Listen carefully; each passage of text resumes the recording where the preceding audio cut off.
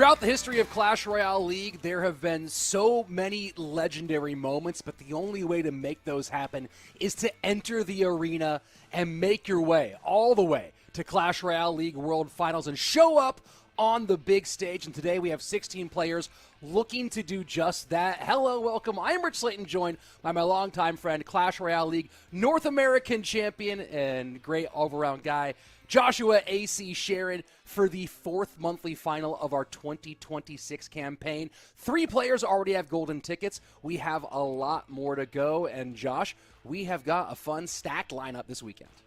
Yeah, we have stacked lineup for sure. We also have a lot of newer players. This is really exciting to see just who's going to be able to compete with these guys that we've seen for the last couple years and who are going to fall off. There's a lot of guys that I have my eye on. 40K Ochre, there's a few questions with some of his deck choices that I'm a little bit worried about. I think Sandbox is going to be a really tough matchup.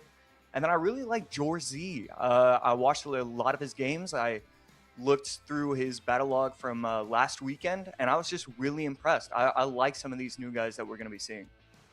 We'll see them very soon, and of course, you can play alongside us all day going to event.supercell.com/Clash Royale. Make your picks, get your rewards, and play alongside us as we make our way through this CRL July monthly finals. Of course, how did we get here? Let's take a look at the format for the event. Every single ranked season, yes, that's right, you at home can be playing alongside us here. The top 1,500 players make it to the monthly qualifiers, where they go into the gauntlet, the 9-round Swiss stage. A 64-player group stage comes after that if you can get to the top of those Swiss stages. And the top 2 from each of those group advance to the monthly finals. This was a hotly contested group stage, which produced our final 16 players. Double elimination bracket. We're here today and tomorrow to produce our 4th golden ticket winner, who will have a direct line to our Clash Royale League World Championships. Of course, Josh, today, they're not just playing for a chance at World Finals. We've got some money on the line. That's right. Like always with these July monthly finals, the champion will be walking away with $14,000. But hey, let's say you made it to the top 16 and you forget how to play. You don't charge your phone. You don't wake up in time. It doesn't matter. Well, it kind of does, but you're still walking away with 500. All these contestants that we're seeing today are going to be getting some money.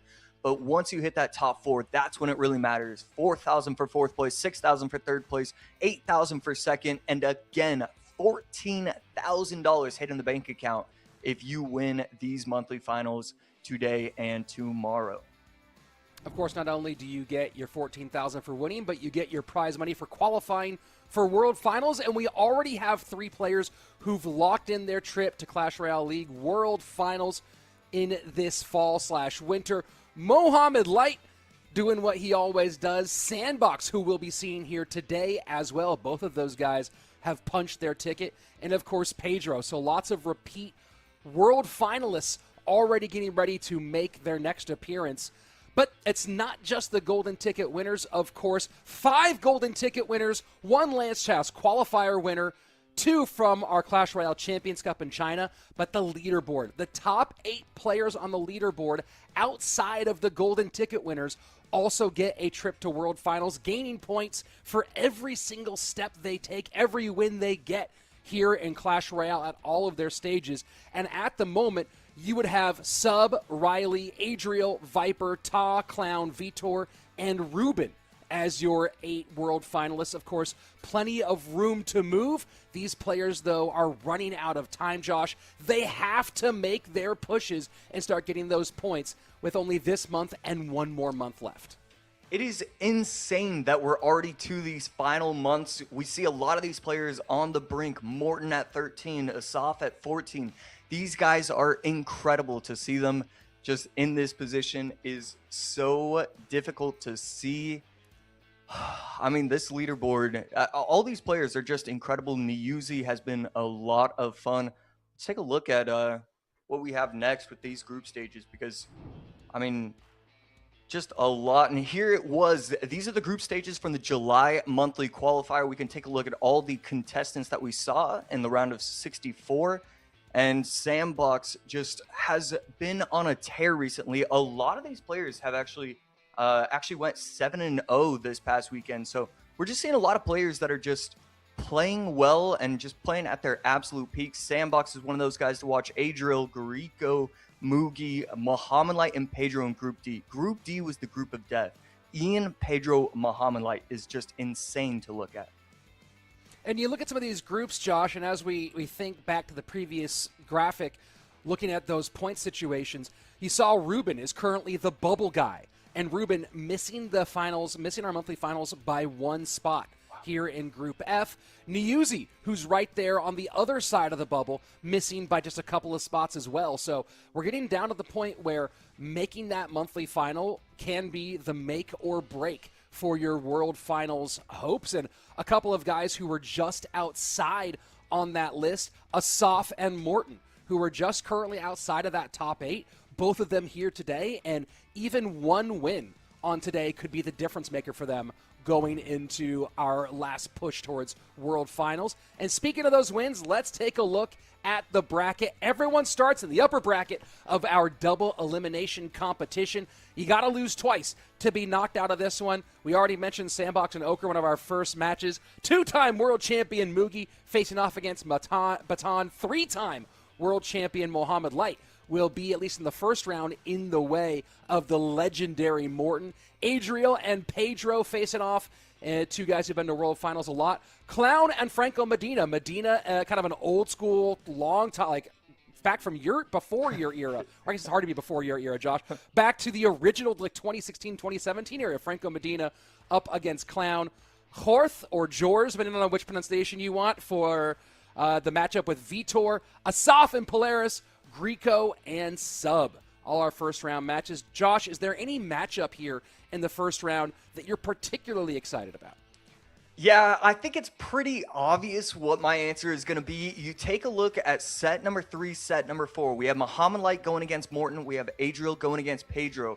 The reason why I'm looking at that as hard as I am is because the losers will play against each other in the lower bracket, and we're going to see one of those 4 getting immediately knocked off to start today and start this weekend off. I mean, this is going to be just one of these guys already knowing that we're getting them knocked out is kind of crazy to look at already. And that's how these competitions work, Josh. You know, you get 2 lives, but what is the route to that championship? And we've seen some players, of course, have pretty easy routes. Some players do it the hard way. One player in particular has been known for doing it the hard way over and over again, but keeps on getting it locked in and getting it done. What a fun match we have in store for you throughout the day set of matches. But first, let's turn our focus to our starting matchup of the day. Josh, you and I were talking before this broadcast began, and you really think that the deck pool of Ochre plays really well into the play style and deck pool of multiple-time world finalist Sandbox. Yeah, really, when you take a look at Ochre's decks overall, we see a lot of the same decks that we see from Sandbox.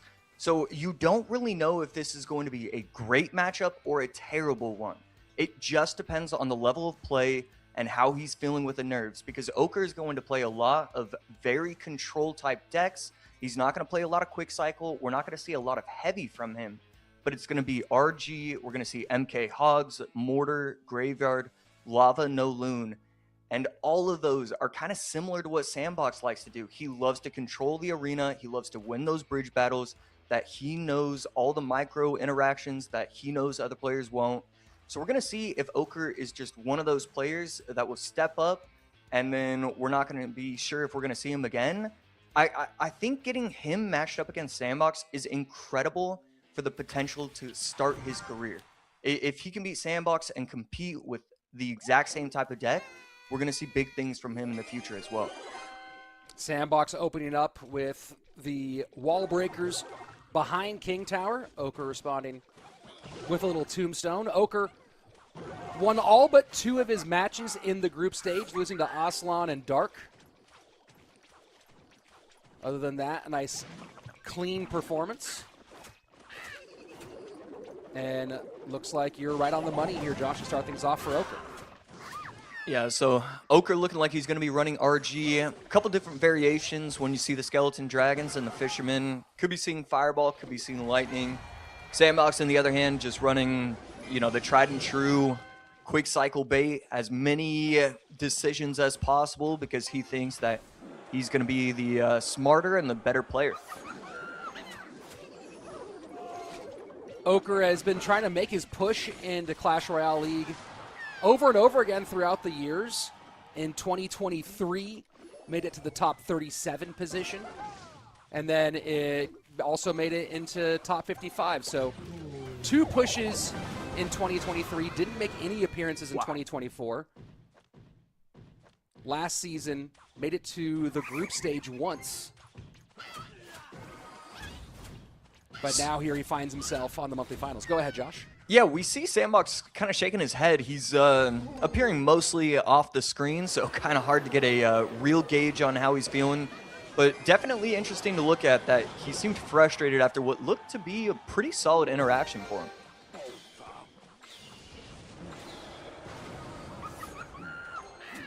And now a little bit of trouble as Sandbox will take some damage here, but still holding on to a significant lead as we go into double elixir time, 14:56 to 25:09 in the right-hand lane.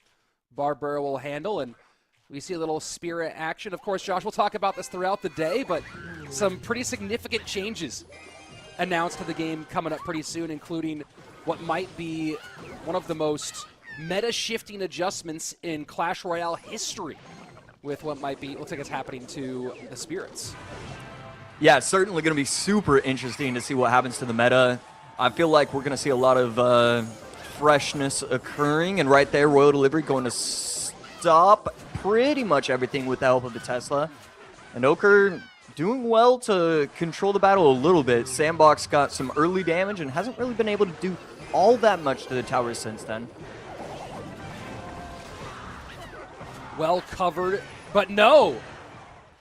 The Berserker sneaks through for a couple of shots, and every shot at this point definitely mattering for Sandbox as we enter into the heavier phase. Chances for big counter pushes out of Ochre. Josh, keys for Ochre to come back here in the final 2. Yeah, so definitely important to recognize that your opponent does not have a big spell. Sandbox only spells are Goblin Barrel and Royal Delivery, so can't get automatic damage onto the tower. You're going to need to build something probably pretty big. I'd like to see him go RG behind the King Tower, try and set up a split lane push. I don't know if he's going to have enough time, though. Sandbox obviously very aware of how to play these kind of matchups. He's ran the flip side to this matchup 1,000 times. So 1 minute and 15 seconds left. I don't really see the opening just yet, but it's never a bad idea to go RG behind King Tower and see what happens. Setting up with the evolved Royal Giant behind King Tower on the right-hand side of your screen. Lots of damage, though, and on the left, plus a big Magic Archer lineup on the right-hand side. Ochre now with both lanes active, King Tower activated, and now 2 Royal Giants plus support on the board. Evolved Royal Giant gonna have to work against a second Tesla, well cycled by Sandbox, who, after shutting down that push, looks to have this one all locked up. Yeah, 30 seconds left. We're going to see another Royal Delivery get popped, try and get on top of everything. Tesla not yet in cycle, Fire Spirit low, and Tesla already back. I thought he was going to be 1 card away, already back. It's just too easy for Sandbox right now. Ochre should not be able to get through. And Delivery one more time. The Delivery Tesla combination. Just locking things down for Sandbox from bell to bell. Tesla pulling the aggro, doing a great job with some single target damage. And the Royal Delivery dropping out of the sky and cleaning up everything else. Sandbox wins game number 1 in our opening matchup on the day. And Josh, that combination is really interesting. You know, the Royal Delivery has gone through, it's been stable for a long time. For when it first was introduced, had knockback for a while, which was a fascinating piece of the card. But let's talk about that matchup with the Royal Delivery and Tesla and the Ice Spirit too, the ability to lock that down for Sandbox. What were the keys for playing defense against that Royal Giant deck? Yeah, I mean, there's honestly a lot of great things that Sandbox did in that. So many different ways to look at it. You have the best defense is a good offense, where he's trying to get these pushes and he's trying to go double RG, but he's getting aggressive. Sandbox is getting aggressive on defense. I thought at one point, he wouldn't be able to get to the. I thought at two separate key points in the match, he shouldn't be able to get to his Tesla in time. What's going to happen? And he was able to easily do so. And it's because he's splitting off Elixir on offense, going wall breakers, forcing out the defensive bar barrel instead of the offensive one. Just so many key things that Sandbox was doing. And really, a lot of it came down to Sandbox won in the first minute.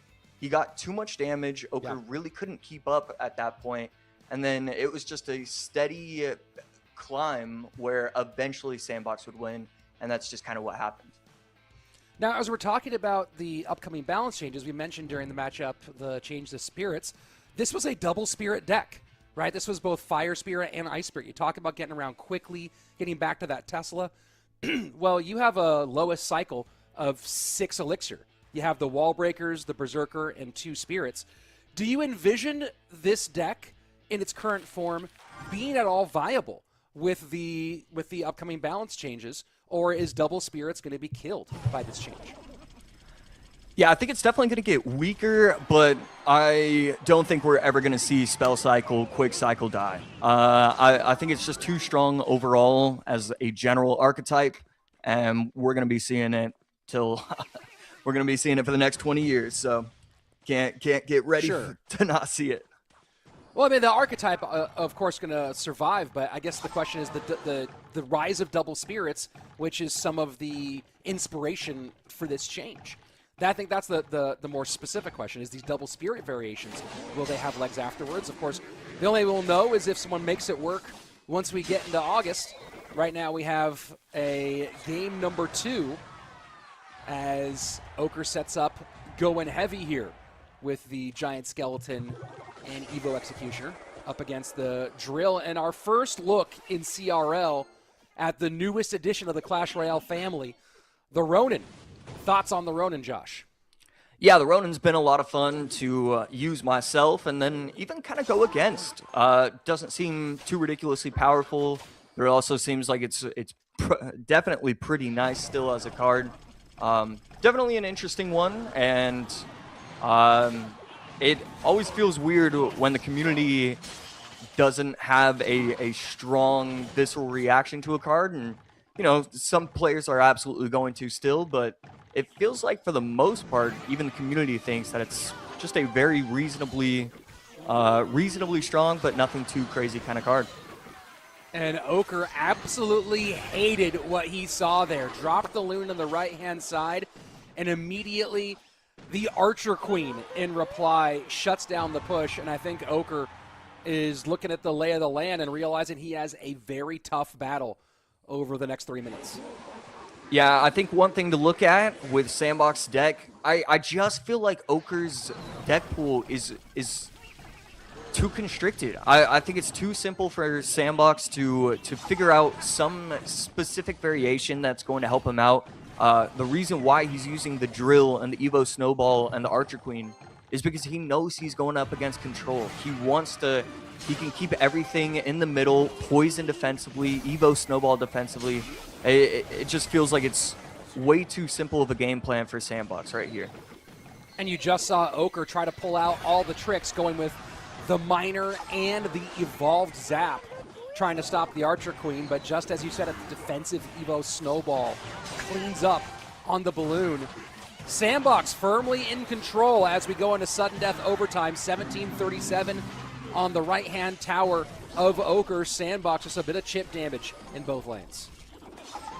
Esports going up, Ronin to protect the Archer Queen if he can get it off in time, and a nice little, I believe that was a prediction from Sandbox, just great play from both players. Ochre trying to defend the Archer Queen, and Sandbox doing whatever he can to protect it. Final 90 seconds. And Now even damage in both lanes as Sandbox keeps the pressure on. Yeah, Sandbox playing this beautifully, getting split lane pressure, getting both towers down to sub 2K. Wants to be able to get aggressive to stop these big pushes that Oker can potentially set up sometimes.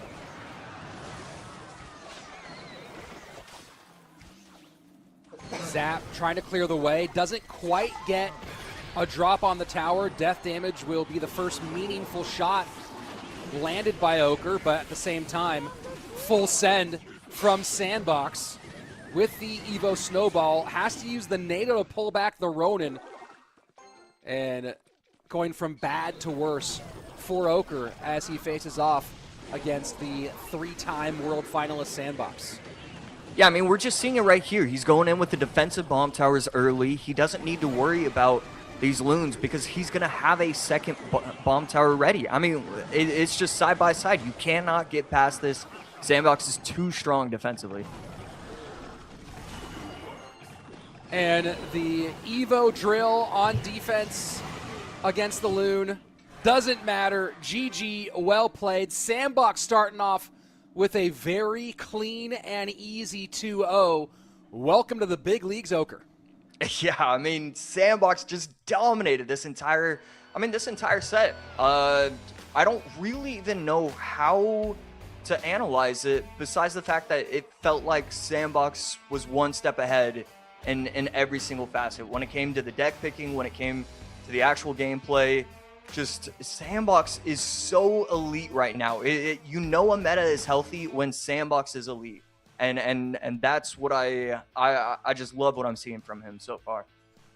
Sandbox moving into the quarterfinals. He'll face the winner of Mugi versus Baton, which we'll be catching up here in just a couple of minutes. Of course, if you're a fan of Oker or a friend of Oker or family, don't you worry, he's not out yet. This is a double elimination bracket. We're looking at the upper bracket right now, but there is the lower elimination bracket as well. We've seen people make some legendary runs, or at least get a couple of wins there and up their prize pool money, get a few more points. We'll see if Oker's able to make it out of the first round or if this was an indication of things to come. And Josh, you know, you've been involved in this league for a very long time, both as a player and as a commentator. We've had a lot of conversations about it.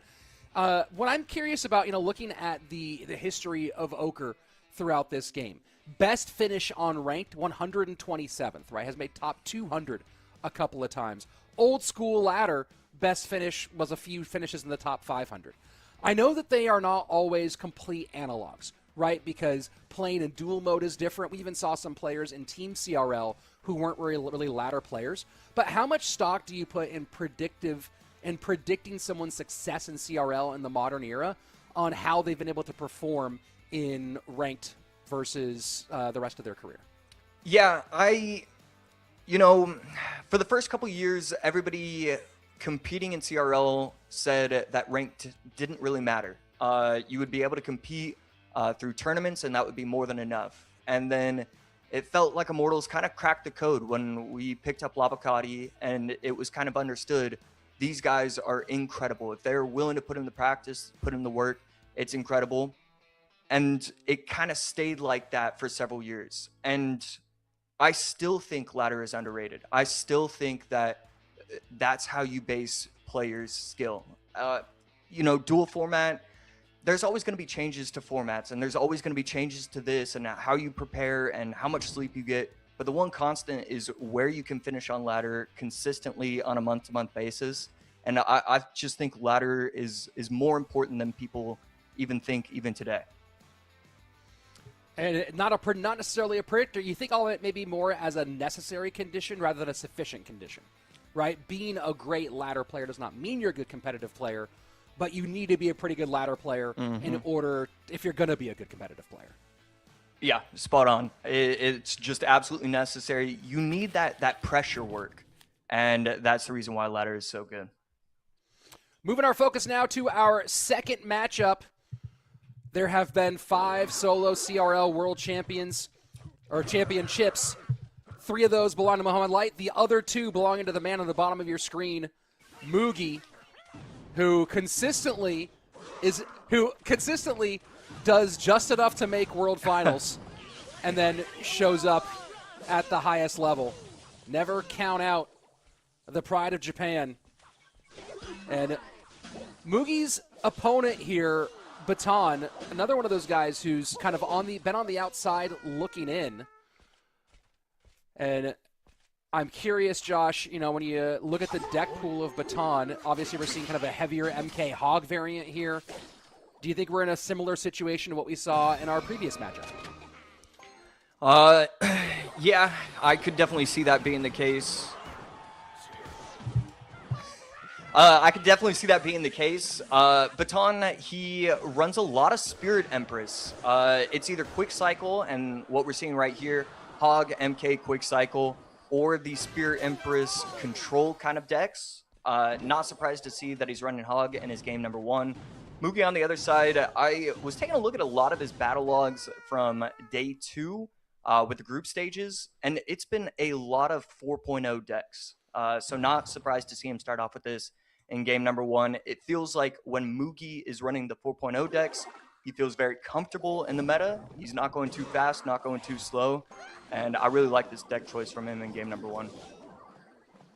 Baton with a bit deeper resume than some of the players who are making their debut on this season. A global tournament first place finish. First place finish and touchdown, which doesn't mean much, but it is fun to put on your resume. Number 2 finish in a Mega Draft tournament, so definitely talent overall, and has knocked on the door in CRL many times, including this season. He has had a couple of appearances in the group stage already. Wow. Okay, really solid interaction work, but everything gets cleaned up by the MK dropped at the bridge.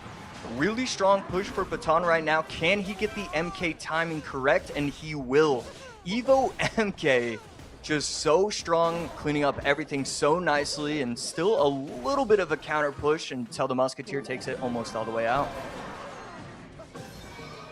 Well, remind me as this game comes to an end that let's talk about the proposed changes to the evolution for the Mega Knight, as that one is potentially going to be big for the game. Lightning in. Will the Hog get a shot? And it does. And right now, Baton completely controlling the action. Barely any damage on his towers. The right-hand side for Mugi in a whole lot of trouble. Yeah, definitely possible to recognize that your opponent is running Hog Lightning at that moment in time. We would have liked to see that he was just placed one tile higher. Wouldn't have been able to lock on to both troops and the tower, if so. And right now, Baton is just controlling the match. He's so strong on defense. It's the reason why Hog 2.6 is strong, where you go Skelly's E-Spirit Cannon and you clean up everything. So Mugi trying to figure something out, trying to build pushes, multiple lanes. These MKs are just locking everything up. I mean, the MK cannon combination, when you're trying to break through with bridge spam, just every single turn he looks for, there's something in his way. Final minute, triple elixir coming. And so far, it seems like Baton hasn't created any opportunity for Mugi to win a big bridge fight. We haven't really seen any bridge fights happen that usually end up being the bread and butter of a bridge spam player. Yeah, and right here, we see Mugi recognize that it is going to be against Lightning. He puts the EWIS higher. I really like the adjustment in that moment. Final 38 seconds. Mother Witch high, trying to get something at the bridge, doesn't get it. Evo MK on the left-hand side with the Ronin. Opposite lane with the Evo Battle Ram. It does bounce, starts to turn towards the tower. Another Mega Knight down. Evo Mega Knight of Mugi, though, needs one more shot. Doesn't get it. And Baton looks like he'll be able to hold on here. Last gasp for Mugi in this round. Has to get damage to that left-hand tower. Baton has to know it. But there's no way for Mugi to get there directly in time. Maybe he can get this can out of the way. Will it go? Good if it goes. Not going to happen. Baton takes game number 1. 1444. The HP remaining about 300 and change ahead of his opponent. And able to hold on through the final triple elixir onslaught for the game 1 victory. Josh, tell me the story of this match. Is this story a match of great play from Baton, or was this about a matchup, a deck pick here that just locked Mugi up in devastating fashion? Yeah, I think it's probably 50-50. I think Baton, see, at the end of the day, what's most important is that once you recognize the matchup, once you recognize that you have that 75-25, you don't need to play it like a 50-50. It's okay if you give up damage. It's okay if you mess up this 1 or 2 interactions, because the only thing you're worried about is snowballing. It wasn't absolutely perfect from Baton, but it was more than enough to win that game. The matchup itself was kind of poor for Mugi. It felt like it was way too easy for him to have multiple Mega Knights up on the field. And when you're trying to get Battle Ram to make it make it to the tower, and you have to worry about 2 Mega Knights, 1 E-Spirit, 1 Cannon, there's just not a lot you can do. So I like Baton's gameplay fine, but it is more than enough, and it was what he needed in that moment. And talking about those MKs, I'm reminding myself now, the Mega Knight evolution proposed change is pretty significant. The heavy troop knockback being added, but then the uppercut attack, the knockback attack, now being every other attack. How much does that change the way that the decks that have relied on Evo MK have their success and failure? Yeah, I mean, it's going to be pretty important. The Evo MK is just so strong. I love this. I think it's healthy. I'll do anything to see MK not be a terror on the meta. And I think a lot of people can actually just really appreciate that without even trying these balance changes just yet. But I think it's going to certainly affect a lot of things, but it's not going to be that massive. The MK is just still going to be so strong. It's still going to get those 2 swings on top of troops anyways pretty quickly. So I don't expect it to fall off that much. I think it's going to be just a fair, good fall off.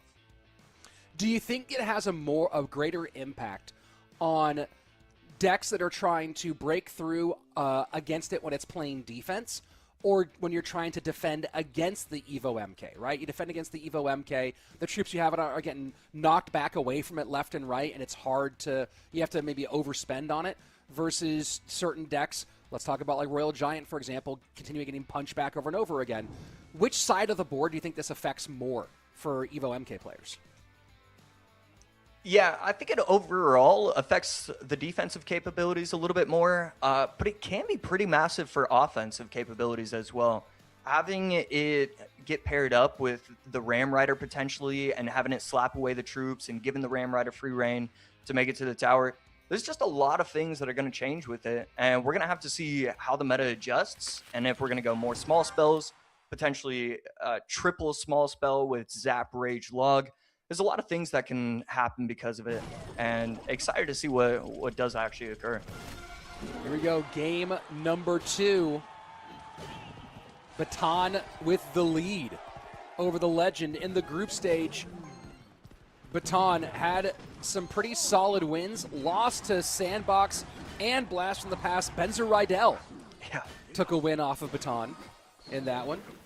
Old school player out of Indonesia. Classic CRL Teams era player. Yeah, Benzer's definitely one of those players that I still respect quite a bit to this day. Always thought he was kind of a top 10, top 15 player in the world for probably 3 to 5 years. Definitely one of the greatest to ever do it.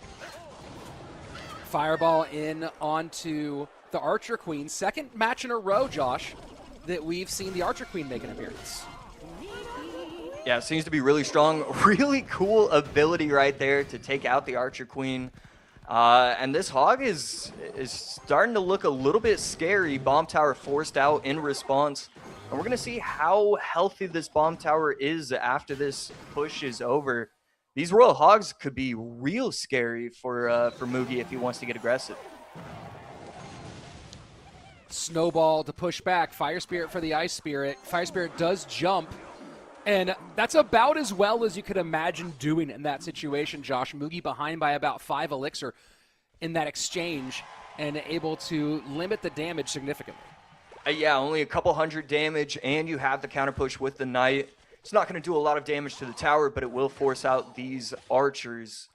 And yeah, I thought it was going to be a lot worse, but Mugi defends really, really well, getting the right timing down, getting the Fire Spirit to have the Ice Spirit hop. And all of a sudden, should be fine. And again, right here, good solid defense, exactly what we expect from Mugi. Covers on the Tesla for the Archer Queen. Might need to use the ability, yep, as the evolved Archer targets the Archer Queen. And continuously, the Knight doing a good job of covering for the AQ. Evo Drill. Not going to get much damage, though.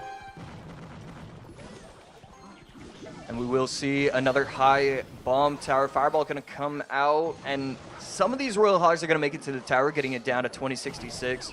But overall, good defense. Mugi will need to figure out how to get offensive pressure. It feels like even if he is getting these counter pushes, these Dark Princes, these Ice Spirit plus Berserker, Ice Spirit plus Archers are just so strong. It feels like we're kind of just seeing 2.6 in a different variation. I'm actually really liking this Royal Hogs Dark Prince deck that I'm seeing from Baton. Tesla once again locking down the AQ. The prediction with the Evo Snowball doesn't hit anything. And Mugi getting nothing out of that exchange. Does come out ahead on Elixir for maybe the first time on the day.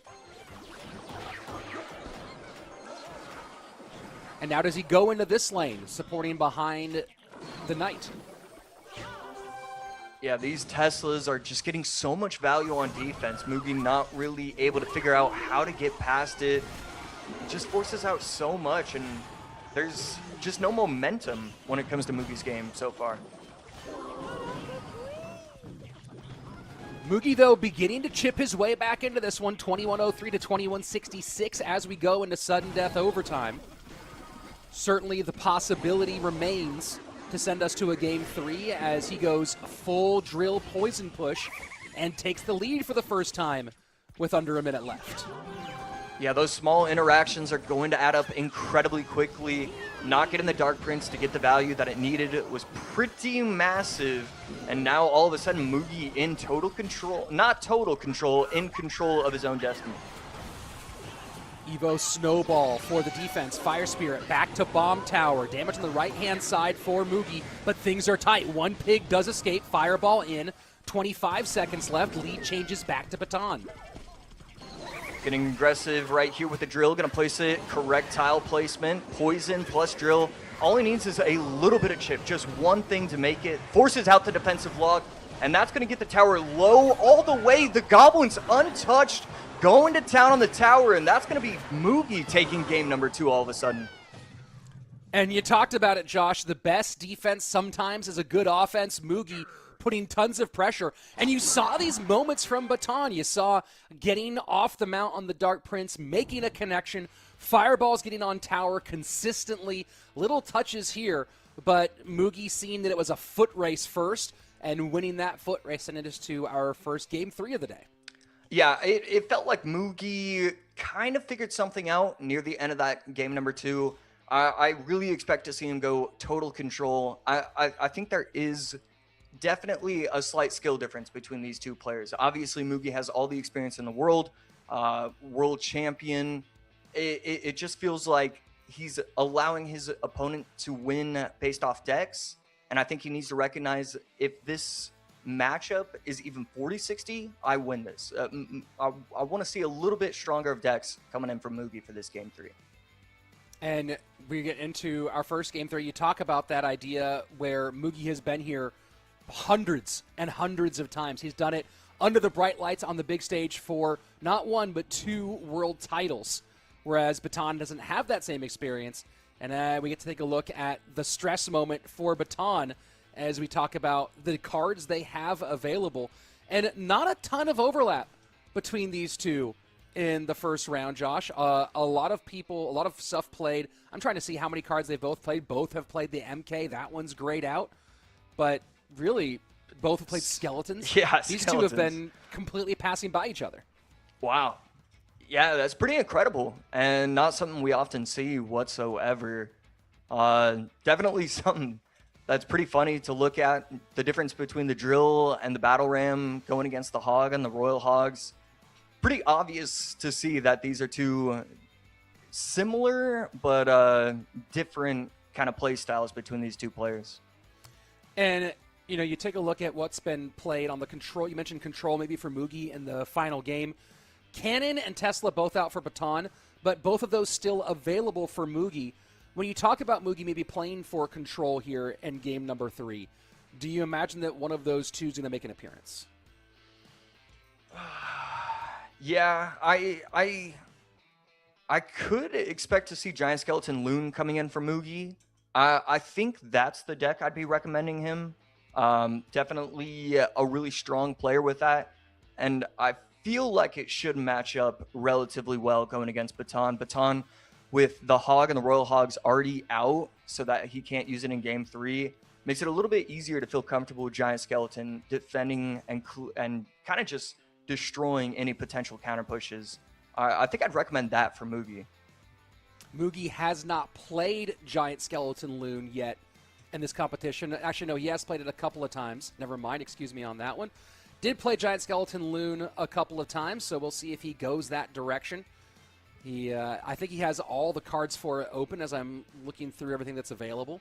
So that's an option. He has also played a lot of control Graveyard. Graveyard with Tesla, Graveyard with Zappies, Graveyard Freeze. So lots of control-heavy Graveyard has been a part of Mugi's deck pool going through the earlier stage of this competition. And, of course, both players taking a couple of extra moments to make this pick as we go on to game number 3. How are your picks going? Those of you watching at home, playing along at event.supercell.com/Clash Royale, make your picks, get them in, get your rewards just for hanging out and being a fan of Clash Royale League. And Josh, so far, it looks like your picks are holding up pretty nicely. Sandbox winning game number 1. Do you think that your picks will hold here with Mugi taking game number 2, or is Baton upset-minded? Yeah, I expect to be correct all the time. So I'm thinking that it's going to be Mugi pulling this out. But we're going to have to see what Baton thinks about that. Baton has ran MK Hog game number 1, Royal Hogs Dark Prince, just using a lot of the strong meta decks. And I really don't mind that for some of these newer guys. I want to see them using the best decks in the meta, giving themselves the best opportunity. Mugi on the other side, going quick cycle wall breakers. Really don't mind that for him. He wants as many decisions as possible. He thinks he's the better player, and we're going to see that here. And with the Goblinstein coming out as well. So, interesting choice of hero in this one. Yeah, there's just something about this deck. The Goblinstein working really well with the Miner, with the wall breakers. It's just so strong to have that second opportunity for offense. Right here we see it. And this Berserker, it is just so valuable in so many different matchups. I don't think it needs a nerf, but it is just, it's really just a fun card to use. Definitely one of my favorite cards in the game, I think. Baton going buildings all 3 games, Cannon, Tesla, and now Bomb Tower delivery combination. We'll see how critical that delivery is to shutting things down as we get deeper into this matchup. And Mugi not even messing around with that lineup as he NATOs in the Archer to make sure it does not keep that damage coming on his tower. First 2 minutes almost ticking away. Slight lead for Baton by a little less than 100 HP. Yeah, getting aggressive, going wall breakers at the bridge, and it's all just kind of a front. All that Mugi was trying to do was allow his Magic Archer to go to work, get onto the tower. Right here, Magic Archer of his own, Baton getting a lot of chip on top of this tower. Able to cover a little bit, but a ton of damage anyway. You get the King Tower activation, Josh, but we should have a t-shirt of this. At what cost? Yeah, right here, this cost is monumental. Getting the tower down to sub 900 is Baton. Magic Archer not able to get any more shots, but I mean, Baton is going to dominate on defense. Having the Royal Delivery, having the Fire Spirit, these wall breakers aren't going to create any pressure whatsoever. And I mean, Baton, it feels like he's just waiting until he wins. And this totally, being down this much at this stage totally changes the way that Mugi has to play his defense, right? There is no, I can afford to give this up here a little bit. He has to play so clean for 2 minutes and still create pressure enough to do real damage, and it's definitely feels like he's in a lot of trouble. The question is, can he find his way out of it as he activates the ability very early here? Yeah, just looking for any sort of, any sort of prediction that he can pull off is kind of really what he's looking at. But now that we have Evo Drill, Poison, Baton played this end game perfectly. Didn't overextend, always gave himself that opportunity to defend. And wow, we are seconds away from Baton wrapping this up. Mugi trying to stay valiant with it, but a Poison will be all that's needed to end this one. And Baton with the huge first round upset, 2-time world champion, heading down to the lower bracket on day number 1. And I'll say this with a totally different tone this time. Welcome to the big leagues, Baton. Yeah, no smile coming in. I thought I saw him a hint of a smile after game 1. Game 2, obviously didn't see it. Game 3, still nothing. All right, just walk him down. Mugi steps up to the plate, and it really doesn't matter to him. I definitely respect the response to winning one of these close sets in these monthly finals. Just incredible reaction to not give one from Baton. He'll go from a 2-time world champion to a 3-time, soon-to-be 4-time world finalist in Sandbox. That will be the top of our quarter-finals matchup. And, of course, Mugi will drop down into our lower bracket as he now has given up his free life. It's win or go home for the rest of the weekend for the 2-time champion. And now we'll take a look at his first matchup. You have to imagine that Mugi has a nice advantage over Ochre. But we thought the same thing here against Baton. Of course, you look at the resumes, Josh, little difference between Ochre and Baton. Yeah, definitely. And yeah, it's cool to see both of these guys, though, making it. And one of them succeeding, especially going against Mugi. Definitely something that a lot of people didn't expect. That's already my first prediction, just kind of ruining everything. I had Mugi going pretty far, and you did too. So kind of hurting both of us right there.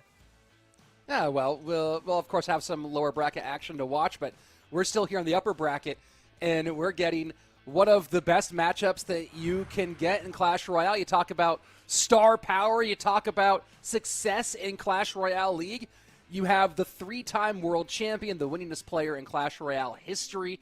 And whether you're talking about ladder, whether you're talking about tournaments, whether you're talking about CRL, Mohamed Light, on the other side, one of the most consistent player, the most, probably I'd say this, Josh, the most talented player to never win a world title in Morton, who has been so close multiple times, including a phenomenal final round matchup against Mohamed Light after he put together one of the best performances of the tournament against Mugi in our 2023 World Finals?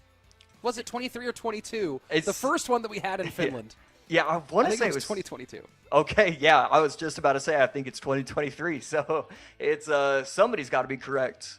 And these two players, obviously we could go on and on about both of them. Mohamed Light, easily the GOAT. His insane skills are just showcased, month in and month out. Last month, it felt wrong to commentate for a tournament that Mohamed Light wasn't a part of. So it's cool to see that he's already bounced back. He's already ready. And then Morton on the other side, it's nice seeing him in these monthly finals. The way he's competing this year is so impressive. The fact that it kind of felt like there was a chance we'd see the fall off. There was a chance Morton might not be able to have that good year, and he might not be predicted to make it to the World Finals. He's kind of proven to everyone that he's still got it, and I love that for him. Always fun to see Morton compete. Yeah, still one of the top, of course, has made one monthly finals appearance already, taking 3rd place in our 2nd monthly finals, made it to the group stage twice in Season 1 and Season 2 in our April and June, I guess that would be. And then, of course, back here to the monthly finals one more time. And You know, Josh, well, we still have certainly more to play. You have to imagine that 2 monthly finals appearances, especially if you're making the group stage, puts you right on that edge of being enough to qualify. And, of course, currently ranked 13th, he is right on that edge. Yeah, I mean, this month is definitely going to help him out right here if he can do well. I mean, really, at the end of today even, we could be potentially saying Morten might have this locked up, sewn up. There's a lot of pressure on Morten, and knowing that he has this early gauntlet going against Mo, and then if he loses, the lower bracket will be insane as well. Just so much pressure for him. And it does feel like Morten likes the pressure, enjoys the pressure. One of those few players that you can say that for. So I don't think he's worried regardless. Even if he doesn't do well this month, he'll do well next month. And always love his attitude and his approach. And, of course, locking up some minimum points just by making it here this weekend that have not yet been added to the leaderboard total, I don't believe. I think we add our leaderboard points once those are all settled and done. And so far, though, finding himself a little bit behind Mohamed in this first one. Mohamed defending with the bats, going to be able to lock that up pretty easily. And we're going to have to see again. This is one of those matchups where it's going to be quick cycle, difficult defenses, but the Royal delivery plus the building can lock up and should lock up if you play it right. So Mohamed with a pretty nice matchup, feeling pretty good so far.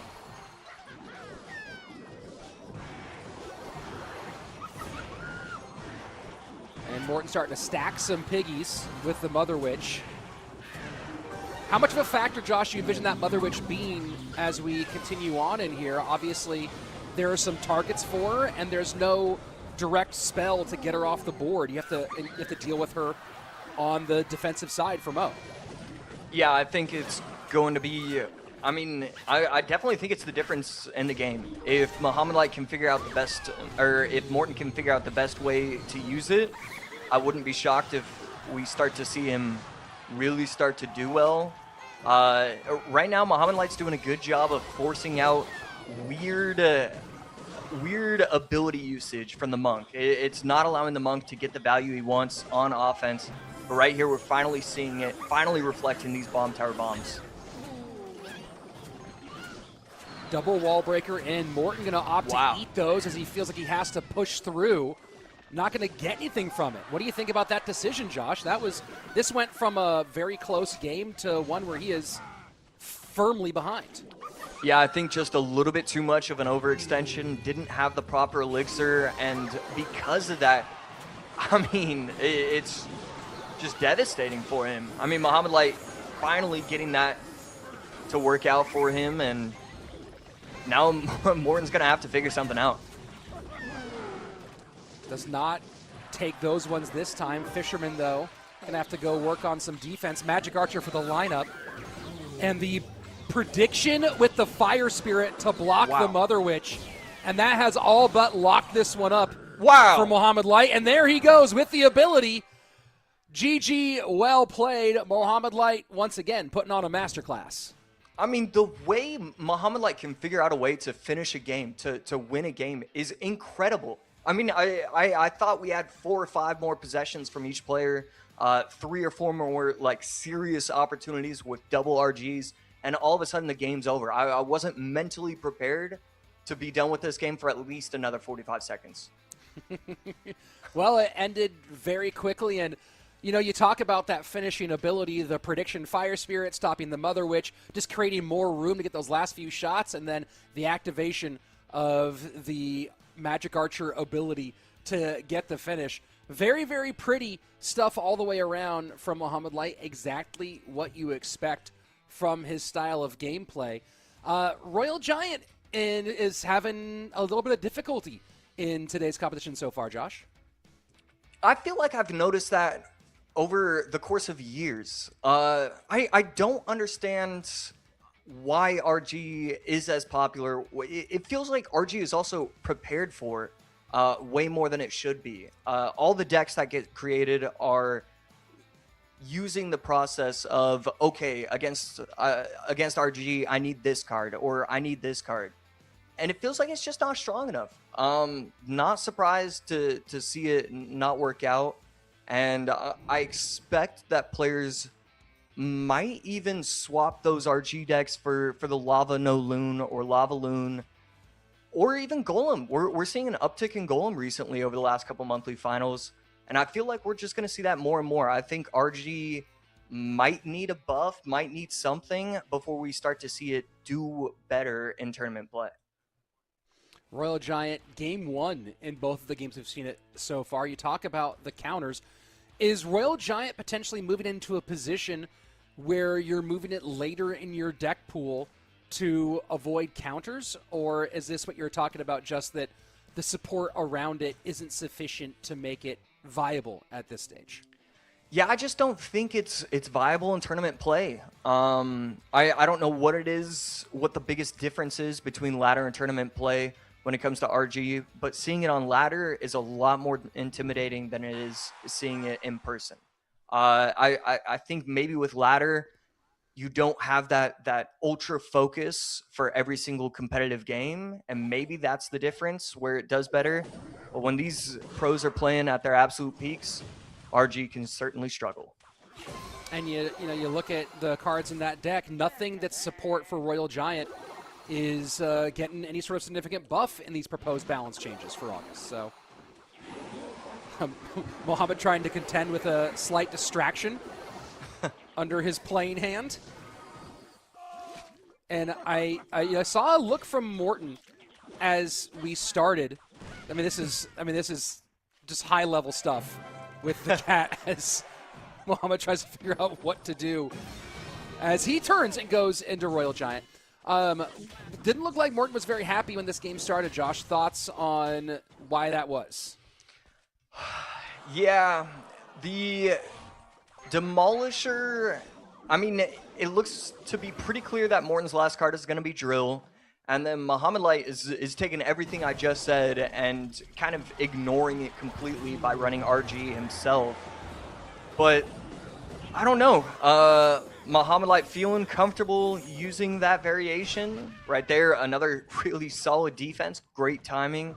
But Morton might struggle against these split lane pressures. The defensive poison, the defensive hero knight can do a lot on defense, but maybe it's only one lane. Maybe that right lane, if he's going all out on the left, kind of just sneaks on by. It just feels like Morton doesn't have that safety valve, that log on defense, that fisherman on defense to slow these RGs down if they just kind of make it to the tower. And it might have been a decision thing too. Went with the Fire Spirit here. No stunning or slowing spirit in the ice or electro varieties. Maybe he was down to a one-card choice difference and didn't like what he ended up doing. Wow. Pretty interesting push right here. Oh Seeing my, the ability. Royal Giant. I mean, this is just too much. He can't stop it. There is just way too much on the field right now. Mother Witch, Royal Giant has to Evo Snowball to pull it back.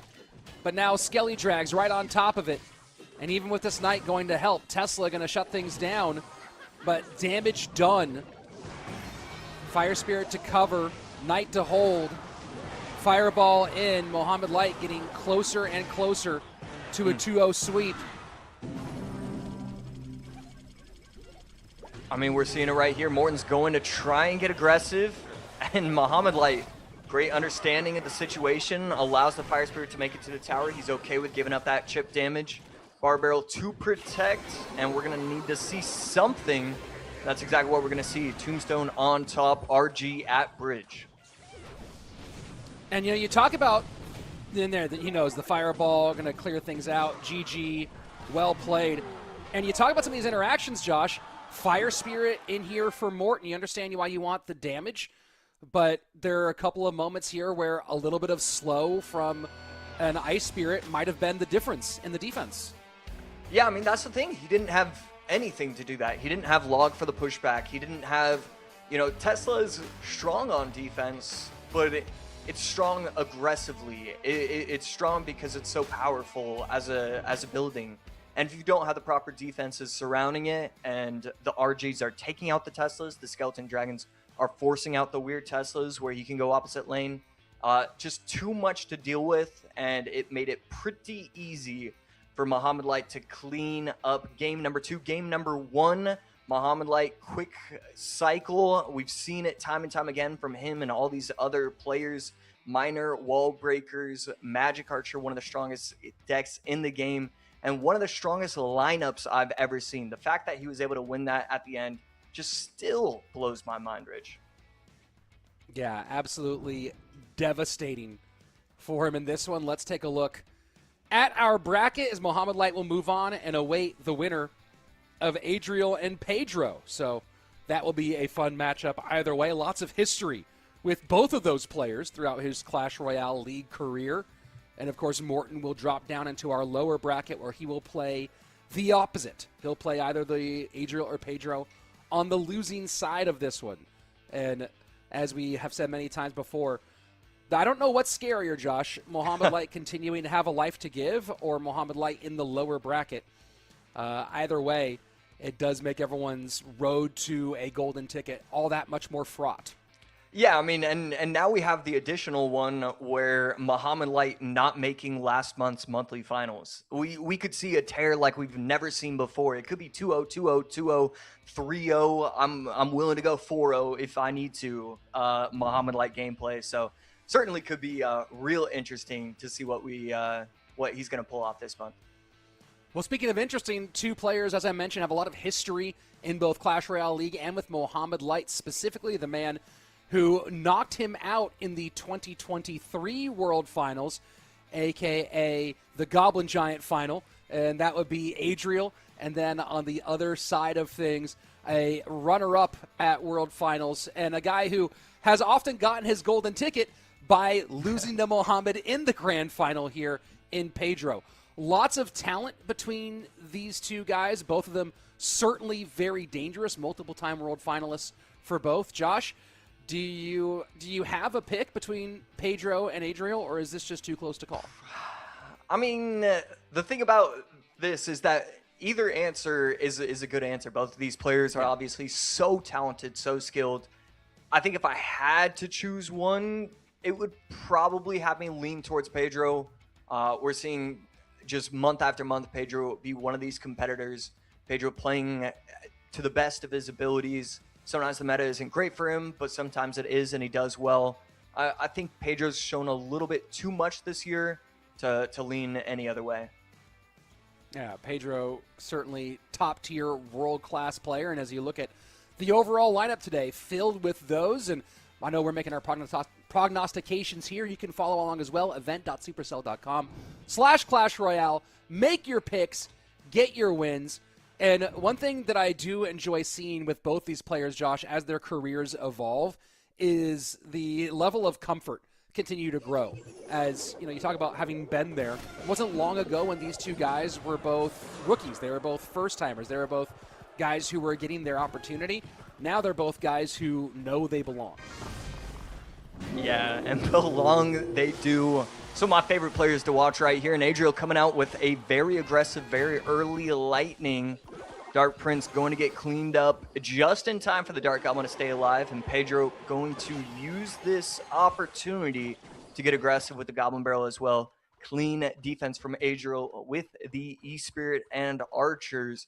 And now both players are aware of what the opponent is running. Adriel going to be running Royal Hogs and some sort of building for his last 2 cards. Pedro on the other side just running Goblins on Goblins. 3 of his first 5 troops being Goblin from the Goblin family. And Pedro, of course, has already secured his trip to World Finals this year in typical fashion, where he lost a monthly final to Mohamed and made his way through. Adriel currently very high on the leaderboards. If you take out the golden ticket winners, he's currently 4th in points, and that's not counting his bracket points from this weekend, a guaranteed minimum 150 just for making the bracket. which is going to have him jump a couple of slots up into second. So Adriel, just by being here this weekend, may have secured a trip to the World Championship. Yeah, always great to see him do that. Easily one of my favorite players to watch, just because of, you can pick and choose why, because Adriel is just so talented and so strong. Right here, Goblinstein getting aggressive with it is Pedro. E-Spirit plus Barbarrel going to clean everything up, but not before giving up a ton of damage, and Pedro just dominating the early parts of this game. Setting up with the here on the left-hand side, Lightning looking to clear it off, and the ability procced, and that will draw out the bomb tower, but won't draw out any real damage here as the bait goes high and low, defended by Adriel. Yeah, so still have to see what Pedro's last card is. It still could be something like the Rocket, still could be a few other cards. Minor can't be it because of the Goblin Barrel. So yeah, still just waiting for that final one. And there we go. Log on defense, Pedro using all of his cards. And now nothing hidden from each player. And the split lane not working out the first time. Evo Archer shutting it down. Now back into one lane with the Doctor and the Monster. E-Spirit on defense just makes life so much easier for Adriel. The fact that he can just always respond to these Evo Goblin Barrels with E-Spirit and not have to worry about another thing, it's just so massive for this matchup. And now a real chance for a counter push out of Adriel. Bomb tower in cycle for Pedro. Going to hold on to that for a moment. Wants to get these pigs out of the air, and he does. Lightning into clear. Do we see an ability activation out of the Dark Prince? And we do.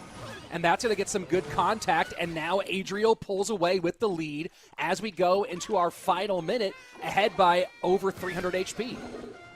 Yeah, I mean, the goal for Adriel has always been make it to triple and behind by 300 or 400 HP. And then with triple, you get aggressive, you go Lightning on top of the tower. And at this point, Adriel already up in damage, and now he's still getting pressure on top of the tower. Goblinstein able to defend just in time to stop the tower, but not before it gets a decent chunk of damage. Adriel heavily in the lead right now. Absolute traffic jam shuts things down for Pedro. Final 30 seconds. Goblin Barrel in. Covers with troops. No real damage, no damage at all. In fact, 22 seconds left. And things looking very good for Adriel in game one.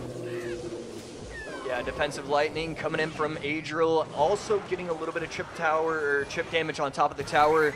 Adriel just dominating after the first 2 minutes. Pedro never really had any sort of opportunity. I love the ability usage from Adriel with these Dark Princes, and I mean, Pedro just could really do anything. It felt like Adriel could look into the mind of Pedro and figure out what he was using this game, number one, because Adriel just dominated once this game got underway.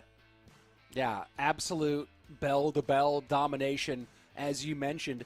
And, you know, you talk about that defense where he was able to use the Electro Spirit consistently on defense to cover things up. And when they're talking about some of the nerf options, hit points obviously not a concern here at all. The speed change, you know, I don't think it would affect the defense against something like this necessarily, but do you see any major impacts when you think about the speed change of the spirits that's being proposed? That's a great question because, I mean, obviously the fact that it's not going to reach the tower is massive, and that's going to be 90% of it. I'm trying to think if there are any positives to it potentially. And there just might be, maybe with some sort of Royal Hogs, or not Royal Hogs, Three Musketeers, RG, Dex, Fire, the Heal Spirit could potentially put in a little bit of work. I don't know. It's going to be interesting. I really have nothing on what my opinion is going to be of it. We have seen some sometimes speed changes be a buff, especially with heavier cards. People were concerned that if you added a speed reduction into Ronin, might actually buff the card rather than nerf the card, as has happened with some heavier cards before. Some changes that are mentioned with the Spirit speed change. Obviously, no longer going to Crown Towers on their own. No longer would dodge Bowler, Firecracker, some of the range attacks. But then the idea of could be a better distraction if you're trying to kite in the middle of the board. So obviously none of that impacts the specific usage done by Adriel in this last one. And we're getting a look, of course, at the ranking and points from these two players. And this is, you talk about securing that position for World Finals, Josh, and just like how every single, and especially now here in this stage of the competition, how every single win matters. Because you guarantee yourself, I think it's 150 points for a win just for making it to the weekend. But then you talk about points that continue on. You make it into that top 12, you're now guaranteed 200 points. Make it into the top 8, you're now guaranteed 225. And you look at how tight these leaderboards are with Riley not being here, with Viper not being here this weekend. The ability for Adriel to create some significant distance from also Ta, Kickash, Ruben, who just barely didn't make it. This matchup here could be one of those ones that defines whether Adriel secures that spot or not. Yeah, so a lot of pressure on him to I mean, obviously, if he should know this as well. Definitely had to be thinking about it all this past week, trying to prepare, make sure that he's ready for it. It's pretty incredible to see the documents from people on Twitter or wherever they're posting from with just the battle logs of some of these pros. Some of these pros are doing 300 friendly, all right, maybe not 300 a day, but these players are doing probably 100 friendly battles a day, and Adriel probably was doing closer to 200 prepping for this month compared to previous ones. I don't know. I would believe it if you told me Sandbox had done 300. That dude plays an insane amount of Clash Royale. Still remember. And good damage here for Adriel. Just want to start this, as we, you can finish your point here in a second, Josh, but the early mortar connection, the early skeleton barrel touches, already 1,000 HP gap between Adriel and Pedro. Yeah, Pedro should be running Lightning as his final card. Adriel just running. We've seen this mortar deck with E-Spirit before, but this Ronin mortar, certainly interesting, and I really like the synergy. It should work pretty well with the mortars, not allow your opponent to play things at the bridge, take out those mortars quickly. I like the synergy in this deck overall. Hero Goblins expecting a bit of a difference as they'll lose one of their 3 respawn Goblins and have a faster or an amended deploy time.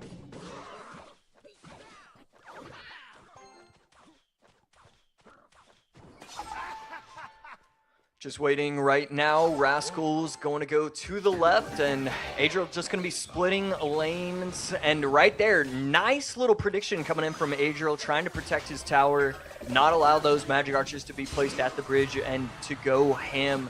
So I love the awareness coming in from Adriel. It's usually something we allow 1 or 2 mistakes from our pros, and then it's like, all right, we expect you to be able to defend this properly. He's just not even making the mistake and already defending well. Love seeing that from pros. Well-timed Electro Spirit, still lots of damage on the right-hand lane. 1621 the mark. Ice Spirit comes out to defend, and the defense here for this evolved mortar, forcing more and more in response out of Pedro.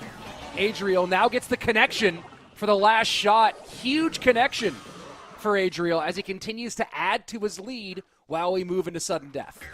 Yeah, everybody just waiting to see if he's going to pop the ability. One of the Goblins going back, one of the Goblins forcing out the E-Spirit.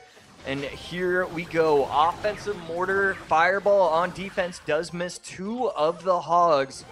But Rascals plus Ice Spirit will clean everything up. Forces out more Elixir by going aggressive with these Magic Archers. We're going to see how Adriel wants to respond. Opts to holster the Fireball. Now might use it with all that value there. Does go ahead and get the Magic Archer plus 3 of the piggies off. But good recovery damage from Pedro to at least make this into a match with just under 70 seconds left, down to 22:58, the left-hand tower of Adriel.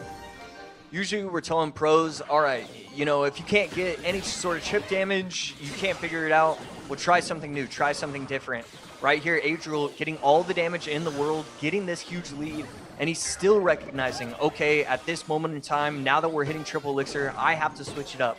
I have to go skeleton barrels in the back, trying to build these pushes. I love that he's so creative and innovative to recognize that when other players really wouldn't even think to do so. Skelly Barrel at the bridge. Fireball for the piggies, and I have to figure out how to deal with the Magic Archer. The Goblins go high, Ronin to cover. Magic Archer ability activated, down to 21-14 on the left-hand lane. Magic Archer still up, still alive. Evo Tessa to cover. Finally, it goes down. Yeah, I mean, Adriel figured it out 2 minutes ago that he could defend every single set of Royal Hogs with Fireball. That is exactly what we're seeing from him. Adriel with a very clean set. I mean, this was just unbelievable from him right here. Brilliant play from Adriel. He will stay in the upper bracket after a nice 2-0. And as we talked about, will continue to pad his numbers, both for World Finals qualification and, of course, assuming he makes it to World Finals, for potential seeding implications once we talk about that World Finals berth. But for now, 2-0 to start. And, of course, everyone on the show right now still viable, still alive for our 4th golden ticket. And, Josh, as we turn to look at the decks for Adriel, it definitely felt like he and his coach were cooking a little bit. Yeah, I mean, Royal Hogs plus Lightning plus Tesla is just so strong against these quick cycle wall breaker decks. The Bar Barrel plus the E-Spirit. I mean, it's like Adriel looked at the deck and said, what are the 8 best cards to use? I mean, this is just an incredible game 1 matchup before the matchup, and Adriel absolutely dominated that with the deck choices. And then game 2, I mean, Pedro tried to use what Adriel was using in game number 1 for the most part, but it was too much on defense. He got that early damage and then immediately recognized it was insurmountable. He could fireball on defense against those Royal Hogs of Pedro's, and it was just going to be clean game play all the way, and he'd win, and that's what we saw. Adriel with great recognition and a great 2-0 set. First 4 matchups in the books, a few clean sweeps that will move Adriel in to face off against Mohamed Light in our upper bracket quarterfinal. And down in the elimination side of things, Morton Pedro, one of those two, getting first rounded today. And you talked about how brutal that quadrant of our bracket was, Josh. Now we know who's in the chopping block. Either Morton or Pedro will be done. And, you know, for Pedro, stakes not too high. Already has his ticket for World Finals. Morton, the bubble guy, will get 150 points just for making it today. But that 150 won't be enough to push him into that qualification range quite yet. So Ruben currently at 775, Morton at 625. That 150 is going to put him, well, right in the tie zone. He needs a little bit more, and we could end up in our final month, end up having a race, especially if Morton loses today, having a race between Ruben and Morton, two classic rivals, both pushing potentially for one of those last World Finals qualification spots.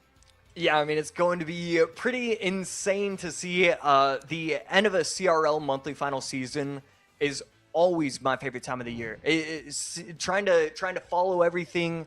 You know, if this player wins and this player loses, well, this is a 5-way tie between these guys.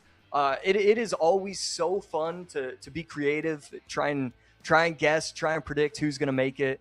And both of these players right here, Clown, definitely going to be one of those guys, ranked number 9 with 790 points. He's a guy that is really trying to qualify based off points. Obviously, he's trying to win every single monthly finals. But points is kind of the route that it makes more sense for. And then Franco Medina, we see the number 95 next to his rank. he needs to win this. There is so much pressure on these kind of guys where they know this is the monthly finals where everything needs to come together. This is the monthly finals where it doesn't matter who's standing in my way. I need to win it. And it's cool to see the two different mindsets that we're going to be seeing. Franco Medina had a lot of play in the semi-pro leagues back in the team's era, represented Argentina both in the CR Nations Cup, WRL, a lot of those no-tilt worlds as well, a lot of those old-school nations competitions, and played in a few smaller leagues back in 2018, 2019. But you talk about personal accomplishments. Did play at the World Cyber Games in 2019, made it to top 4, where our friend Juicy ended up winning that competition. But this is probably one of the most recognizable appearances for Franco Medina in his Clash Royale career. And right here, Franco going to be using that Spirit Empress. Spirit Empress, one of the weirder cards in the game. We see it right here. Clown went 14-2 in day 2 of these monthly finals, and even he's messing up the interactions. The distance it can shoot and spit from is just different than you expect. It doesn't matter how much practice you have against the Spirit Empress, it's always going to surprise you. And Franco lavas up. Oh, always a fan to see that. Just right under the lava, solid connection. And now Tesla should cleanly solve the problems here for Clown. And so right there, the Empress actually gets pushed away, so the Tesla starts to retarget onto the pups. And Empress stays alive because of it, getting the tower down to 1754 and takes the lead. Clean defense from Clown right there. Relatively clean defense. But Franco Medina now making it to double elixir with a lead. A really strong spot for him. Franco with wins over EGW, Sosa, and Jors during the group stage of this competition. And now aggressive lava. And the Empress, if she stays alive, which she will, going to go ahead and work on the piggies, but it's the Skelly Drags behind. Now she goes to support, lightning clearing. Piggy's doing work on the right-hand side, but Medina absolutely selling out into Clown right now and getting completely paid off for it. One pup still working, down to under 1,000 HP now. And this is just absolute devastation. And that's going to be a swing from the Valk down to 520. Clown in trouble. Yeah, and I mean, the archers stay alive and they do clean it up, but having to waste your Evo archers like that is just detrimental to your entire game plan. No longer has that offensive potential with it. Trying to snipe a couple different troops with this high Tesla, not going to work out. Skeleton Dragon's going to clean up real nicely, and the Evo Zap putting in work. Clown's going to be able to get back to another something and comes in with a Tesla, but it's just too much. Franco just dominating the board right now. Skelly's trying to distract. Electro Spirit doing the same. Not going to be enough. And Lava Hound absolutely rushes downhill. And Franco Medina just at perfect understanding of when to put the gas pedal all the way down to the floor and able to absolutely devastate. That last Valkyrie was just such a demoralizing blow for Clown. Yeah, right there. And we kind of saw it with his reaction. It kind of felt like a why me situation where the matchup just did not work out. And Clown's actually laughing after his game, where it's like, really, again, this is how another monthly finals occurs for me. It's just unbelievable how it kind of just all falls apart for him sometimes. And this is a guy who completely ran the table in his group stage. And this is a group stage that had Vitor, Viper, Rainbow, Like a lot of talent in his group stage, completely ran the table. And I think that, you talk about the history of Clown, and I know that you're in particular really hoping he can put it together this time around. I think that where is he on the leaderboards right? I think he's a little bit outside of being able to make points work for him. For Clown, this has kind of been the history, though, right? Where he is better than one section of the game, but these monthly finals just have never quite bounced the right way for him. And he's been one of those players who's missed World Finals by a hair over and over again. Yeah. I mean, yeah, it's a good thing I don't believe in karma, because then I would probably have to feel some type of way about Clown, thinking that he's not this great guy. But he is. I know it for a fact. So, what? And I forgot he actually, I'm going to correct myself. I always forget about this one, but he's kick-ash on the leaderboards. So he is actually currently in the blue zone. He is currently in the would qualify for World Finals zone. So in a good spot right now. But, of course, he's on the bottom side of that with 790 points and with a lot of players who are in this competition today, this weekend, trying to push up past him. So as we've talked about a lot of these players on the bubble, Clown's one of those guys who needs to bolster his position with a good performance this weekend. Yeah, both of these players sporting these pretty incredible win rates, having a above 80% win rate, always something to be proud of, nothing to scoff at. And it's always interesting when it's a player that is ranked super low, that still has these monthly finals, because then you don't really, you're trying to keep up and you're trying to catch up as a pro going against one of these guys, where it's like, what's working so well for him? Is it the meta? Is it this? It's got to be something different that we're seeing from Franco Medina, and it's pretty impressive to be sporting a low rank with a high win rate. I think it says a lot about what you needed, and it feels like it's just something random, something to occur, whether it's the meta, whether you got enough sleep that one day, and it always kind of just feels like destiny at that point when you take a look at stats like that. Well, you talk about destiny, and this might finally be Clown looking to claim that one. Josh, we talked about how hard his group was. Let me tell you about his Swiss stage, because he only had one loss in the Swiss stage to Mohamed Light. But here's all the guys he beat in the Swiss stage. Not all, but here's the big ones. Samuel, Benzer, Katashian, Morton, Vitor. So you talk about having a brutally difficult Swiss stage and then showing up. Clown absolutely did it. Yeah. I mean, wow. Just a gauntlet every single day he wakes up, almost.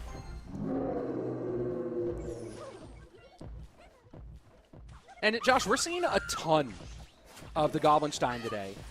This is, I mean, for a game that really kind of moved towards the heroes more than champions a little bit, why do you think specifically we're seeing the Doctor and the Monster so much in today's competition? You definitely know that pros are going to be trying to go quick cycle, sub 3.3 elixir decks. It just kind of matches up well against the meta. It gives you that buffer, and it's also just a relatively strong card. When you have to use 3 or 4 different heroes and 4 or 5 or 5 or 6 different evos, you eventually need to use some other ones, some creative ones. And I think that's kind of why players are just kind of recognizing that Goblinstein is not only pretty solid, but it also just matches up really well against potential meta decks. Part of the upcoming balance changes will be moving cooldowns abilities to single use for everybody but the Boss Bandit. And that will include the Goblinstein, but the Doctor will be getting a 47% damage buff. And of course, the stun has really been the primary purpose of the Doctor, but that could end up being meaningful. Right here, getting aggressive. Wall break is on the left. Just gonna force out a cannon, though. Pretty easy response for Franco, and these Archer Queens are getting a ton of value, but get soaked up really nicely. This Goblinstein just getting a ton of value every single time it gets played for Clown. Happy to take the tower damage, not spend the elixir on the ability. AQ pulled back with the NATO. Keep the bomb tower alive a little longer. Berserker plus Law going to work on the drill. And Clown, so far, playing very clean defense. What are the things that Franco needs to do to start turning this into some significant tower damage, Josh? Yeah, something obviously needs to change, and I feel like he's trying to do it. He's trying to cycle the Ronin. He's trying to cycle Snowball so he can get back to Evo Snowball. He's doing everything that we ask of the players, but nothing is coming to fruition. Nothing feels impressive. Nothing feels scary for Clown. I think a lot of it comes down to matchup going log because you know your opponent knows that Bar Barrel is out of cycle. It just felt like Clown was really prepped for this game number 2. And just easily handling the 5 Elixir Ronin with the 3 Elixir NATO, another Magic Archer lineup. And Queen just has to go down. And Medina in bigger and bigger trouble. Clown all the way locked in. Ronin going to follow the big guy. And just kind of another somewhat simple, yeah, I mean, he's going to give up a little bit of chip damage, but not too much. And it gives him the opportunity to activate his boost because the Goblin, the big guy, was able to make it to the tower. 265, lowest tower for Franco. Final 35 seconds. But that's going to do it. Magic Archer and Clown gets the win here in game number 2, and it was all Franco Medina in game 1, all Clown in game 2, and now we're going to game number 3. And Josh, you know, there are some games where you talk mostly about, hey, the brilliantly skilled pieces that put everything together. It feels like we have had some real significant matchup challenges in our first couple of games here in this best of 3. Yeah, it just feels like one of these players gets off to a hot start. And the thing is, it's the player with the better matchup that gets off to the really hot start, the kind of lucky start. Too often, it feels like. And just once they get that offensive pressure, once they get that chip, it's just kind of I mean, it's just too easy to get consistent damage. It's too easy to dominate. And that's what happened in game number 2. Using a log deck after Bar Barrel as used in game number 1, I think is so silly that it's brilliant. And I really think that kind of gave him the advantage where he expected his opponent to run Zap or arrows or something like that. And then he just said, all right, no Bar Barrel. Let me use the log. Log, Bar Barrel, and Tornado all gone for Clown, also alongside the Lightning, but those 3 pieces there. Bomb Tower, Tesla as well out for Clown. So a lot of really critical pieces here for cycle control. Whereas look at the other side here, Franco Medina playing the Lava Hound deck in the first game, did use Tombstone, did use Fireball. Game number 2, arrows and cannon. So you talk about those nasty control pieces. All of that still available for Franco in game number 3. A lot of that missing here for Clown as we go into the 3rd and final. Yeah, but at the end of the day, Clown still has to feel good. Losing that game number 1 is certainly going to have him feeling some type of way, but getting game number 2 and having it be such a dominant situation, it's just got to give Clown so much confidence. I really expect great things from him this month. He was kind of the guy that I had as my underdog, as my potential dark horse as well, just because it doesn't even feel like a dark horse. We see him so often that it just kind of feels natural. It feels normal. I don't know. Being against Clown right here would be very intimidating for me if I were Franco. So, Minor Wall Breakers and Pigs, 2 of his most popular decks gone for Clown. And the control pieces he might do if you're going to run Drill, for example, which he also likes, out. So some of the decks that he has pieces for, he still has some pieces for a couple Mortar varieties, for Royal Giant, which you've seen have some struggles today, and also for Loon, but he just played Minor. So the Minor Loon deck he's had some success with, also gone. So when we kind of think about what's left for him with the control pieces gone, it really feels like it's Royal Giant or Mortar as the most likely pieces. Yeah, at this point, I'm fine with swearing off RG. I think it's just not strong enough. I'd like to see him go more towards Loon, more towards Mortar, more towards even some sort of bait, but that could be a little bit harder just because wall breakers are out of cycle or just not able to be used.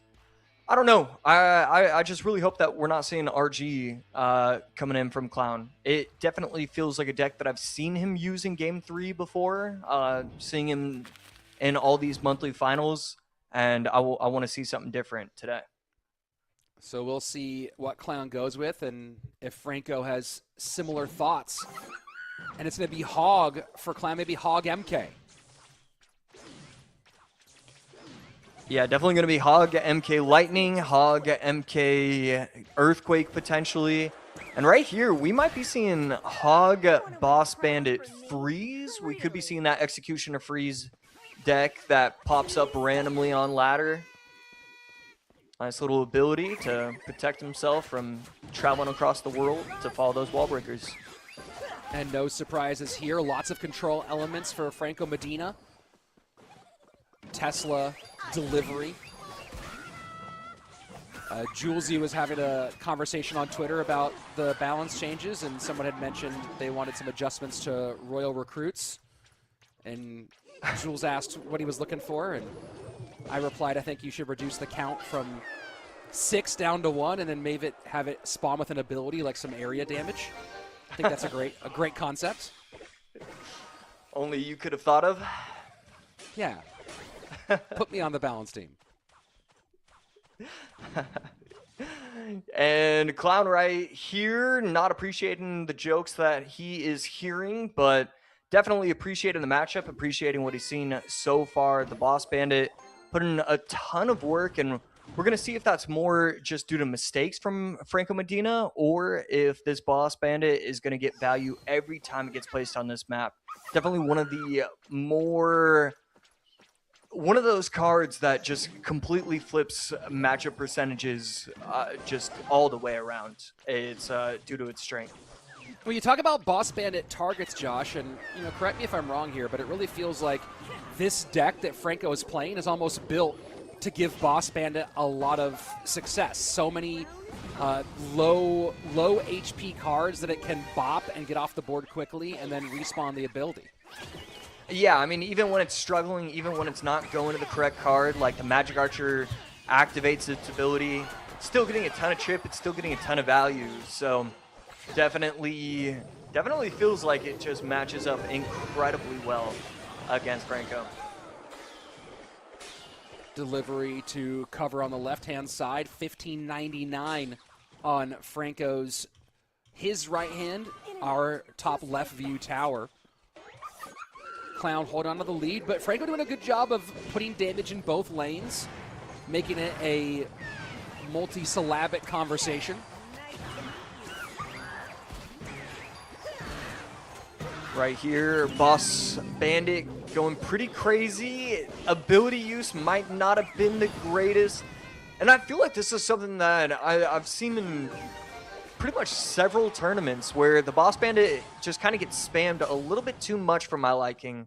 I'd like to see it get a little bit more offensive pressure before you feel the need to activate the it dashing backwards to save itself just a little bit more often.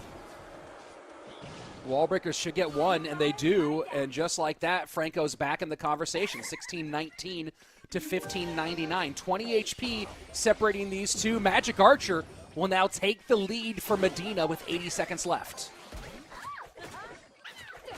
Much better ability usage. Boss Bandit going to be able to take everything out. And this is a lot to put at the bridge. Going to have to use the defensive wall breakers. Earthquake plus Hog. Going to make the Hog get one shot on the tower, and he will. Clown retakes the lead with 1 minute to go. And a little sizzle from the Firecracker. Protection from the Boss Bandit. Delivery has to come out to cover. And now, big push out of Medina.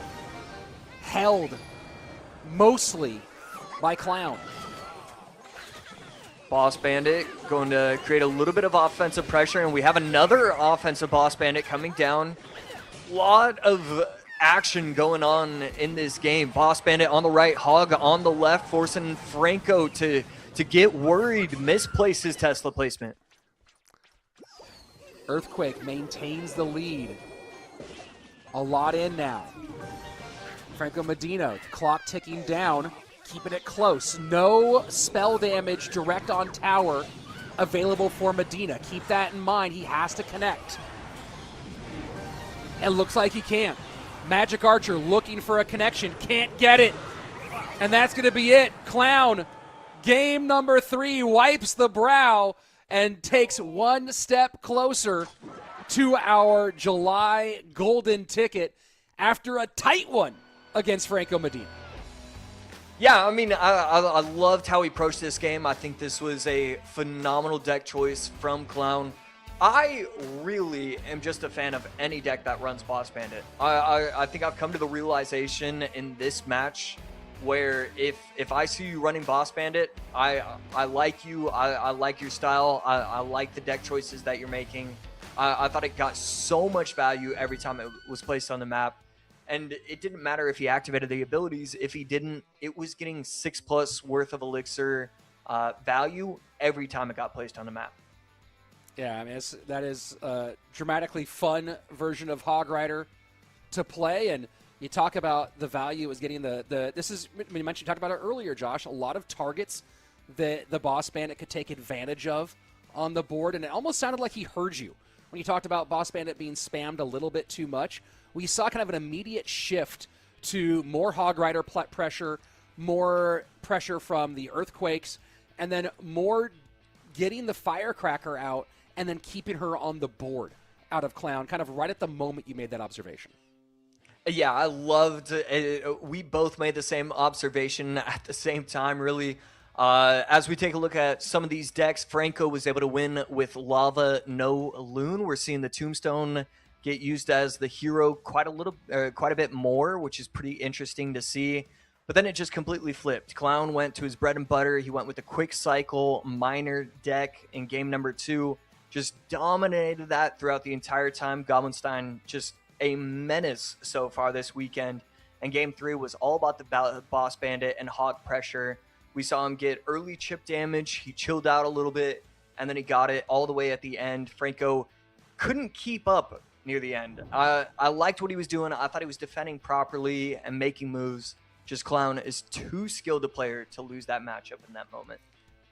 And the skill for Clown on display as he'll move into the upper bracket quarterfinals, which means he's guaranteed at least top 12 here in this competition, as he will not get first round and no chance of that. He'll face the winner of Jors and Vitor. Franco Medina, though, in the chopping block region as he drops down into our lower bracket. He'll await the loser of our next upcoming match.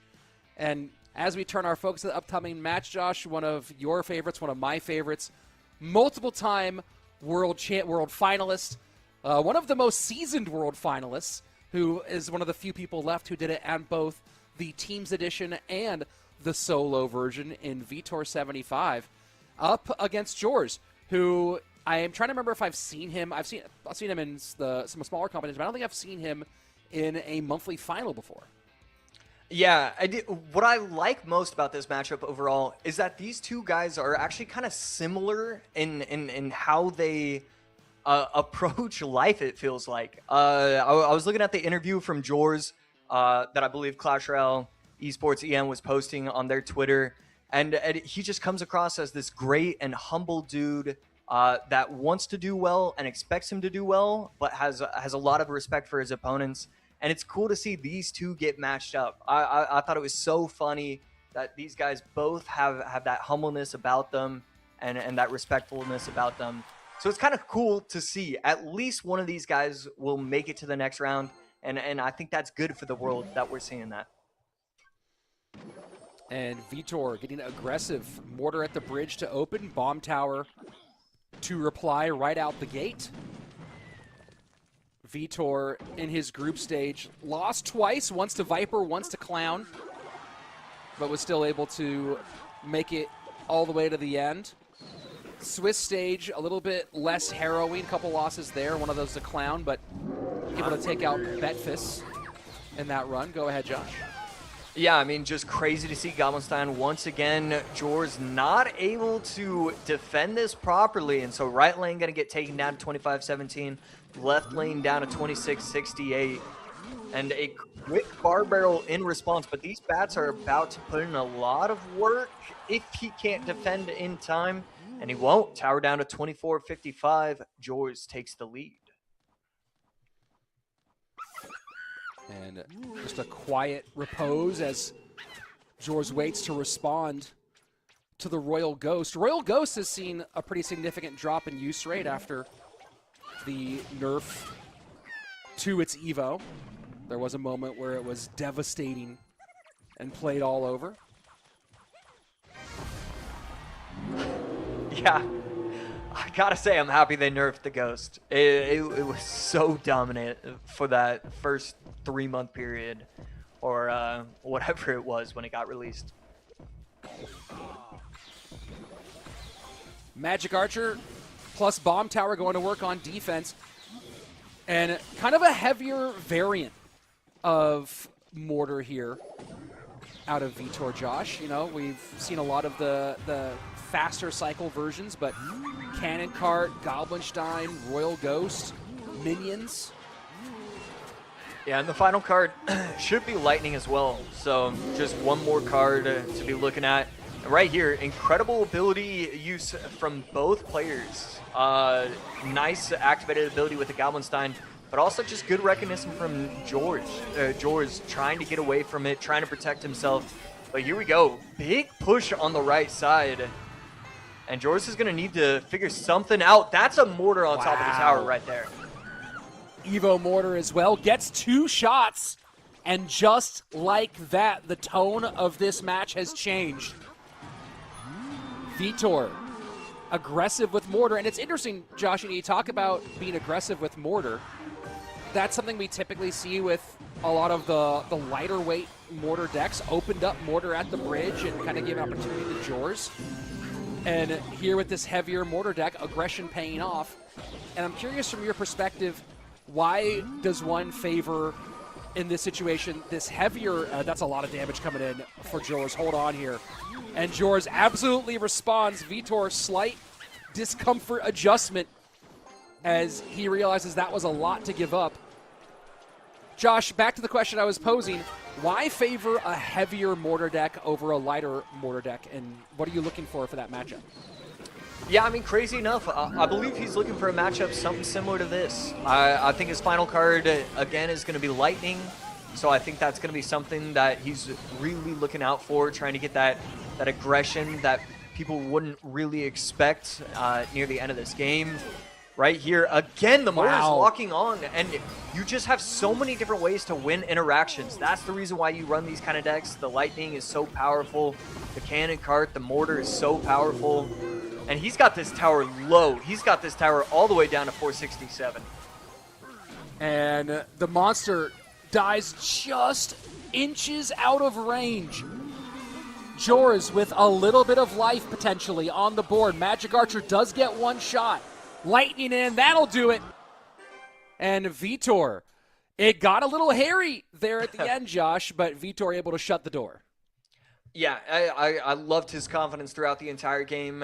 It felt like he messed up, and it felt like it came down to he cycled the Goblinstein. It allowed his opponent to go all in on the opposite lane, go in with the miner, the bats, the wall breakers, and he didn't really have that proper response. And so after that, he recognized, okay, I can never let my opponent set up that push again when I don't have Goblinstein in cycle. He made sure that he had everything set up, and from that point, he just dominated the match and got his win. And I think this might be our first appearance of the Evo Bats today. And when, obviously, Miner Bats, long time, classic combination between the two. A lot of these pieces for this Miner Wallbreakers deck we've been seeing a lot throughout the last couple of months. And we've seen bats in some of these variations lately, but this does feel like the odd card out in the build for this deck. Yeah, I could definitely see that being the case. Evo Bats, it definitely belongs to that. I mean, I don't know. It feels like there's just better Evos to be using than Bats. Never really gets enough value, in my opinion. But clearly, Jors was thinking another way. And we're kind of seeing what we expect in terms of meta. We're seeing a lot of cannon cart, or we're seeing a lot of mortar, miner, not a ton of RG, but thrown in there every once in a while. Still waiting for that one player to come up with something creative, something to change the meta. It feels like month in, month out, we see a tournament meta start to be explored. And I don't know if we're seeing that so far in this July monthly final. Vitor on the bubble right now, coming into the weekend for our point situation.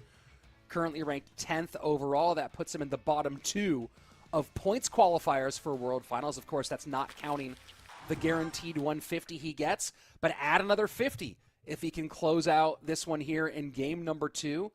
And that would leapfrog him up to the top 2 on the points leaderboard.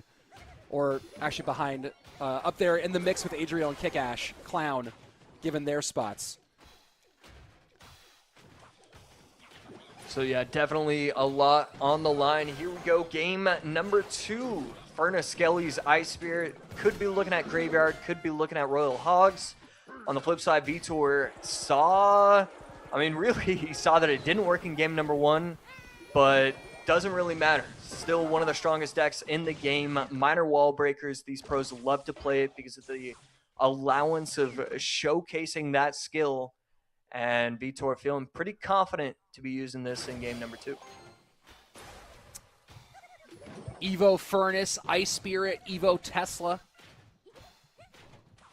Lots of pieces to clog and slow down, control the board. Vitor opting for Fire Spirit like his opponent ran in the last one. Wow. And Dark Prince for Jor is going to end up creating some challenges for Vitor. Yeah, great timing right there, great defense, and Vitor does not have a ton of elixir. That's going to be the hog making it to the tower, getting it down to 25-15, forces out a Fire Spirit in response from Vitor, and Jor's a great interaction, a great set of interactions to start winning this game. Evo Furnace, another one that was dramatic in its impact into the game overall. A little less dramatic as of late, but still creates nasty pressure as the first Graveyard comes down for Jors. And that's going to be a connection from the Dark Prince. No, he activates the ability, which will still put some stuff on the tower. Yeah, still put some stuff on the tower, but feels kind of awkward. Really surprised to see him approach that offensive push right there. I'm not sure what he should have done, but it feels like had he not popped that ability, he would have been getting more damage. I don't know, though. I don't know if it would have made it to the tower or if it would have locked on and gone back and knocked on the tower. Sets up Dark Prince in the backs one more time for Jors. Vitor trying to pressure into the right-hand lane. Bats taken care of by the Ice Spirit. Magic Archer gets the lineup protection from the Berserker, and not enough to take the lead. Now for a moment, Vitor will get it. Magic Archer stays alive. Poison has to come out. And the lead now flying back and forth like a game of tennis between these two. Yeah, I mean, Vitor just putting on so much pressure right here. Miner going to chip away, get the tower down to probably about sub 1,000. But no, kind of not even close. It's crazy how much this tower damage nerf is actually affecting it. But Vitor doing a great job of storming back into the action and making this a game. All gas, no brakes for Vitor as we enter the final 80 seconds. Poison certainly a key factor as we get into these final few cycles. Graveyard down. Magic Archer in the back for defense. Delivery drops as well. Trying to avoid any touches. Does give up one. Poison now down as well. Magic Archer will walk into it. Final minute, triple elixir. Jors in control, a chance to send this one to a third game. Vitor trying to find some way on. Magic Archer for the lineup. Will get at least one. Does he pop the ability? He pops the ability, but not in time. Magic Archer does get taken off the board, getting the tower down to sub 350. Bats plus Fire Spirit should defend, and now he can get aggressive on offense. 157, Vitor is going to have to go crazy. Otherwise, the poison is going to come down. Oh, Magic Archer doesn't get the shot. Poison comes down. We're going to game number 3. And these two guys putting on a show. Exciting game 1, exciting game 2. What will they have in store for us in the deciding matchup between Jors and Vitor? And, you know, you talk about cards that have specific synergies. The Magic Archer and Tornado, when those come together, can be so devastating. Otherwise, you're reliant on phenomenal Magic Archer timing, phenomenal Magic Archer placement, and your opponent not being able to control in major moments. And you look down there at the end, Jors doing a very good job in the key moments of not allowing a critical Magic Archer lineup. Yeah, I mean, being able to focus, and really the first minute doesn't count. Really, it's only 4 minutes where you have to protect yourself from those constant barrage of Magic Archers on top of your tower. But he just did such a great job of controlling everything, making sure that he had the right cards in cycle to be able to protect himself from those bats. I thought the Ice Spirit usage was really great throughout that game. And I was just very impressed with game number 2. It's something that I kind of expected from him, and it's something that you see from people with those kind of personalities where they don't take it too serious. They are okay with losing game number 1 because they still have confidence in themselves, don't get too down on themselves. And it's just kind of what I expected to see from Jors. I have to say, I became a pretty big fan of his looking through his battle log. It's just a lot of quick cycle. But the thing about that is that he'll do quick cycle 7 games in a row, and that 8th game he throws in the golem. And I like when you have a play style, but you're not afraid to stray away from it, use what he thinks is best. And I expect to see something kind of interesting from Jors in this game 3.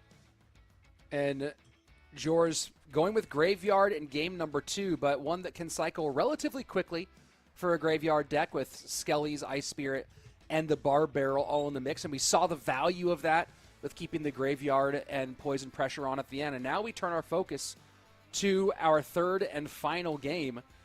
And both players having used Bomb Tower. Tesla out for Jors, available for Vitor. Mortar, of course, used by Vitor in one of those earlier matchups. Delivery gone for both players. Barb Barrel gone for both players. Snowball and Log both open on both sides. We've seen some cycle play, but we've also seen some heavier play from these two, with the heavier Mortar deck from Vitor, the heavier pieces at least in that Graveyard deck from Jors. And you talked about that thing you liked about Jors.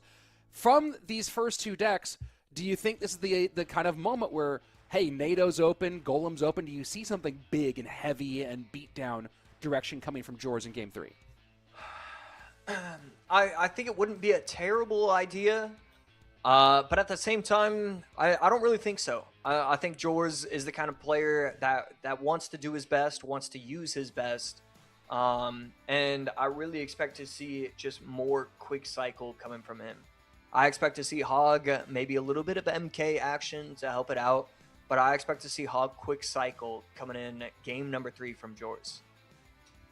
Jors has been playing some Royal Hogs as well, working on pigs, so we'll see if that's a direction he chooses to go in. Let's go here into game number 3, the deciding game. And Jors, the Spaniard, does have a YouTube channel, has almost 9,000 subscribers, posting on there pretty regularly. Usually monthly finals content, so if you're interested in seeing some monthly finals pushes and some ladder push content, you can go check him out at Jors_CR on YouTube. That channel will be in Spanish. Should still be good. Good indeed. And right here, Jors could be running giant graveyard, maybe some sort of MK, and definitely keeping me on my toes. Did not expect to see this from him in game number 3. Could still be Lava as well. Vitor on the other side could be. I mean, really still has a couple things available to him, but could be Royal Hogs, and we're seeing Battle Ram coming in game number 3.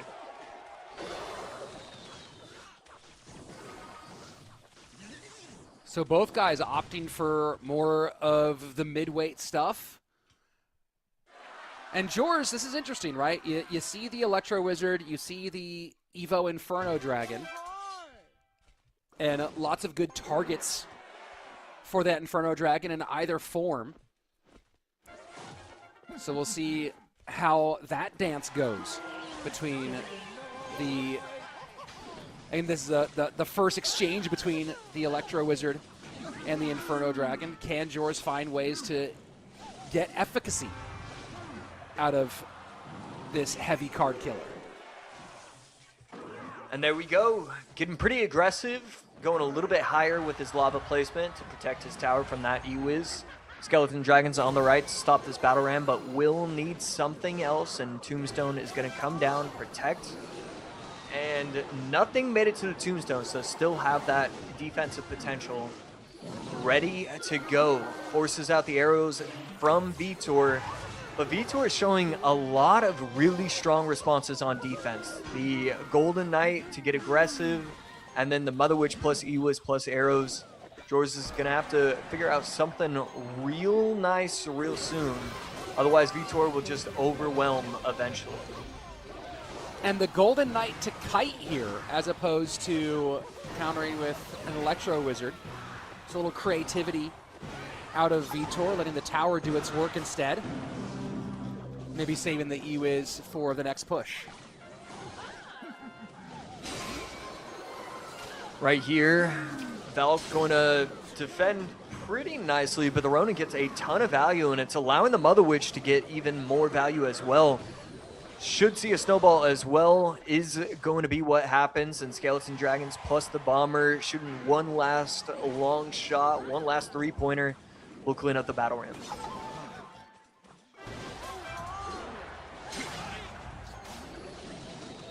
Turning this into a fight in the right-hand lane. Josh, as we go into the final 90 seconds, neither player's really separated themselves here.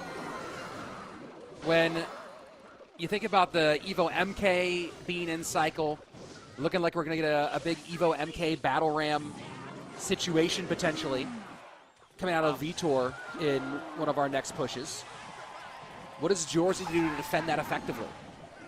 Yeah, exactly what he's doing right here. He's electing to go same lane. He's okay with giving that up. He wants to make sure that he tries to build this push. Only snowball and only arrows, so something that you want to look out for to figure out how he's going to make it through. And this is what you do. You stack everything, you get multiple lavas, just give yourself a chance, give yourself an opportunity, and that's what we're seeing right now. Double lavas. Evo Inferno Dragon. One lava still very alive. Skelly drags behind. Golden Knight trying to hold. E-Wiz doing its job. But you have to survive here and counterpunch. Is there any way? Not going to happen. Jors just overwhelms, puts everything plus the kitchen sink into the lane. Vitor, absolutely no chance of defending that one. Did what he could. And it's Jors coming out on top with a huge first-round win. Yeah, and I mean, this is why we love to preach it. If it's not working, whatever you're doing is not working, make sure to continue to cycle. Make sure to continue to figure it out. Jors recognized that he needed to wait till triple elixir. He recognized that even though he had done 450 HP worth of damage to the left side, it's okay to move it to the right. You want to go same lane. You want to overwhelm. Just really good recognition, and I loved how he played Lava. It can be difficult at time to run that properly, and right there, he ran it to perfection. began his competitive career in 2022 and now makes his Clash Royale League monthly finals debut in successful fashion. Put that one into your achievements list. Game match number 1 victory in the books for George here on the big stage for George. And, you talk about that one, Josh. You mentioned the running lava and running it effectively and kind of make it a brave choice here in game number 3. Elaborate on that a little bit, because we've seen lava have some success here this weekend. And when we go into game number 3, you see, hey, that while the delivery is gone, a lot of lava counters were still available. Yeah, I mean, I'm just a little bit surprised. Have not seen this lava variation all too often. Potentially, this could be even the first time that I've even seen it. And I like it a lot. I love the defensive capabilities. It's clear that it was built defensively in mind. And it does remind me of, I believe it was the old Rakan lava, where it was lava, loon, zap, arrows. And really, it comes down to the zap and arrows, the snowball and arrows. Having those two together, where he could always clean up that Mother Witch, made it so that you only had the Ewas to worry about. And so if you only do that, you can stack properly, you can get that off the board, and all of a sudden, he's got nothing left. So I loved how he approached it. He was quick to recognize that. And I love that he swapped lanes end of game. That's how you win, by recognizing those moments. Jors into the quarterfinals against Clown, where he will look to move on deeper into our upper bracket. That will send Vitor down to the lower bracket side, where he will face off against Franco Medina in the lower bracket. And now we move on to our final 2 upper bracket matchups. And this is an interesting one, Josh, because on one side we have the drill player who's kind of having one of his best years in terms of ranked play and in terms of competitive play in Asaf, who currently is 14th on the leaderboard, 3 spots out of a World Finals berth in terms of competition, and a chance to add some really significant points. But he needs a lot of points to catch up to that group. And the other side of things, Polaris, who, someone who has not been at this stage before. Yeah, I mean, Asaf has been playing wonderfully this year. Definitely feels like one of the strongest players. And Polaris definitely something to look at. Seems like a really solid player. We see him shaking his head already. So I wonder if they were able to get the prediction. And, I mean, knowing Asaf, this is easily a deck that he could be using. So it makes me think Polaris got some sort of prediction and knows exactly what he's going against. And this Minor Wallbreakers Evo Bats deck, back out one more time. Of course, it lost twice in our previous match. We'll see if it can get some more success here in the hands of Asaf. So Locke coming down the lane. Fire Spirit will be able to have the MK jump to the side, but still an MK, still a Golden Knight, still using its boosts when he can. Clean defense from Asaf right here. So 2 decks that have both kind of struggled today in Bridge Spam and in this Minor Wallbreakers deck. Lots of ways to get back around. And of course, both the Mother Witch and the Skeleton Dragons going to make the bats kind of a challenge to use effectively for Asaf. And it makes sense because you only have so many Evos, but Evo Lumberjack, whenever, ooh, right there, really nice play from Asaf. Just having fun with it, and that's what you need to see from these pros. Gonna protect the Magic Archer a little bit. Probably gonna go for, goes for the second Magic Archer instead. Doesn't pop the ability, should cover with a delivery, and delivery does drop here. Gonna take one shot from the Skelly Dragon, but Asaf Now going to get a little bit more out of it, forces the arrows out. Couple touch points of damage, but lead now opened up for Asaf as we go into the final 30 of regulation. Yeah, we're going to see Berserker over the middle to try and protect. Another delivery. Whenever he wants delivery, he should probably have it in cycle the way Asaf plays this matchup. And again, just pressure on pressure. What I thought was nodding his head at the beginning of the game must have been nodding his head in defeat. Because Asaf is playing this like it's 100-0. I mean, he has given no opportunities to Polaris. Well, there's that question of acknowledging the bad matchup or going, oh, hey, I thought it was going to be one of two different things, and it was the other one, right? So there's so many different interpretations of that head nod available. Magic Archer getting a clean lineup as that Golden Knight walks right into the danger zone. 78 HP, 39 HP, all done, and Asaf absolutely slams the door in game number 1 against Polaris. Yeah, I mean, that was beautiful. It's what we expect from Asaf when it comes to this deck. Every single possible interaction, he knows, he understands, he's ready for. And I really do want to know if Polaris was excited about the matchup, because he looked confident. He looked like he was ready for it.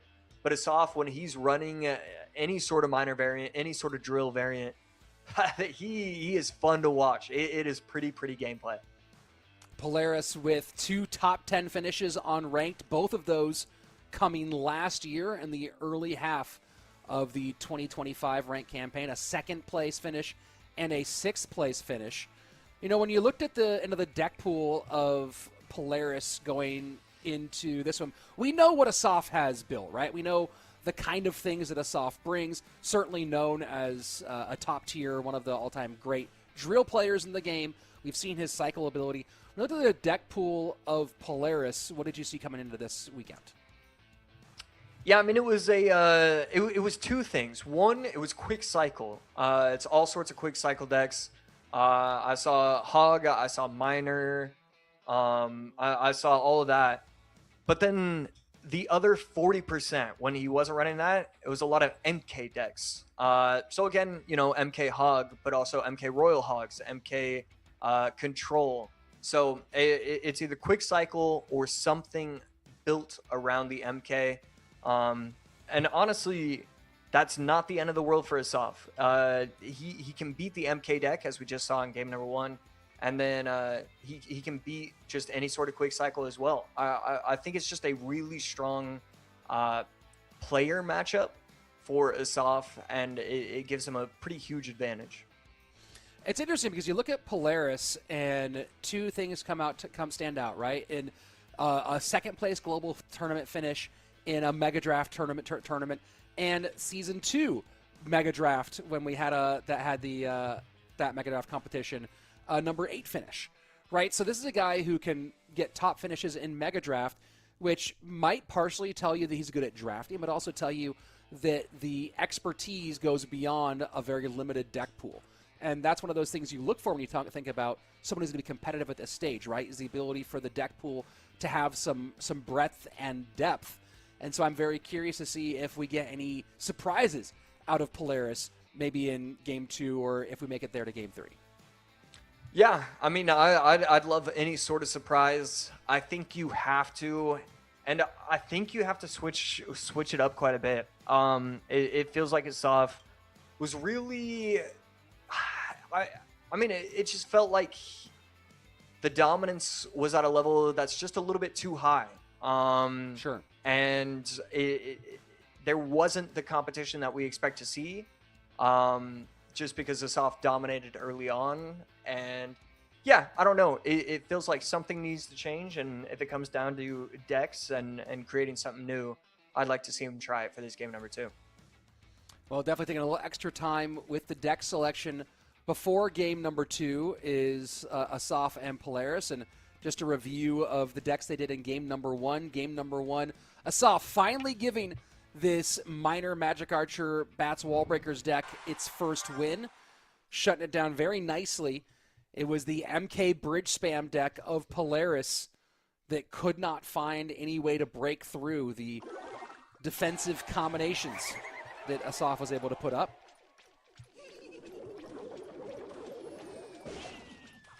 And Asaf going back to what we expect from him.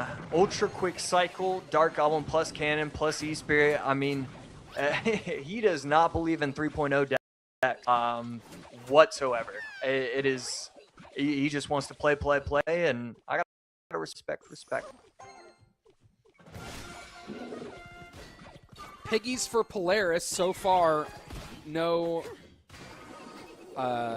splash damage counter for those Royal Hogs. Cannon to pull, double Spirit. I mean, 3 1 Elixir cards in this deck for Asaf. You talk about trying to cycle quickly. Speed is the name of the game. Finally, Snowball is there, but what's Asaf going to do against these Royal Hogs? Yeah, so last 2 cards for Polaris, we're probably going to be seeing Lightning and one other. Probably the Bar Barrel, I'm assuming. And forget everything. I would have liked to see him defend something a little bit stronger. And now we've got this tower down to sub 1,000 HP. Almost hits the tower once more.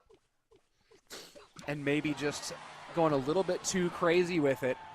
Sure, your 4-card cycle is 5 Elixir, but you see a big breath from Asaf, maybe thinking that he bit off more than he could chew. Yeah, absolutely. Polaris just going to set up a lot of Goblin Huts now, and Asaf really doesn't have the strongest answer whatsoever. E-Spirit plus Goblin Barrel Evo. Polaris defends that with ease. No problem whatsoever. Let's steal the show. Boss Bandit sets it to the right-hand side. You want to win a crown from me? Plenty to clog that up. Second Goblin Hut replaces the first. And there we go. It feels like this is the one match I've ever seen where I don't think they're using the Boss Bandit ability enough. And Asaf finally,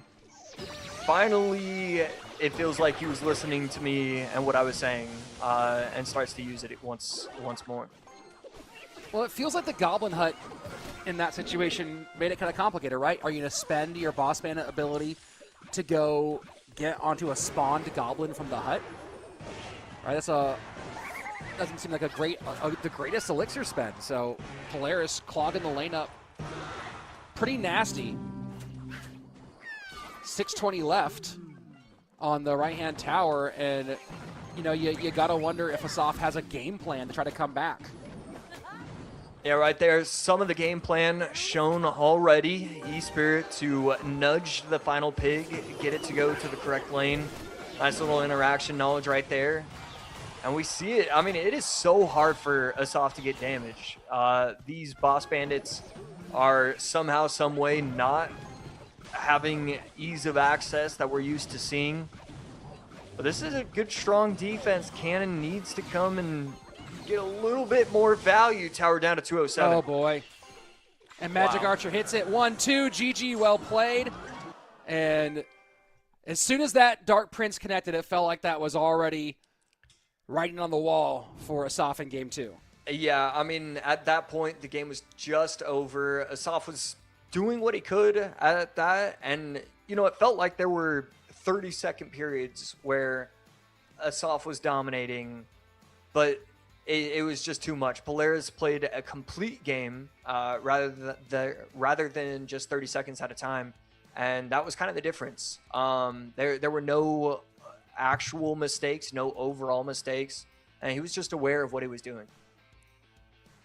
He was certainly locked in, and Asaf maybe kind of losing the plot a little bit there. The deck selection, you know, you're talking about Asaf going fast, and it's surprising that he took with 1 Elixir Skeletons, Ice Spirit, and the Electro Spirit. Are you surprised that Asaf just took that Dark Prince in full on the right-hand tower? Yeah, I mean, you listed off 3 different 1 Elixir cards, and he had none of them. Definitely not something that we kind of expect to see. It feels like single Elixir should be easy for Asaf right there. And the fact that this all happened right at the beginning of the game, kind of shocking, kind of surprising, and probably, I mean, it probably indicates that he just messed up really, really badly. And that's not something that we see from Asaf all that often. Taking a look at the cards out after Game 1 and Game 2, both guys without delivery. Tesla available for both. Expect to see at least one in this final game. But other than that, not a ton of overlap between these two, as Asaf has played pretty quick cycle. I want to draw your attention to this, though, Josh.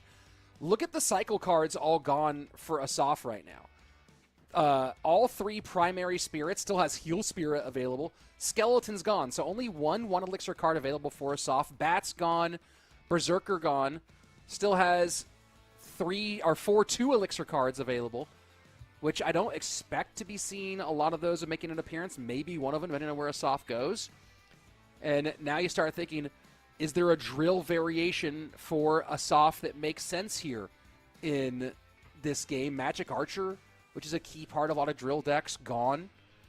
What do you expect out of Asaf now that he's basically cut the legs out from under cycle decks? Yeah, it's a great question. I wouldn't be super shocked to see Mortar. The great thing about Mortar is that you can just throw in basically 5 random cards, a mortar, and then the final 2 have to actually make sense. And you've got yourself a pretty well-built mortar deck. So he always has the opportunity for that. And other than that, maybe Hog Rider. We could see Hog, Firecracker, Earthquake. But that one just gets weird. Not having the ability to cycle fast is definitely pretty strange. And it feels like he's in trouble. Not only did I think that he kind of messed up in game number 2 in terms of gameplay, but I feel like you're feeling it as well. I feel like it was a clear mistake to use so many 1 elixir cycle cards in game number 2.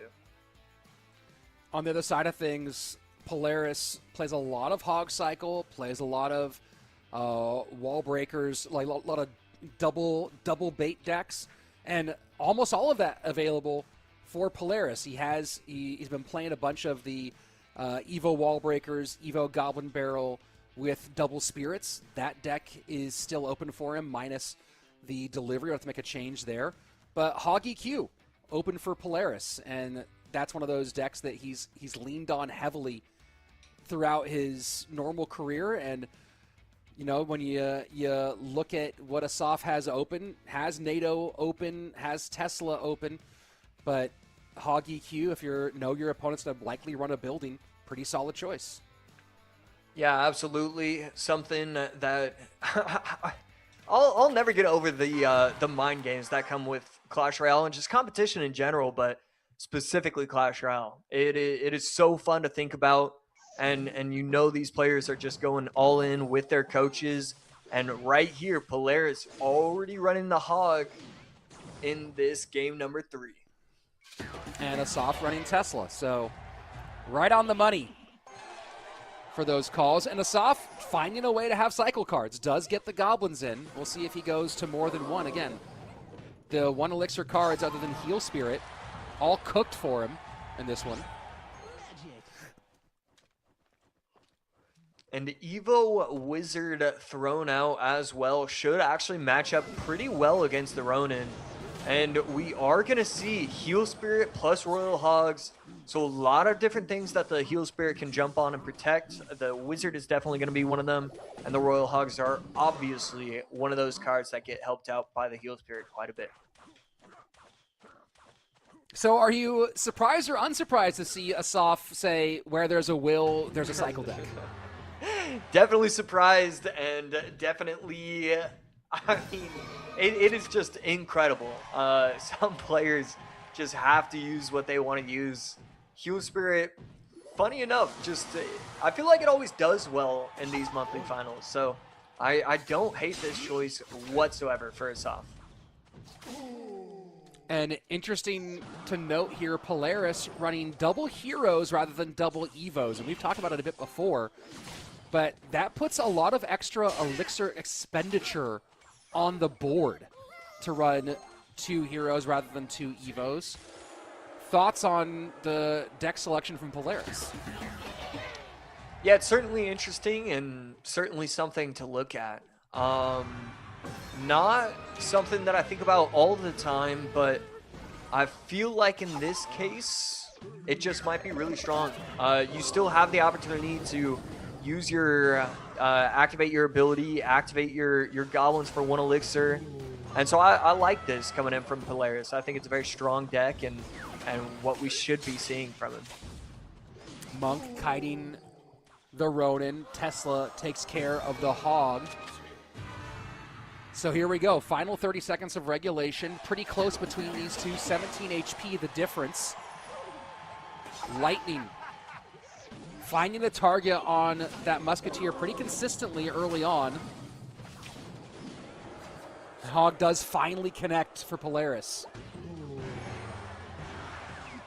Right here, sticks the Monk in front. Can't activate the ability in time to protect the Wizard. But that is a great heal spirit. Getting the Wizard protected. And an even better snipe with the Musketeer. Having it lock on to the Wizard instead of the Monk. Cleaning everything up nicely. Polaris playing this beautifully. So there was a lot of, and this is going to be a Musketeer connection, there was a lot of lightning value there between the Ronin and the Musketeer. Do you think Asaf was deciding to save it because he wants to make sure lightning value gets on tower? Yeah, I think Asaf is just trying something new, trying something fresh. He knows that he might struggle with a couple of things. And right here, he's going to protect this Wizard as well. I mean, he has every opportunity to win this game. Wow, Wizard still on the board, connects to the tower, gets another shot, down under 1,000 HP, and Asaf has blown this wide open as we go into the final 70 seconds. Huge lead, about 800 to 900 HP, as that whole sequence went very, very well, and that Monk ability just maybe a half step early. Yeah, right there, funny little interaction. Good log, going to be able to take out the Ronin, even though it was a sketchy scenario. And these goblins are going to help out the Hog, almost get it to the tower, but not quite. And this time the Monk in the reflection zone forces out the fireball. And you talked about Evo Wizard being impactful, has had a significant impact here so far. Monk will use the ability and work on that Hero Musketeer, Tesla for Tesla at the bridge. And Asaf, again, all gas, no brakes, just choosing to go in heavy and keep the pressure on offensively.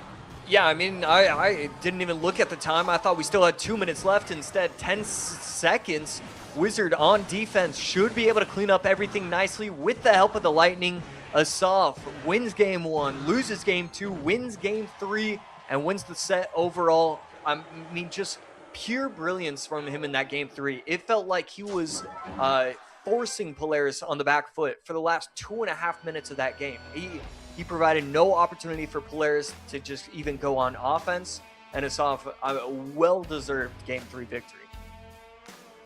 And, you know, we come back to the deck choice conversation here, and this is interesting because in not one, but 2 of the matchups, you'll see Polaris running double heroes rather than double evos.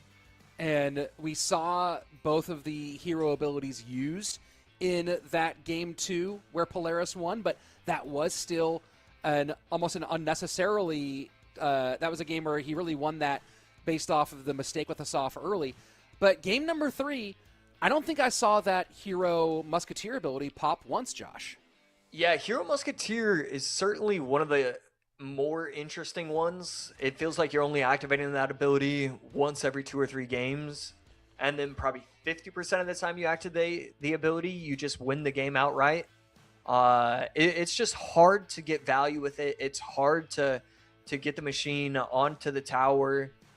So not super surprised. And that was definitely a massive, massive difference. Had we seen even just an Evo Musketeer. Evo Musketeer easily could have won him that game. You use it to snipe the Wizard.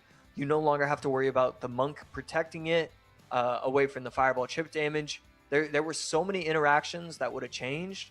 And we probably would be celebrating Polaris's name had that been Evo Musk instead of the hero. Lisa's pretty significant difference in opportunity between those two. And, you know, now talk about opportunity. Asaf going to step up into our top 12. As he moves forward in the bracket, he'll await the winner of Greco and Sub.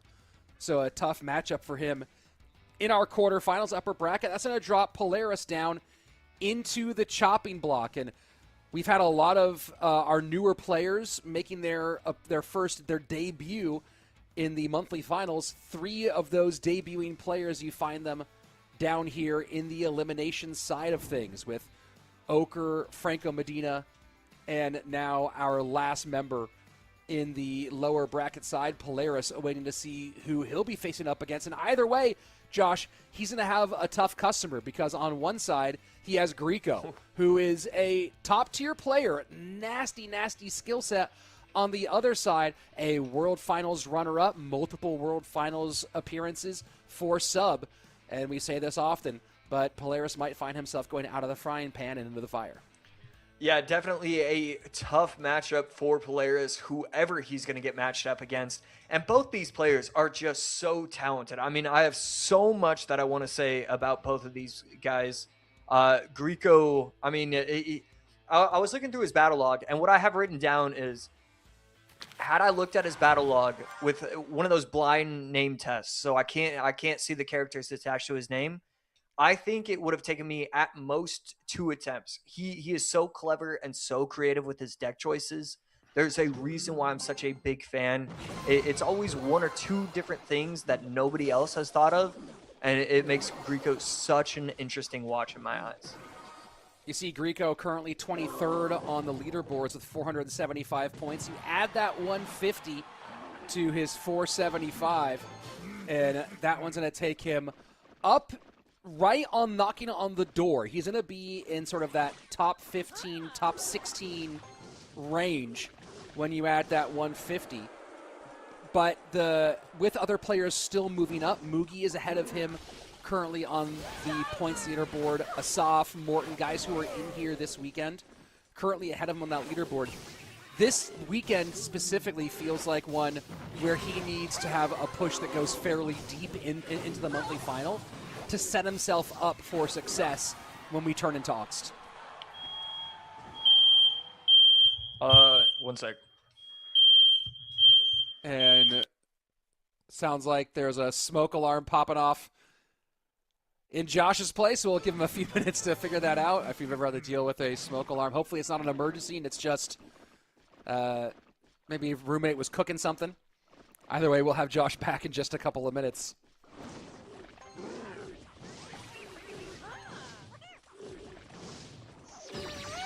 And Piggies in their Evo form split at the bridge. Support from the Mighty Miner. Not a lot of Mighty Miner. First appearance on the weekend, and the Baby Dragon will connect, forcing a late Skelly Drags in response from sub Grieco. Plenty of elixir to handle all of this.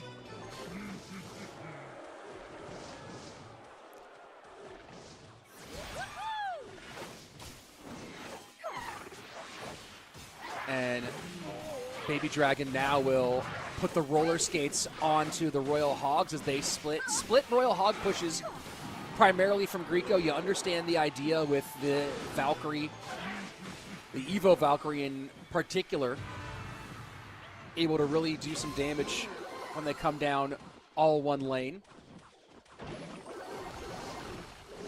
And Lava making, I want to say it's 3rd or 4th appearance so far on the weekend.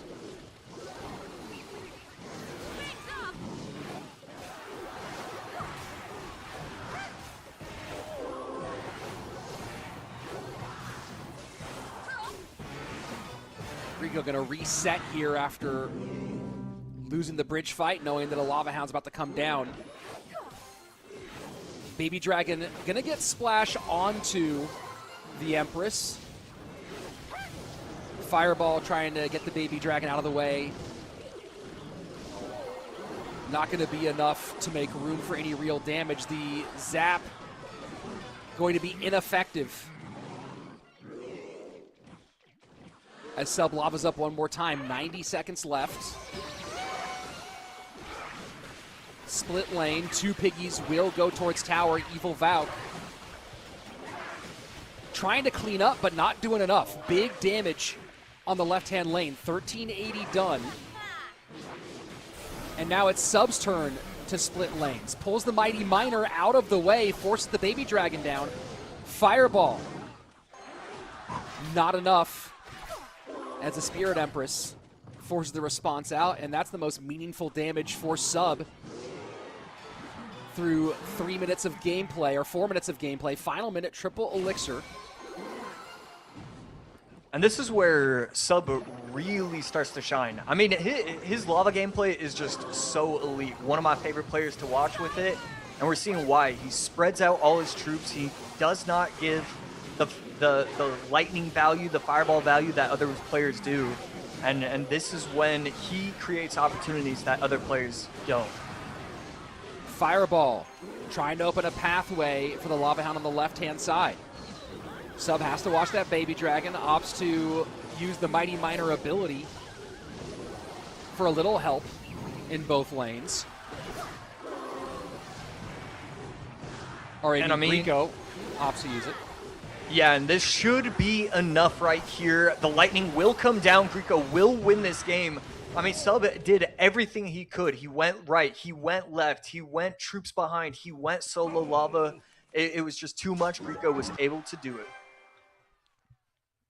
Game number 1 for Greco, and you know, I know that you were handling whatever happened. Did someone burn food? What happened with the alarm there? I don't want to talk about it too much. You cannot take a shower in this place. As soon as the steam goes out, this happens like 3 times a week for me. All right. Well, luckily it wasn't an emergency. We do have Josh back. I know that you. Go ahead, Josh. But that's why I realized last week I should stop showering. That's what I should have finished it with. Got it. Yeah. I think that's the solution to your problem. Obviously. Let's talk about the matchup here. And Josh, you were talking about Sub's ability to play lava to really spread the field, and he did a good job of getting some damage on doing that sort of in the midway point of the game. But as we got later in the game, obviously just a little bit too slow. When you look at the matchup here, you have some pretty solid pieces for Royal Hogs, right? You have the Evo Valk, you have the Tombstone, you have the Fireball, you have a lot of splash damage for it, but not able to hold off against it. Talk to me about, when you look at the two decks, matchup-wise, how you would view this. Yeah, I think in terms of matchup-wise, in terms of viewing experience, this is one of my favorite matchups to watch because both players struggle to defend. Yes, you have all these answers, but you're still trying to create offensive pressure. You still need a lava. So then as soon as you do that, your opponent can go Royal Hogs, so you defend with Tombstone.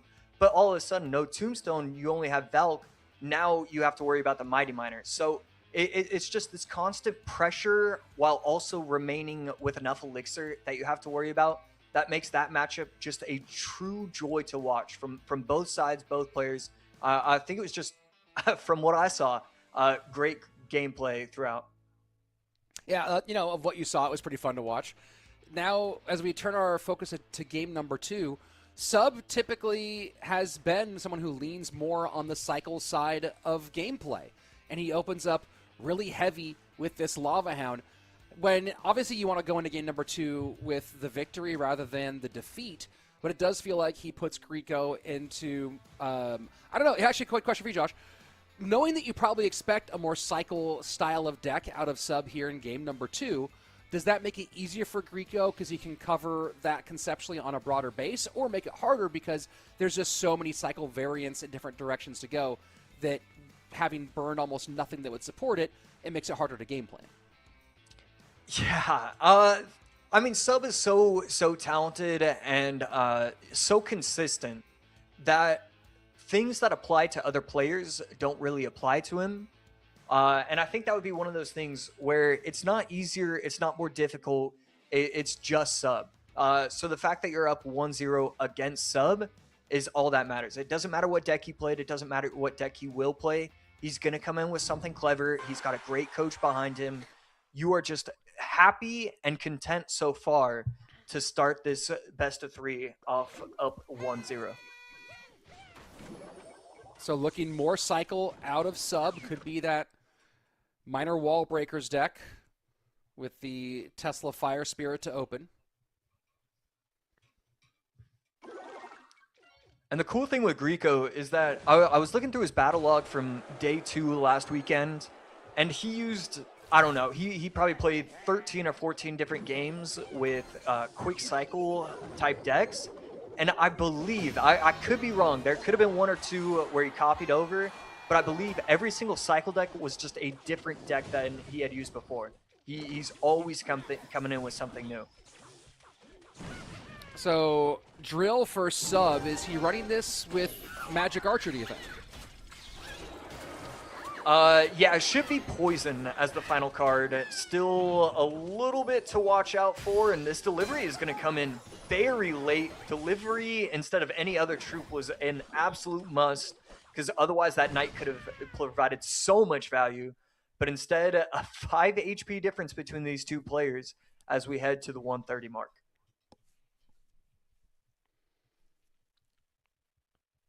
So both players slowing down for the second time, not really pushing the pace early on. And yeah, as you said, now that it's been this long and no cycle of a Magic Archer in the back, certainly going to be Poison for the last card. Magic Archer is in the deck for Grieco. An easy response there to burn it off the board. Yeah, both players perfectly fine with waiting until double elixir. Tesla finally gets taken off the map, and one of those wall breakers, I believe, actually hits the tower, gets the tower down to 2766, and the pressure with those skellies forces out more and more elixir and no damage on top of the tower. Really good response from Sub, and just really quick overall. Grieco so far with good damage. Nice connection for Sub.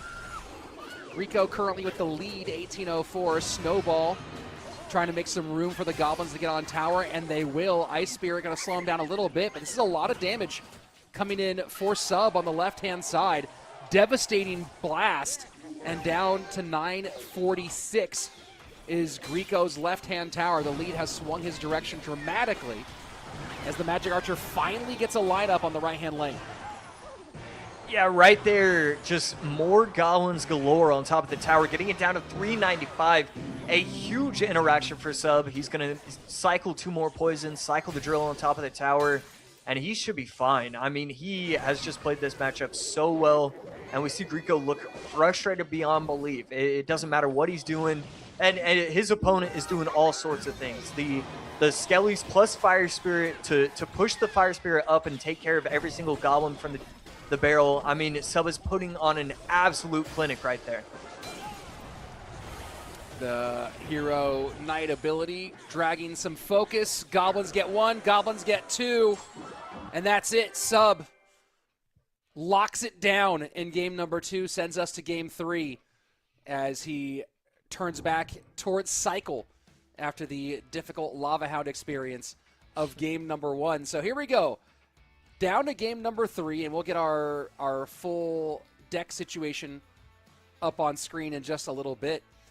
Solid recovery from Sub in game number 2, Josh. Yeah, I mean, super impressive work right there. It just felt like he was in really just solid control overall. I love Sub's gameplay so much.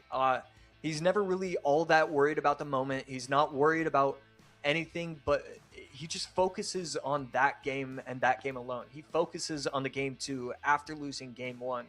And it's something that so many players should be looking at. What sets Sub apart over every other pro? And that's what it is. It's that mindset. It's what he's willing to do. Just got so much respect for Sub and what he's doing inside the Clash Royale esports scene. Here we go, turning our focus to the decks played so far and looking at potential ideas for game number 3. Sub, Fireball, Poison, both out. Evo Snowball and Zap small spells no longer available. Of course, we talked about that. Did pull Lava in game number 1. A lot of cards that don't have massive overlap. The Empress, the Skelly Drags, lots of opportunities there for him. And then, of course, the Tesla Drill Gate deck in game number 2.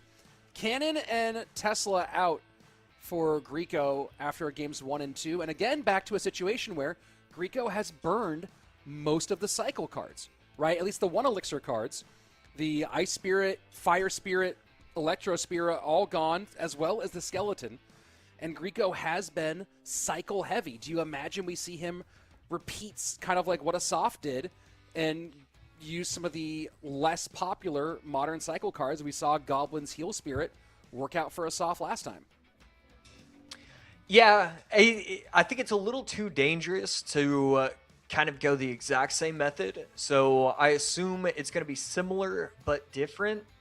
But I wouldn't be surprised if Grieco also wanted to pull out the MK plus Battle Ram kind of decks. I have so much confidence that Grieco can come up with something new and fresh that it's really hard to even guess.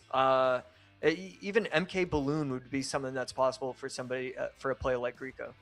Grieco has played the Minor Loon Giant Skeleton Evo Xe deck a little bit. That one is still open for him here. And as you mentioned, some MK possibilities. MK Hog could be a direction. You talked about Loon being a direction.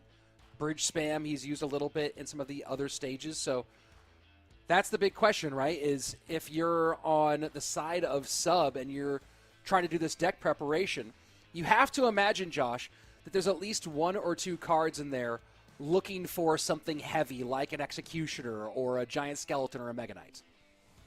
Yeah, absolutely. Something that you really, really do have to prepare for. And I'm trying to figure out what... I mean, it's just two opposite ends of the spectrum. With sub, you have so many decks available to you if you are sub, and he's used the Fire Spirits and the Skellies, but he still has E-Spirit and Ice Spirit. He could go Bait, he could go Mortar, a couple different directions with that. The Grieco does feel a little constricted with what he can use, but looking at his battle log from last week, I remember seeing that he ran Hog Lightning, Evo Wizard Monk, and he also ran MK Bandit Bowler Hog. And both of those would be available to him if he wanted to do so. Obviously, you'd have to switch the Lightning, but both of those available, and we could see something special in this game number 3. So, sub shows quick cycle to open. We'll see which of the bait variants he's running. And also, did he cover for something heavy here? And a little nod, maybe of recognition out of sub. Yeah, it feels like he should be running Night Loon, NATO Miner, potentially, as the last couple cards. But no, gonna be running Archers. So, okay, so should be running some version of Graveyard with strong defense in the Bomb Tower and Archers. And sub on the other side, just running all sorts of spam, all sorts of brilliant Graveyard counters. A massive matchup advantage so far shown going in the direction for sub. Sub sets up Golden Knight left-hand lane. Berserker will be met by the Knight on Grieco's side. So as you talk about all these graveyard counters here, Josh, do you, if you're Grieco's side, what kind of adjustments do you make? Are you just thinking here, hey, I'm going to try to get graveyard poisons down in triple elixir, and that's my focus? Are you, and that's insane, the connection there that got on the left-hand side. Do you start thinking, hey, I'm going to be doing most of my damage from trying to get poison value and Dark Prince mount connections, right? What's the Grieco method of getting tower damage evolve into here? Yeah, I think it's wait around until you get lucky, and then figure out what to do from there.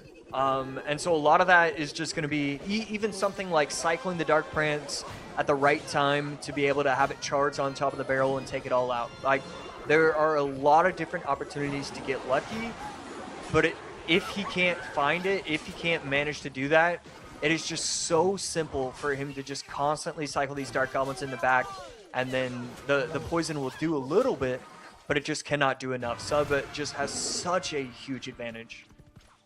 You saw the poison in that one. Knight going up high to try to prevent an extra connection. Sub shaking his head just a little bit. Dark Goblin out early. Barb Barrel gets on top of the Dark Goblin. Berserker and Delivery working down low. Golden Knight dashes to just about everything, stops at 7-11, gets a slurping, and keeps on dashing. Yeah, gotta be tired after all that, cleaning up all the skeletons, all the guards, everything you could possibly ask for. And Evo Dark Gob again back in cycle, trying to get the poison to spray on top of these archers. And one of the archers targets the Dark Goblin, but the Dark Goblin is going to stay alive. Guards not getting away. This Dark Goblin is just an absolute menace so far. Still, with 90 seconds left, Greco does have the slight lead over Sub. Sub has not found a way to turn this into real damage yet, despite defending the graveyards well. Yeah, and it gets to the point where once triple elixir hits, just because you can out-cycle doesn't mean he won't have troops up on the board. And so you have to be careful about just waiting till triple when you're running these kind of bridge, with these kind of bait decks. Golden Knight not getting onto tower, now graveyard in, Dark Goblin alive, working on the Knight. Knight was tanking for a minute.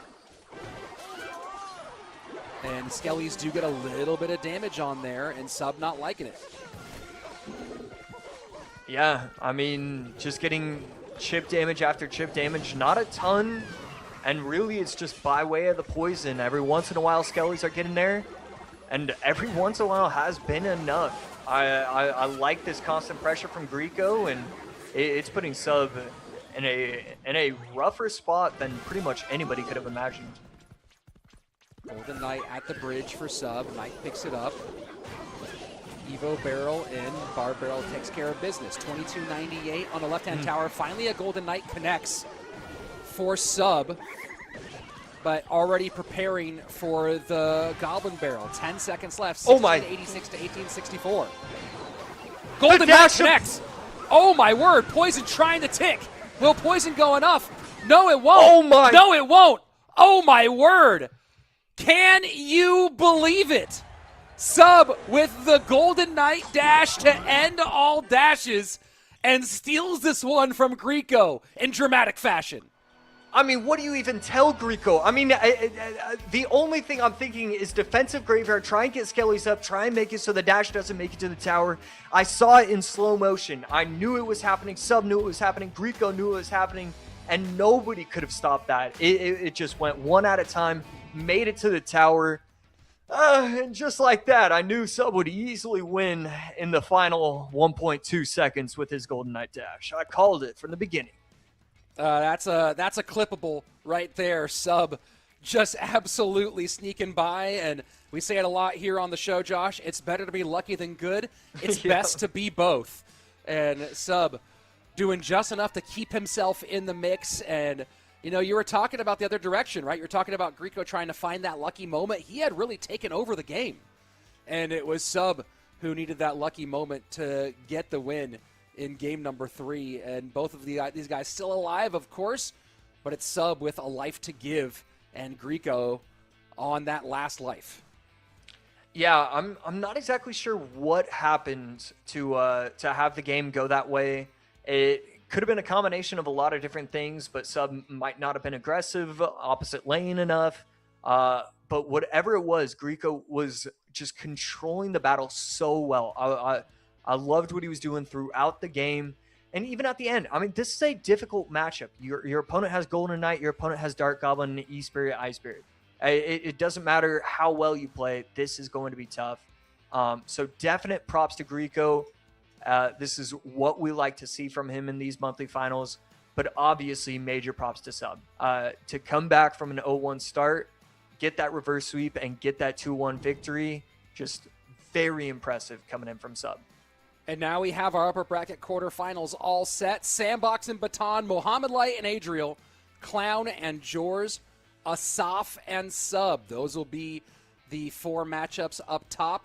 The elimination side of things, Mugi and Oker, Morton and Pedro, Franco Medina and Vitor, and now Polaris knows who he's across from, Greco, the opponent for Polaris. And 4 of those guys going home today. Josh, we've finished the first round of matchups. Any major takeaways before we head into our elimination side of things? The meta isn't super diverse, and I've been thinking about it all day on whether or not I like that in a tournament. And I've come to the conclusion that I do. I really don't mind when there's only 5 to 6 decks that are possible, as long as this doesn't happen month after month. But especially when it's a one-time thing, it is really fun seeing what players are able to adjust, what players are going to adjust for tomorrow, and then what players just know these decks, the inside and out, all the micro interactions, all the macro. It's really fun to see who's the best of the best with these kind of developed metas. Well, we'll get some more of that here in a few minutes. Don't go anywhere. We'll be right back with our first elimination matches in our July monthly final.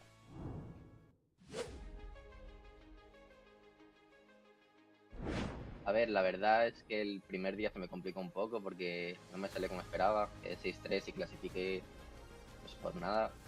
Y el segundo día yo creo que como me fue medianamente bien, siento que el mayor desafío, por así decirlo, fue el primer día. Mis nervios, un poco la presión, y yo creo que eso. El segundo día fue un poco más controlado y más preparado todo.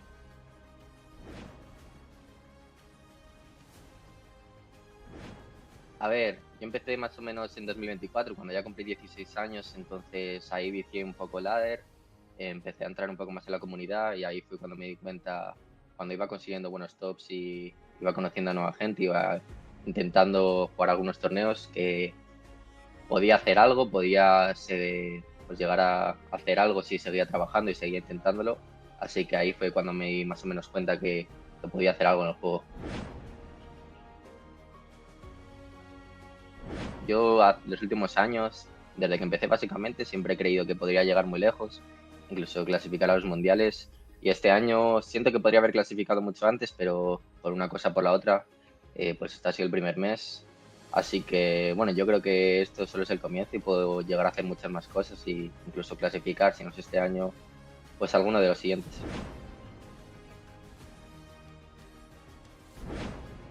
Pues yo creo que depende un poco, pero tanto agresivo como a la vez defensivo. O sea, un poco un mix de ambas, dependiendo un poquito del mazo que juegue.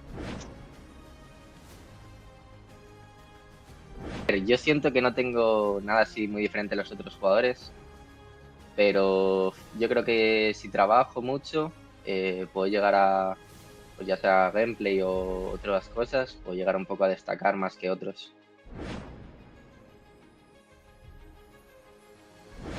Yo desde que empecé con el mortero, ya sea en mis redes sociales o el ladder en sí, siempre he jugado mortero. La mayoría de gente me conoce por mortero, así que pues diría que ese es el mazo que tanto por el que la gente me conoce como el que mejor se me da y el que más cómodo me siento.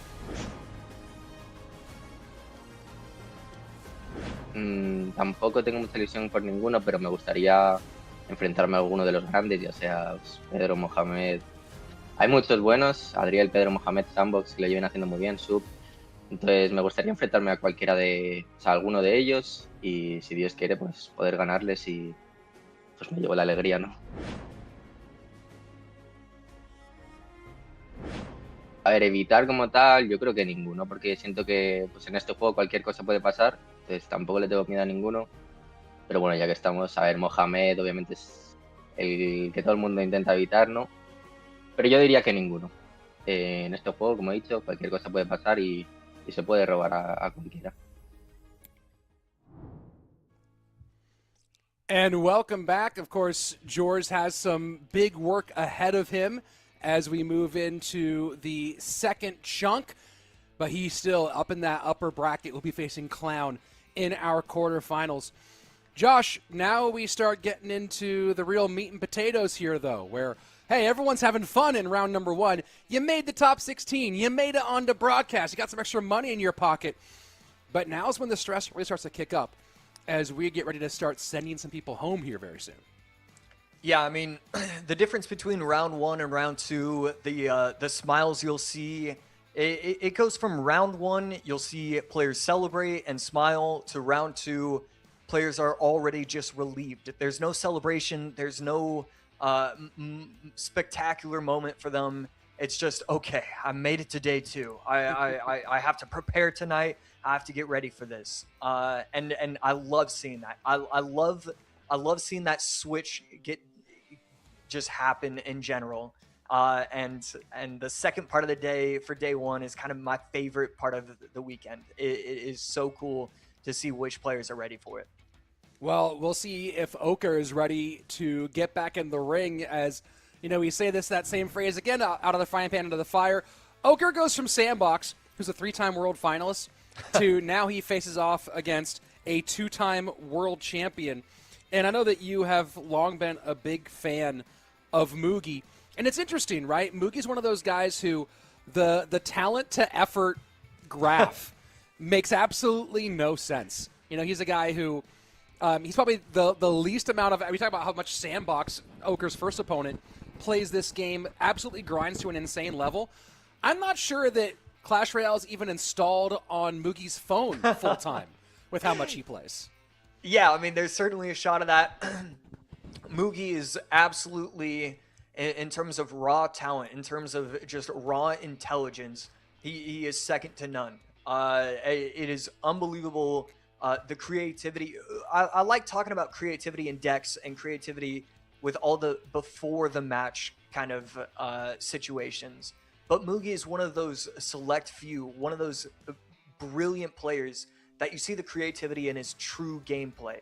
He'll defend he'll defend 15 different times throughout the match, and all 15 have different placements, different timings, different ways to confuse your opponents. And that's what makes Mugi special. He has that creativity within the gameplay. Game number one, match number one, 0-2 defeat for Oker. And going a different direction with Dex, not running back what he used against Sandbox. So changing things up a little bit. Mugi, same thing, did not play bait in the first matchup against Baton. Here running bait in game number one. Yeah, I really like the switch up from Oker. It still allows him to play control, which is definitely most of the decks that he enjoys running. But at the same time, it's a different style of control. It allows the Goblin Hut allows certain types of pressure that other control decks won't allow for, and I think it's a good switch up and a necessary one that he's pulling off using this deck here. And champions have been making a comeback. And the Archer Queen has been a featured player in today's monthly final. Dark Prince. And again, we're looking at... Oh, go ahead. Sorry, Josh. Okay, Dark Prince was a little bit nerve-wracking because I didn't think it was going to create that much pressure, but activating the ability gets the tower down to 22-34. Really good response coming in from Oker, and he's actually going to take a slight advantage right there, and all of a sudden, Mugi has to figure out if that was a one-time thing or if he's going to be seeing that pressure throughout this game. You know, Josh, I'm going to give you a noticing here. And I'm not even saying that it's that important, but it is just a little bit of a noticing, as the frequency with which the veteran here all the time players versus the players who aren't here as much are playing 2 abilities and 1 Evo versus 1 Evo versus 2 Evos and 1 ability, right? Certainly Mugi earlier played Magic Archer and the Goblin Stein in the same deck. But you get so much value out of the Goblin without the ability, right? But we've seen the players who are making their debuts here get a lot of situations where they're using 2 cards that require that extra elixir for full value. Yeah, and even though these guys are pros, and even though they are well-versed, well-practiced, there's something about having 2 abilities that always makes me nervous. It always makes me a little bit nervous that you could click the wrong one, waste that extra 1 or 2 elixir, and just lose the game outright that way. So one other thing that you have to watch out for when you have 2. Archer Queen working on the bait push, does get some damage for Mugi here. And Poison will get a nice little bit of value for Oker as we move into our sudden death period. He does have good damage on the right-hand side, but Mugi, of course, with the lead and adding to the left-hand lane. Yeah, getting the left side down to 1588, right side 1055. Just dominating both lanes, and Oker only running into the right side. So something is going to have to change, but it's these Teslas. Tesla is so strong as a building. You just throw it down on the map, and if your opponent only has the poison, doesn't have the big spell, they just stay on the map forever. 40 seconds, 40 seconds, 40 seconds, just cycled again and again. Drill to the right, Dark Prince to the left for Oker. Snowball, the imperfect counter, but still doing its work. 12-28 left-hand lane. And this is the other thing about Mugi, right, is he's gotten so much damage in both lanes early on and still continues absolutely devastating damage. Stop the Goblin, 268 on the left-hand lane. Mugi able to force the conversation away from Oker's damage lane. And Oker has just had no response. With 30 seconds left, has to make magic happen. Yeah, right here, giving himself an opportunity right here. Archer Queen going invisible, though, so maybe not the best ability, and that could have been the difference between having potential and not. Right there, Ice Spirit does get the proper jump. Tower down to 1134, but it's going to be too little too late. Should be game basically right here. Keeps it alive for just a second longer. Right tower will go down, though, and Mugi takes game number 1 in a dominant way. Just throughout the match, Mugi was dominating. I didn't really see any potential for Oker to win that game. And, what was there for Oker to do in that situation, right? You start this game, you're playing against Bait, and immediately you go, I don't have Bar Barrel, I don't have Log. Already, I know I'm giving up damage here, but it really felt like the game opened up dramatically when Mugi started making it a 2-lane rather than 1-lane game. Yeah, and I think early on he recognized that that would be kind of how he has to approach the match. And just everything Mugi does, it's so smart. Every single time he was getting the Goblin Barrel Evo, where the fake Goblin Barrel was getting protected by the initial wall breaker that's just crossing the bridge. He got that timing down correct, I think twice, maybe even 3 times. And it was just that constant barrage of pressure again and again that it was so calculated. It just made it so difficult for him. I don't really think he had an opportunity to win that. So game number 2 on its way. Oker looking to not get blanked on the weekend. Lost his matchup to Sandbox 0-2, now down 0-1 to Mugi. Reminder, we are in the lower bracket. So for this and the following 3 matches, you lose and your CRL campaign in July is cooked for the season. And, there are a few of these players in the lower bracket, Mugi being one of them, who are certainly in the mix. Of course, we have some other players who are in the points mix and in one of our upcoming matches here in the lower bracket. But 3 of these players making their first appearance, and we've seen a lot of people come and go with first appearances. It does kind of feel like for some of these guys, this is the opportunity. It's get a ton of points or a golden ticket today, or it was just say goodbye to your 2026 CRL hopes. Yeah, and it comes to a point where certain players, you're no longer worried about winning the set. You're no longer worried about winning the tournament. You just want to make sure they have confidence to show up again for the next month. And when you go 0-2 round 1, 0-2 round 2, you're the first player out, and everybody's seeing that. That can really weigh on you way more than you'd expect. That pressure, you're thinking to yourself, okay, the pressure got to me. How do I avoid that? Maybe I can't. You start to overthink in so many different ways, and you have to be careful about that. This win right here could be the difference between seeing him again next month and just not seeing him again for another 8 or 9 months. Goblins to defend the Musketeer. That'll keep her on the board. Hero Musk for Oker. So keep an eye on that one. And he does run the Evo Tesla alongside the Hero Musketeer.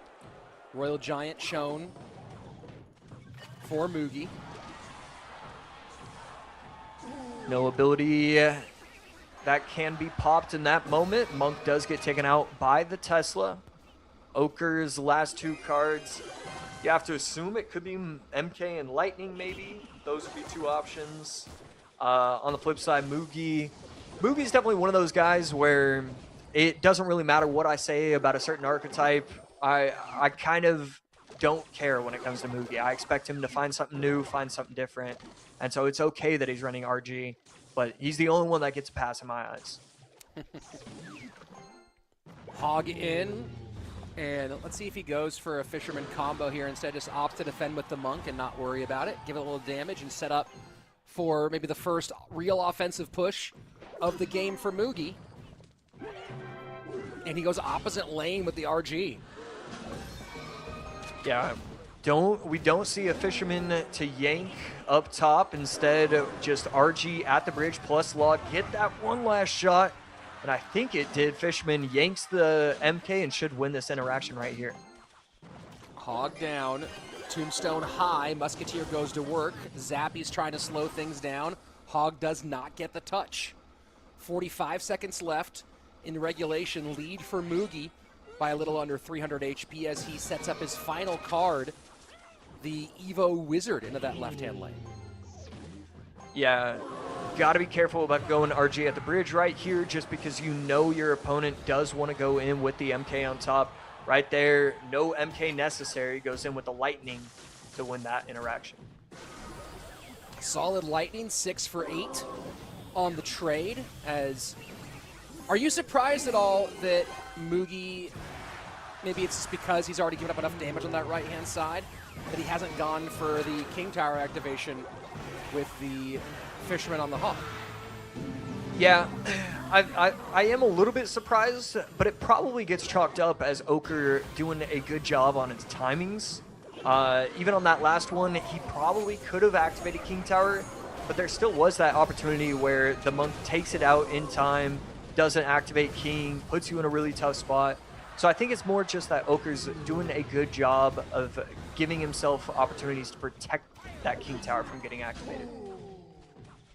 Mega Knight comes clean at the left-hand side. Monk gets picked up by the Goblins on the right-hand lane. This might be a King Tower activation situation here. He has to defend the Hog, though. Opts to eat the King Tower damage, the tower damage from the MK, does Mugi, and that is a huge swing as Oker has blown this wide open, damage in both lanes. Wizard gets that shot on top of the Musketeer. Musketeer will be at about 50% health if the Zappy locks on. Not going to be the case. We've got another push going. It's just constant pressure coming in from Oker, and a really, really well done job of that. Finally gets the King Tower activation with under a minute left in OT. And you have to think about, Josh, back to that last exchange where the Mega Knight clogged things up in the middle, and if an earlier King Tower activation could have helped prevent the devastating two-lane damage that Mugi has taken. Now with 38 seconds left, suddenly the tenor here has changed.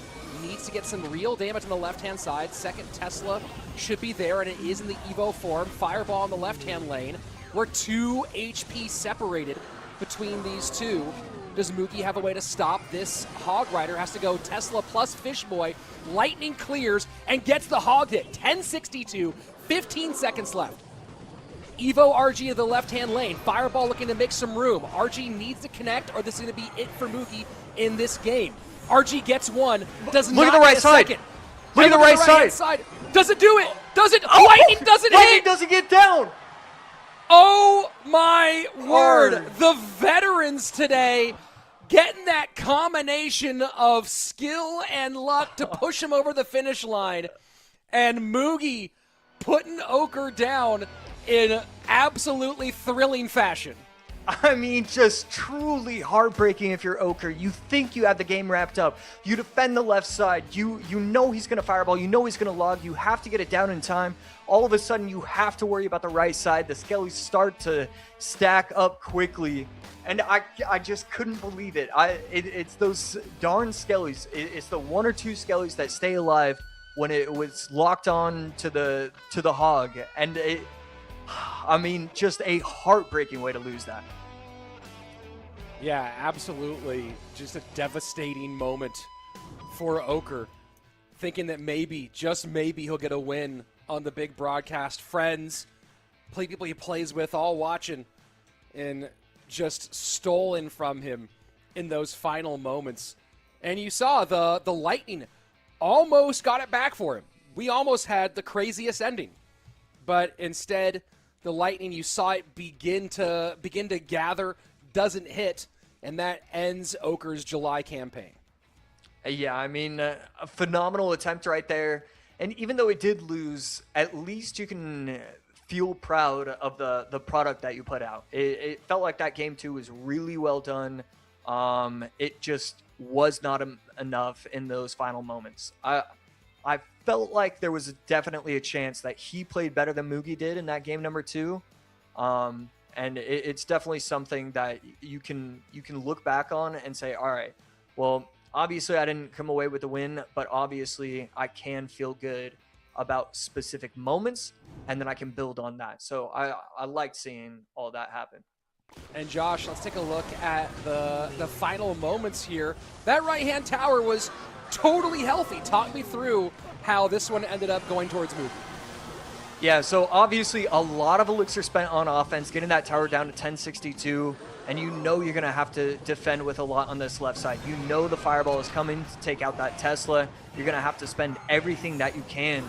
But man, was that an E-Spirit cycle potentially that we saw? Had he used the E-Spirit on that right side, we could have seen it just be GG. And maybe I can't say that he played better if he had that opportunity. Just so much going on in those final 20 seconds.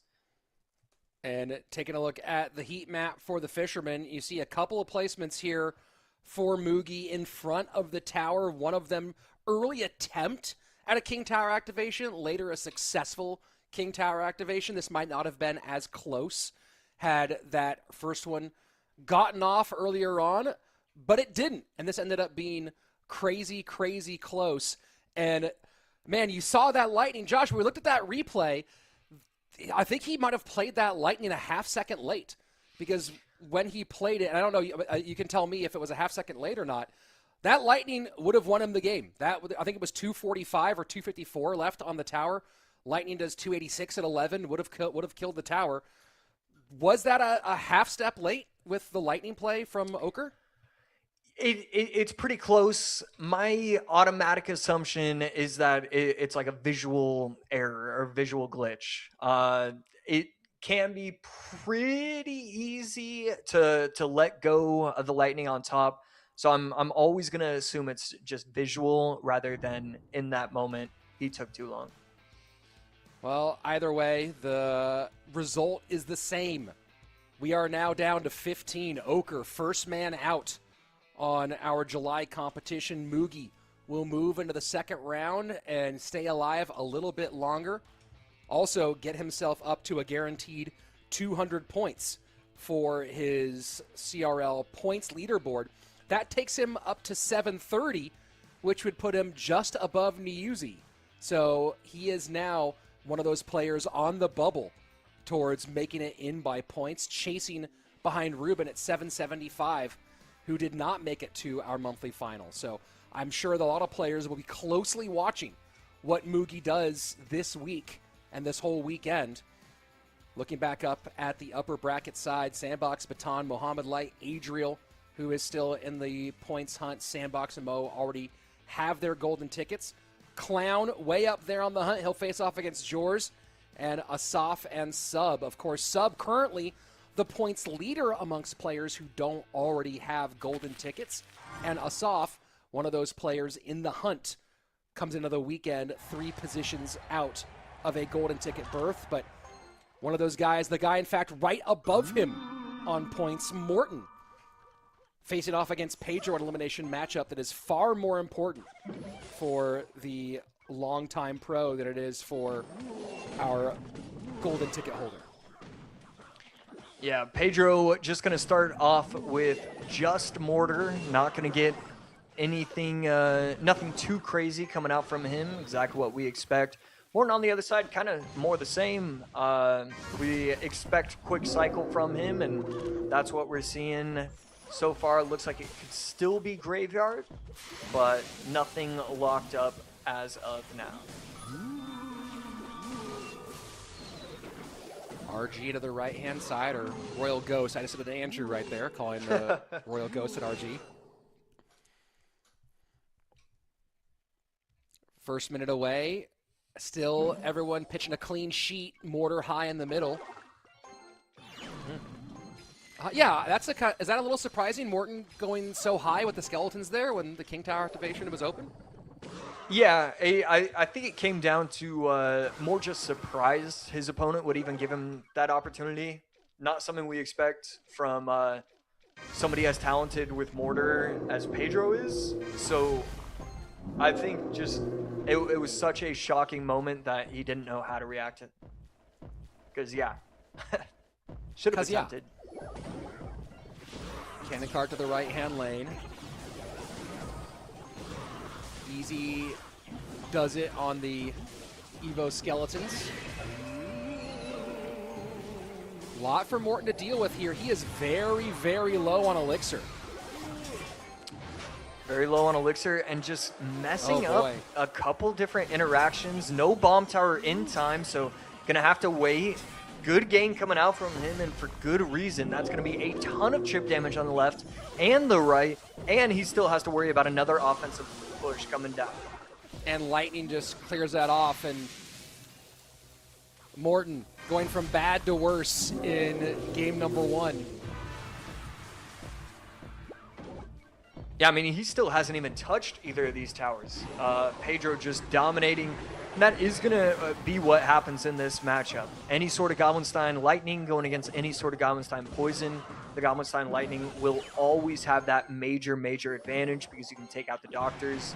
And that's kind of what happened. It felt like Morton recognized early that he would struggle, and then he wasn't able to do anything about it. And that should be just about it. Mortar does not get its second shot, but the Poison will be able to finish. Graveyard cleaned up easily by the ability. Or Lightning will be able to finish, excuse me. And Lightning gets it done. Pedro, all business in game number 1. Yeah, it really feels like the frustration from Morton is more due to the matchup-based, just based off matchups. Didn't really think he ever had a shot in that first game. And he didn't play perfect. He didn't go for that King Tower activation. He didn't do a couple things that we kind of often expect from him. And I don't know if that's more based off just kind of giving up mentally or what the scenario was, but we do expect a lot more from Morton. Well, a tough outing for the first one. Now has to regroup for the second one. Again, reminder, everybody, that Pedro already has a golden ticket to World Finals alongside Mohamed Light and Sandbox. We have 3 current golden ticket holders in this competition, 2 of them still in the upper bracket. So we are technically still possible, Josh, where the 4th place winner on the weekend could get a golden ticket if all those players continue to stay alive. So we are reaching the chaos portion of our CRL 2026 World Finals attempts. Especially with Mo and Sandbox still up at the top. We could end up having a grand final with no golden ticket winner, with nobody winning a golden ticket from it. So, yeah, we'll see where that one goes. Of course, that's going to be for you and Juice to worry about tomorrow. Today, we're focused on the other side of things, which is Morton still trying to make his World Finals campaign. Didn't qualify last year. Of course, we did get to see his longtime 2v2 partner and friend OP Sam make a World Finals appearance, which was a whole lot of fun for everybody who's been a fan of that duo for such a long time. Morton, of course, has been one of the few pro players, like top-tier pro players, who's turned into a highly successful content creator. And Josh, I know you've tried to balance those two things before. That it seems like Morton is the exception of someone who's been able to do both with at least fairly solid success. Yeah, I mean, there's a lot that goes into it. It's basically, I'm trying to think if it's any more than just these 3 reasons, but 1, you have to be good. 2, you have to like streaming. And 3, you have to be willing to like really, really grind. And Morton is all 3 of those. He loves to work. He loves to compete at the highest levels. And there's very few players that are better than him. So it's incredibly difficult to do what he does at such a high level, to compete and still want to stream, still, put on for the people. And it's there's a reason why everybody holds so much respect for Morton.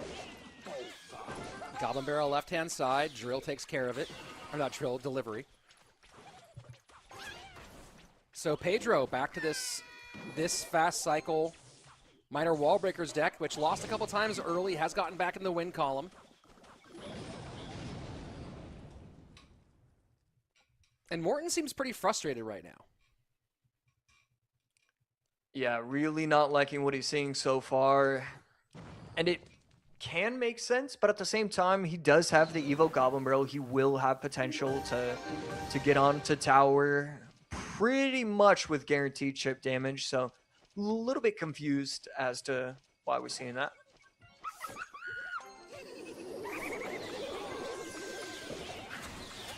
Fire Spirit goes back to take out one of the goblins. Morton cleans up with Delivery. Good Electro Spirit to prevent the Magic Archer damage. Will get the lineup from the ability.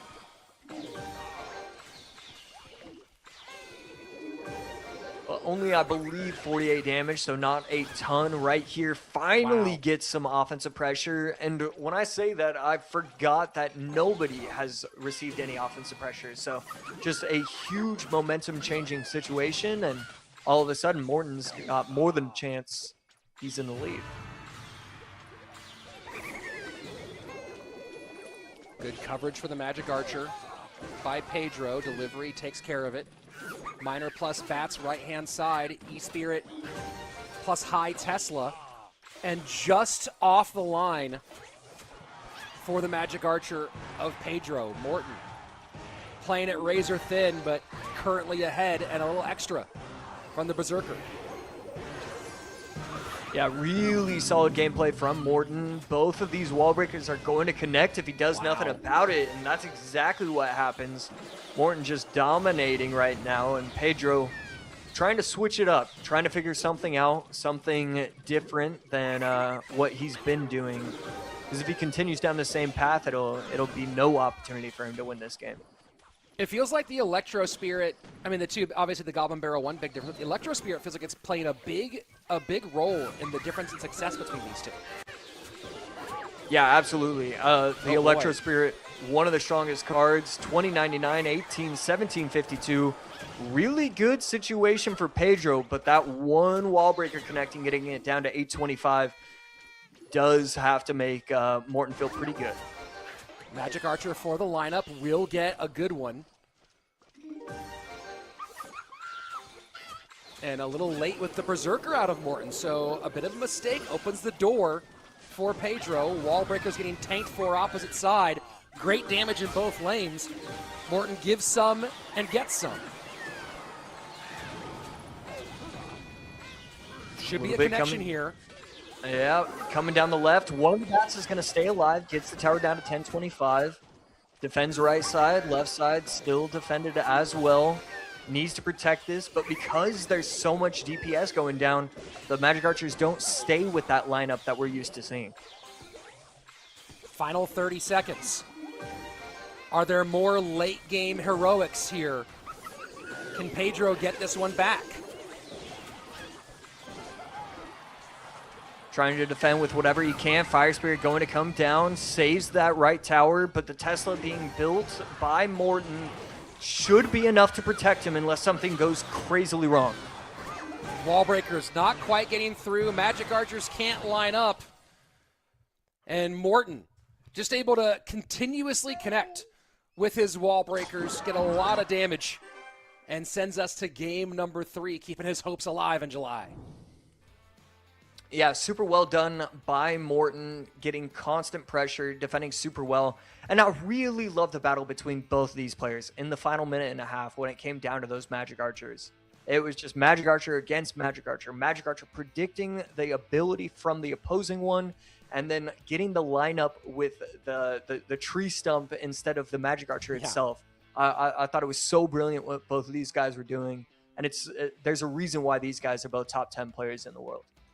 And now we turn our focus to game number 3 as we get into the all-important deck construction conversation. And If we look at game number 1, it was the graveyard of Morton falling to the fairly heavy Mortar deck with the Cannon Cart and Royal Ghost out of Pedro in that game. Game number 2, Pedro opting for the Minor Wallbreakers Bats and instead double bait for Morton. Tesla out. Tesla and Bomb Tower both out for Morton. Poison Bar Barrel Delivery out for Morton. Other side of things, the Mortar Bomb Tower Delivery. You know, Pedro has really left himself a lot of different directions for Cycle going into game number 3. Almost a lot of the 1 Elixir cards still available. Fireball, Poison, Log all still available as well. Yeah, looking at Pedro's decks one after the other, it really feels like he's taken the strongest 3 decks and just trying to run that this tournament. Running Minor Wallbreakers right after you use Mortar Lightning, because it's not just regular Mortar Lightning, it's Pedro running Mortar Lightning, and then it's Pedro running Minor Wallbreakers. So these are decks that he's super well known for, super talented with, but it does leave it up in the air where he's a little too predictable. And so I think he has to really pay attention for that and probably use something that he hasn't ran this weekend so far. That's something that I think is absolutely required because Morton is too smart and too skilled to not be able to prepare for that. I need to see something he hasn't ran this weekend. With Tesla and Bomb Tower both out, despite the rest of the pieces still being available, is there still a Minor Loon variation available for Morton? He had success with it in the previous stages, ran it with for a lot of wins during previous stages of this competition. Yeah, I always think Loon can be available for somebody like Morton, but it's definitely really constricting. It is shocking how good the Tesla and the Bomb Tower both are in these competitive events and competitive tourneys. So something is going to have to get switched around. Hog, Cannon, MK is always a decent enough option, and that's probably what I'd lean towards with recommending to Morton. Well, there's one piece. Cannon out for Morton. And Pedro with the Hero Goblins Evo Snowball. Piggies for Morton. And one of the guys who fell in love with Royal Hogs the second they were introduced. Yeah, and right here, Lightning, probably Log as some of his other cards. Morton should match up decently well. It's pretty insane how strong Lightning is just because so many of these decks are running the Tesla, running the Bomb Tower, running the Cannon. It just seems better in Tournament Standard than it does on Ladder. Heal Spirit, not going to touch the tower. Log to clear the Dark Goblin off the board.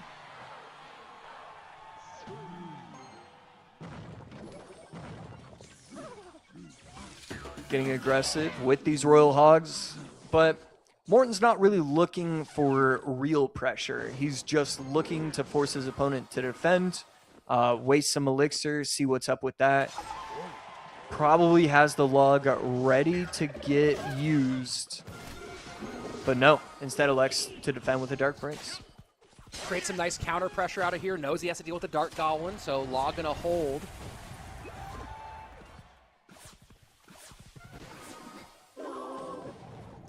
And there he goes, using it on the Hero Dark Goblin. Lead for Morton, very slight with the chip on the left-hand side. Good strong Poison. Poison should be able to take it out the in Heal time, Spirit. but no. Yeah, the Goblins played it just, less than a tenth of a second too early. If he had just been any slower, he would have been able to defend that push properly. Instead, Heal Spirit with its final bated breath, with its final dying whisper, gets that jump and protects those Hogs and gets a little bit of chip on top of that tower. Drill finally comes out after over 2 minutes of gameplay. And able to hold off on Drill a little longer. Obviously not playing the Evo version, doesn't need to cycle it. So Pedro can pick and choose those Drill spots a little bit more. But Morton's starting to open up a sizable lead. And you have to imagine, Josh, that Pedro's seen Dark Prince when he's running not just Drill, but Classic Drill certainly can't be happy with that vision on the other side. Yeah, Dark Prince putting in a ton of work, and just Morton doing a great job of protecting it, getting a lot of value, making sure that it's always in hand or on the board, but never getting too much pressure with it so that he can't stop these drills. Morton just putting on a clinic with how you prepare and with how you play this matchup. And just keeping that log on the Dark Goblin, and knowing that he really has that variability, Josh, where he can try to clean up drills with the log if he needs to, but Dark Prince will be a solid counter there. So final 90 seconds. What does Pedro do to get back in this game? Yeah, I mean, the problem is you struggle so much against these baby dragons. Yes, the Dark Goblin can chip away, but yes, Morton is always going to have a log in response. It is so difficult. It clogs up the entire lane.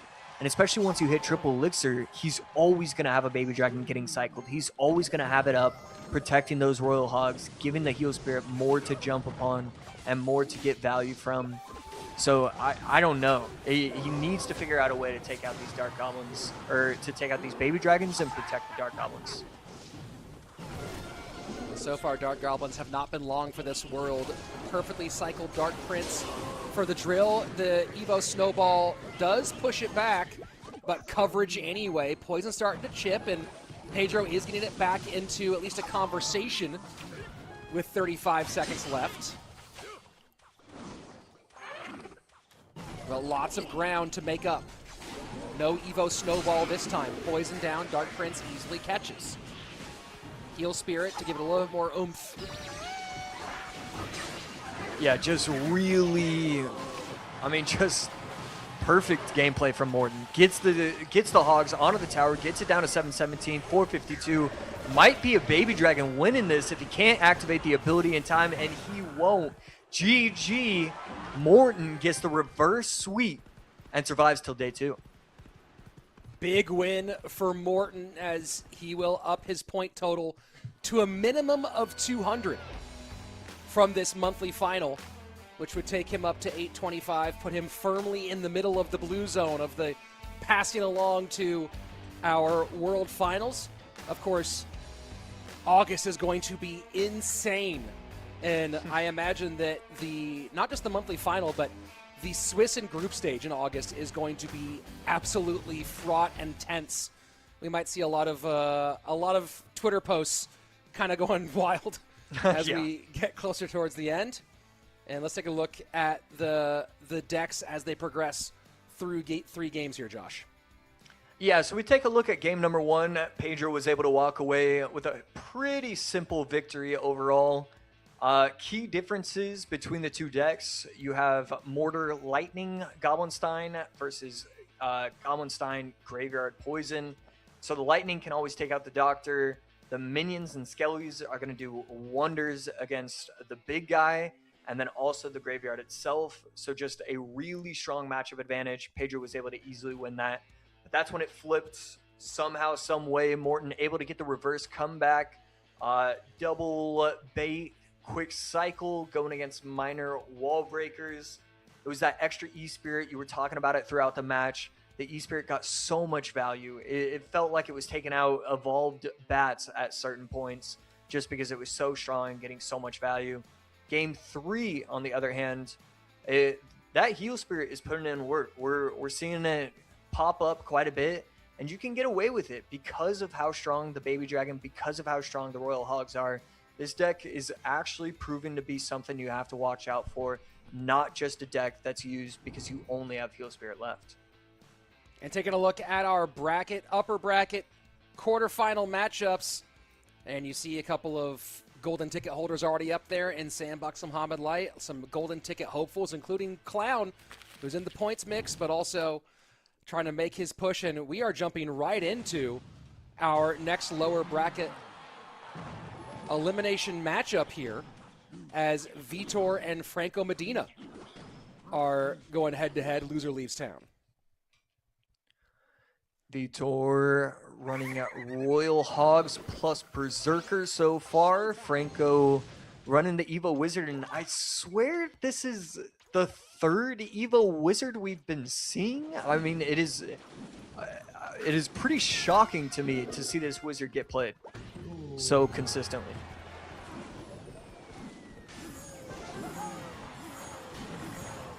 And Darts in response right there. so a lot of animations on the board, but not much damage for it. And Vitor going down pretty much to 0, able to hold on. A little breath of relief as he sets up his next push. Yeah, Vitor could have been in trouble had Franco tried to put the miner just in front to try and protect his wizard. Instead, he tries to place it on top of the tower, especially nowadays with a miner doing so little damage to the crown tower. I think it's definitely something players should be more aware of and trying to get really creative with how they're protecting their troops. Trying to place it on top of their pushes to protect those mini P.E.K.K.A.s from taking out all those long-ranged attackers. There's a lot more that you can do with this miner, and I think we're going to see an evolution of how the miner gets played in the future once all these balance changes get finalized. And I don't think that Franco Medina has played this exact configuration before in this tournament, as I'm looking through all of his decks from the Swiss and group stage. Just a little varied look for him on the Loon. Yeah, right there, Wizard plus arrows cleans up everything really nicely. But the difference between the Evo and the Hero are pretty massive. The Wizard easily able to be taken out by this Dark Prince, and it's still going to get a little bit more value, forcing out the Monk in response.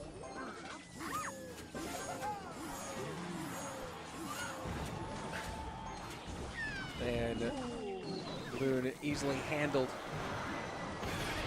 As we go into sudden death overtime, Vitor in control with the lead. Has had the responses for the Loon consistently between the Tesla, the Delivery, the Electro Spirit, and the Archers.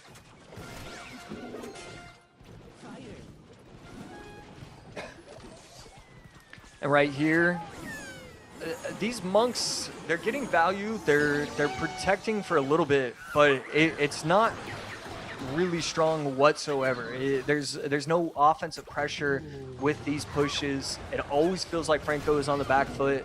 It's going to be another one of the Dark Prince's hogs and making it to the tower. We haven't even taken a look at the right side. Again, another hog getting placed down. Dark Prince doing work throughout this game. 7 wins with Loon overall for Franco Medina in the tournament, up against 4 losses. So high frequency, not high success rate, and that Loon just barely stops death damage. Will get in as we go into the final minute. Yeah, Vitor, not lucky, but definitely kind of lucky. Tesla wakes up, able to take out the balloon before it can actually make it to the tower.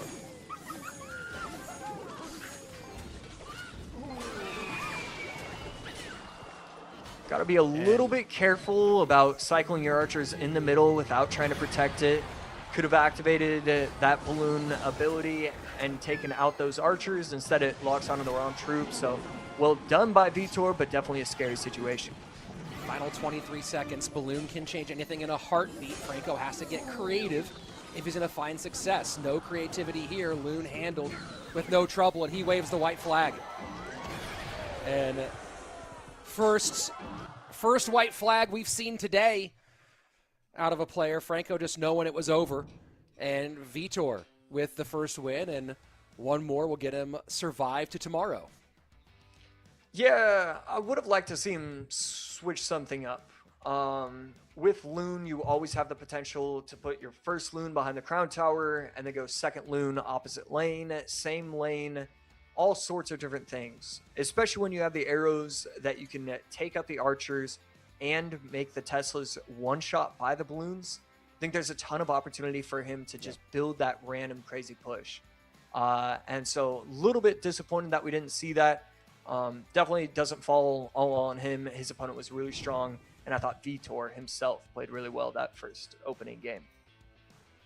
Game number 1 in the books, and you can see maybe George taking a look at his communication, trying to figure out what's the game plan here to get past Vitor. Struggled against Clown. Against Clown, he had success with Lava in game number 1, and then went Drill and Double Bait, lost both of those back-to-back for the reverse sweep going the way of Clown. Now he finds himself in game number 2. Again, it had, I think, actually it was 8 wins, went 8-4 with Loon overall, but never ran the variant that we saw. And now finds himself with his CRL hopes on the line against a seasoned veteran.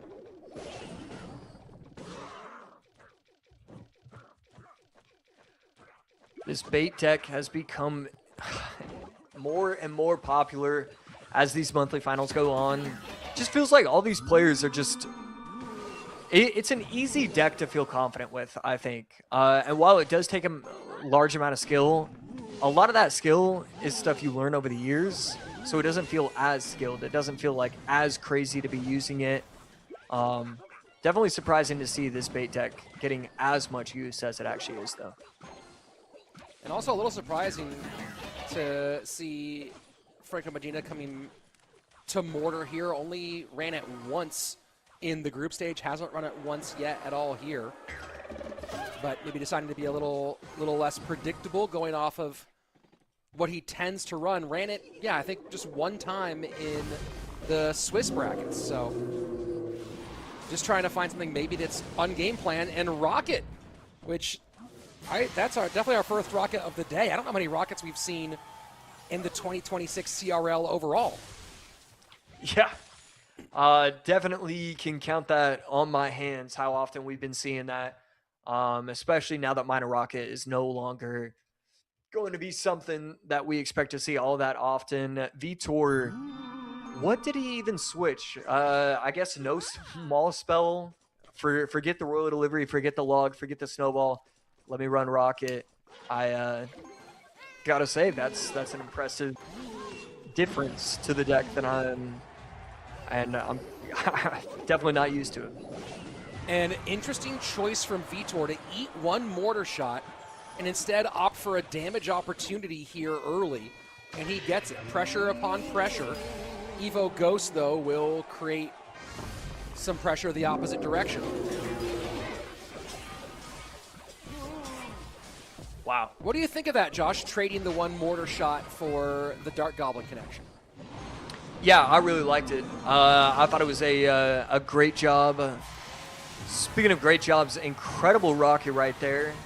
All he was looking for was the mortar, and for him to catch the ghost too, that was a lifesaver. So great spot for Vitor. Yeah. Double wall breaker connection right hand side. Franco Medina setting up left hand attack lane. Trying to get that monster all the way to tower, not going to do it. And the chip continues to come in for Vitor, although he's unhappy about that one, as he knows that connection was going right there. Yeah. A little bit upset about that. Not going to be able to protect his Dark Goblin. I liked the attempt, but it almost felt like Franco mistimed the ghost on purpose to confuse him. Right here, going in with a rocket and no actual response, no real defense. Kind of a crazy situation. We're going to see if he's going to be able to actually defend. Double Spirit, but the Evo Ghost, it's the Evo Valk to pull all of it together, but tons of damage in both lanes, and just like that, Franco Medina has completely changed the script. Wall breakers look to connect. One actually does touch. Or might have gotten pulled back and touched the drill instead, but the Dark Goblin connects. Gets the tower down to 943. All he would need is a rocket to take the lead, but obviously not going to take the tower, so needs a lot more. Ice Spirit plus Goblins should be able to basically... Oh my goodness, misses the lightning on top of the tower. That's a game changer. That's the difference between winning or losing. Goes in with the rocket, little trickster barrel as well, and one of those Goblins is going to get a stab. 272 lowest tower for Franco. And this is where the fast cycle works out great Wow. for Vitor. 2 spirits, some goblins, and back to rocket almost immediately. And you saw it was the rocket barrel combo.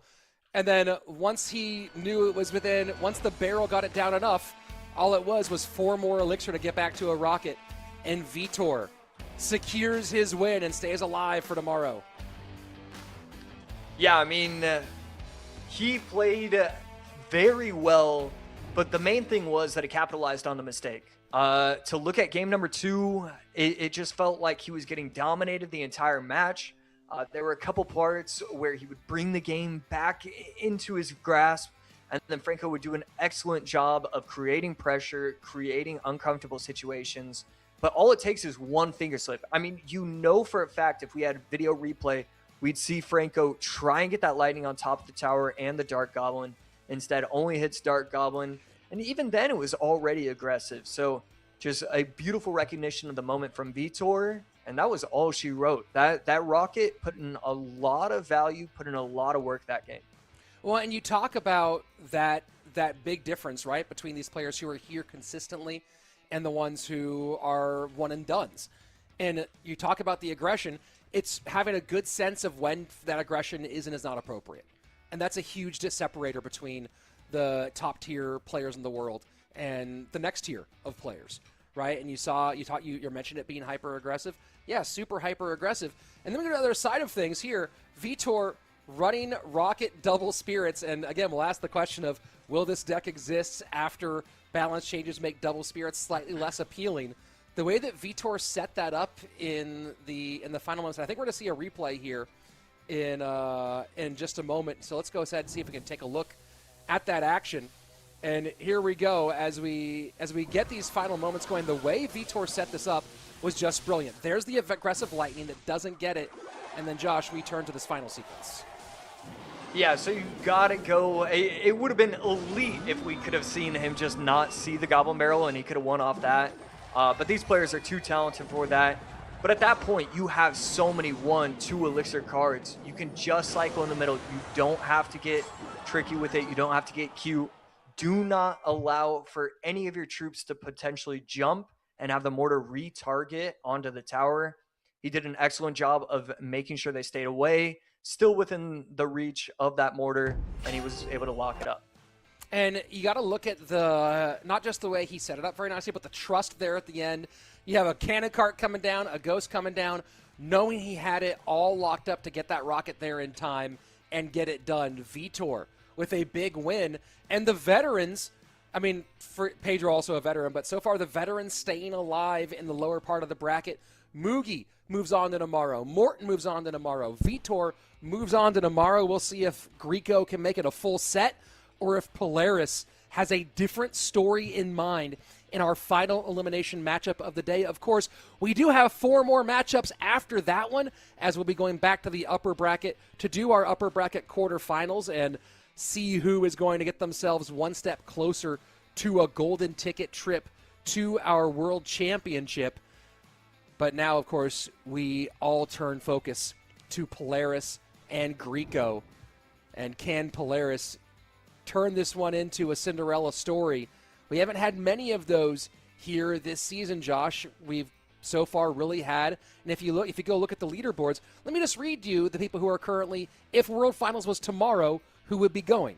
Mohammed, Sandbox, Pedro, Sub, Riley, Viper, Adriel, Ta, Clown, Vitor, and Ruben. Really, Clown is the only, Viper was in World Finals in 2021. Clown is the only guy who did Ta hasn't made a world. No, did Ta make a World Finals? Now I can't remember. Ta did make a World Finals 5 years ago. Yeah. And Clown is the closest one to a Cinderella story, and Clown has been there on the precipice over and over again. So right now there's very few opportunities left for someone to make a big splash and kind of surprise the Clash Royale world this season. Yeah, and every single year we see that surprise. We see 1 or 2 new guys get introduced. We see a dominant run from Muhammad Light that we've never seen before. We see something fresh. And this year, the gameplay is great. The metas actually seem pretty healthy. The balance changes seem fun to play. But we're not seeing a lot of new. It's the same guys competing, and there's certain ways to look at it. But the way I look at it is that this is just the absolute best of the best playing at their best of the best. And for me as a viewer, that's always the best of the best. And here we go to our last elimination matchup of the day. Polaris, bottom of your screen. Greco at the top.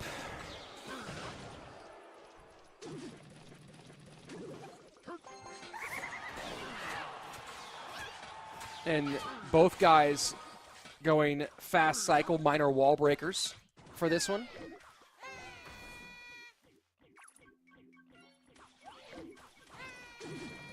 Greco did participate in both the 2021 and 2024 World Finals.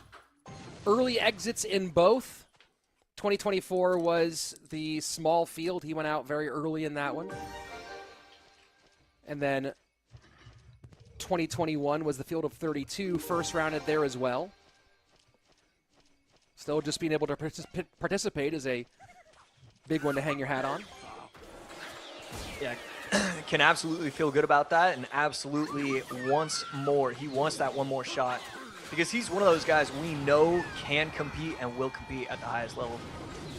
Great job getting a connection for Polaris, utilizing the Evo wall breakers to take the Archer, the Magic Archer, off the board and get all the way through for a connection. Still, it is Greco with the lead as that left-hand tower down to just under 2023. Fire Spirit gets picked up by the Berserker.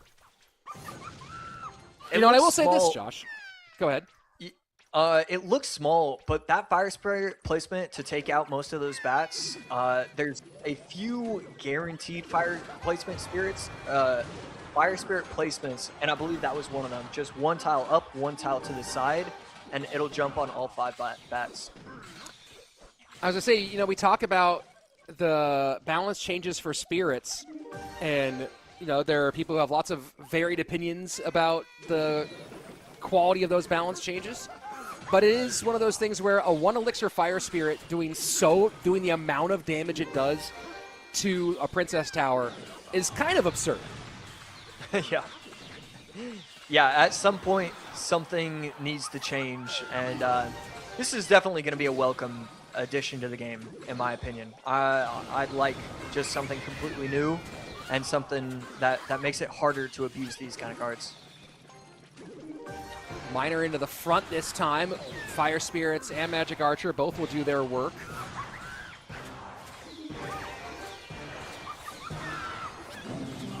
Wall breakers picked up by the Berserker. Do still connect, plus Magic Archer value. Greco just pouring it on in the right-hand lane. Wow. Keeps the Magic Archer alive, gets even more, and opts to use the ability and will activate King Tower, but still you can see the pressure mounting for Polaris. Yeah, defensive bats coming in from Greco. One of the bats locks onto the tower and gets it down to 13-17, but still a massive advantage. And what Greco is doing to protect these Magic Archers is incredible. Every single time he's getting those 1 or 2 troops in front, the Fire Spirit in front, the Berserker in front, and it will win him this game unless something crazy happens with Polaris.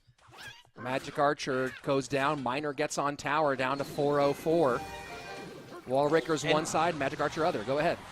I mean, it's just perfect. He's one step ahead of his opponent. He knows that it's going to force out a response with those wall breakers to try and protect from that Magic Archer. I mean, he gets the left tower down to 170 just because of one simple prediction of putting the Magic Archer to the side of the crown tower instead of at the bridge. It is just constant redirect coming in from Greco.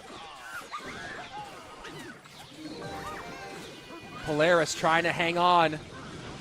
Miner gets a couple of shots, 92 HP. And Greco starting to stack Magic Archers in this bridge fight. Miner goes to the back here, gets it.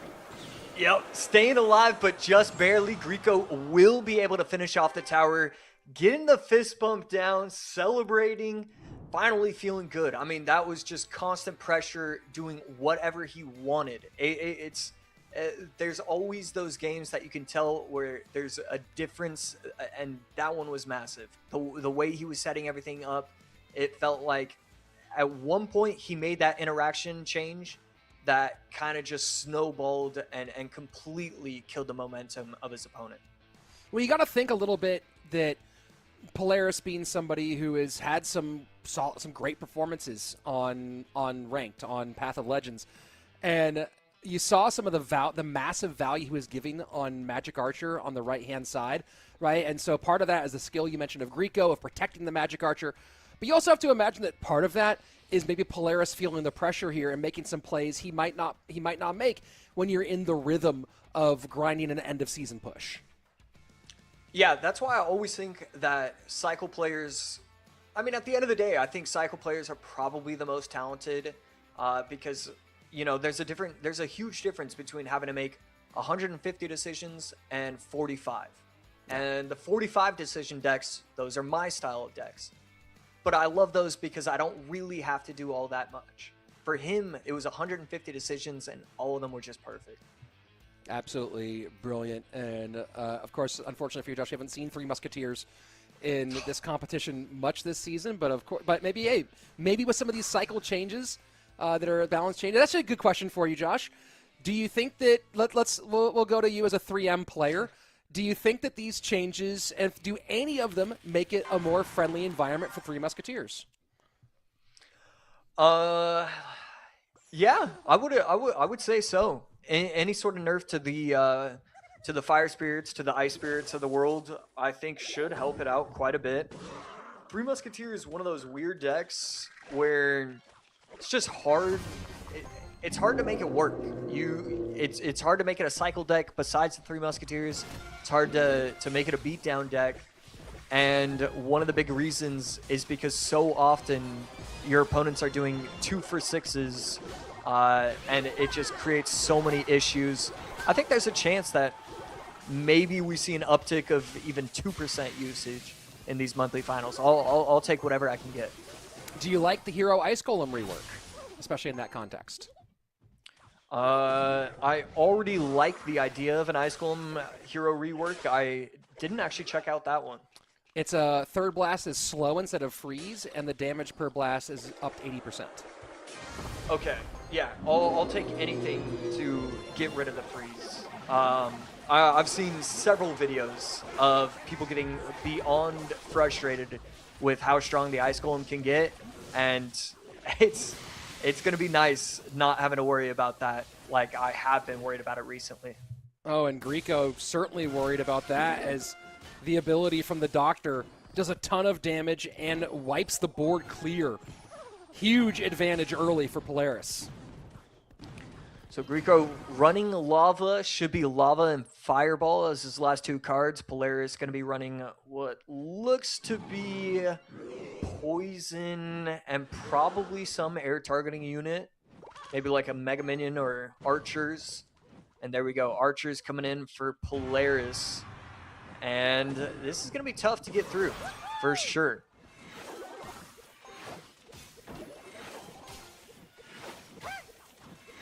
Archers on the Lava Hound.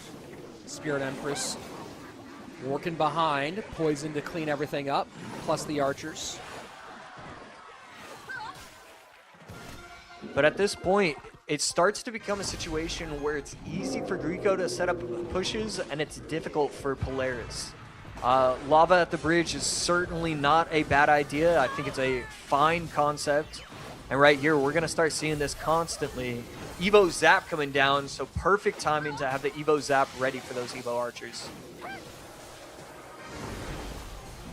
Doctor ability gets a lot cleaned, but still plenty at the bridge. And a second Doctor ability. Immediate double ability use by Polaris. And now back on the counterattack. Yeah, not the strongest card offensively, though, so the guards placed in front of the tower will be enough. Potentially would have liked that Lava to be able to protect the Goblin Brawler as well, because we would have seen it protect the Dark Prince too if it had passed the bridge in time. But not going to be the case, and he's going to have to be okay with that. Final 90 seconds coming up here. Fireball trying to get some clearance. Archers will hang out there at the bottom. Polaris has been holding on, but now a lot of pressure at the bridge. Not quick enough with the timing of his zap. He had a chance. There was potential, even just like a prediction zap. I know the zap comes down on the board quickly, but you have to get it down ASAP sometimes. Would have had a chance to get the Empress onto the tower, and you need to make these plays at this point. But instead, electing to wait till triple elixir, and he thinks that he can get one last big push going. Evo Cage. Now so an interesting situation here. Dark Prince up high to work on the Archers and the Doctor. Tower very, very low for Greco. Polaris with the game in hand if he can hold. This might be the last opportunity for Greco. Needs to get a Fireball Zap, otherwise he's just going to be able to activate ability. Ability gets activated, and nothing to take out the Doctor. So huge attempt of a push, but nothing happening. Fireball Zap in. Lots on the board. Archers But that's going to be just way too strong. Yeah. Wow. Polaris getting the tower down, extending it to game number 3. And keeping the hopes alive for the newbies in July. Yeah, I mean, he has to feel really good about that in terms of deck selection and then just overall gameplay. He was protecting his archers super well. He was applying pressure, activating the abilities properly. A lot of it comes down to mistakes on Greco's end. There were a couple opportunities where he needed to make the play. He needed to go with the prediction zap. He needed to Fireball Zap those Doctors and not allow for easy opportunities for him to chain.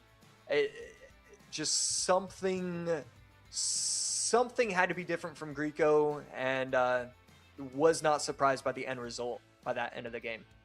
And as we head into game number 3, of course, this is a little different than the games we've had so far as we go deck picking for game number 3, because we had a mirror match in game number 1. So both players will have 8 cards off the board that neither of them can use. And then we had 8 completely different cards in game number 2. So very interesting how we had the cycle for cycle magic, minor wall breakers magic archer decks in game number 1, and then the lava versus graveyard in number 2. Josh, let's take a look at what's missing and think a bit about what's going to be the deciding deck pick for these two. Yeah, so when you look at Polaris, there's kind of a lot available to him in terms of spells. He's used Poison, he's used Bar Barrel, and he's used Delivery. But he's got all sorts of Lightning decks, all sorts of Fireball decks available to him. Definitely going to be something that you're watching out for, and you have to assume it's going to be something surrounding the MK, surrounding the Lightning, or surrounding the Fireball. And then on the other side, Greco doesn't have as much available to him, but still has a lot. Fireball and Zap and Delivery for himself. And then now you look at Poison, now you look at Lightning decks. We could easily see some sort of MK Lightning Royal Hogs deck coming from both, but I expect both opponents to see that in their opponents and then try and counter it in some sort of way. So I wouldn't even be shocked if we see the counter to that deck mirror match coming from both of these guys. Both guys working on putting together their options. Of course, we've seen the buildings heavily lean towards the Tesla and Bomb Tower, as you might expect. Mortar available if someone chooses to go that direction, open for both guys. We saw the cage just now for Greco. And of course, Tombstone has been making a bit of a comeback as of late, and an option as well. So you have to imagine when you look at Polaris that he's either going to go with some sort of Tesla control, although it doesn't have the delivery, which pairs so nicely. But I don't know. Now that I'm thinking about it, I think maybe he avoids that direction, maybe because he's thinking about MK Hog or the EQ, which has been good today, and maybe go something a little bit heavier.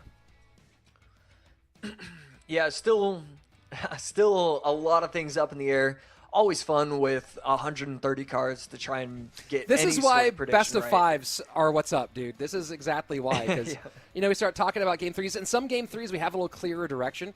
But with the depth, I've been saying this. I got, not everyone, I know Lucas specifically didn't agree with me as I talked about it a few weeks ago. I am not a fan of the bracket reset in double elimination tournaments. I think bracket reset is kind of anticlimactic. And I would love to get rid of it. I think that having the easier path to the grand final is enough of a reward. I don't care about your extra life and double elimination. Hey, you're in the grand final. You didn't have to play a bunch. Like, that's your reward, in my opinion. I would love to see grand finals go to best of 7. Yeah, I could get behind that. I think there just needs to be.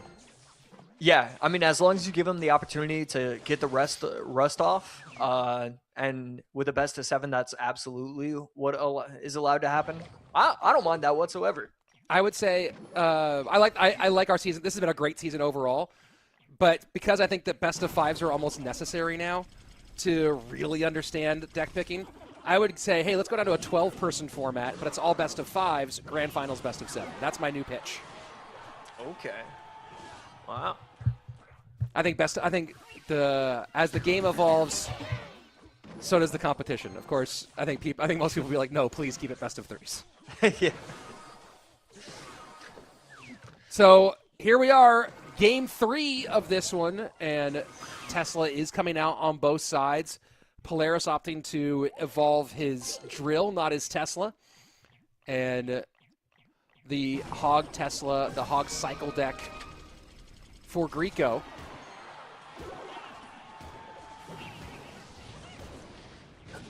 Yeah, so should have MK, should have Lightning as the last 2 cards for Greco. Polaris on the other side. With the drill, this MK could be dangerous for Polaris to try and get offensive pressure. On the other hand, all of these cards are 2 elixir or less, basically. So he's always going to have that opportunity to outcycle. Quick cycle, though, from Greco as well, with the Skellies, the Electro Spirit, and the Bar Barrel. There goes the MK.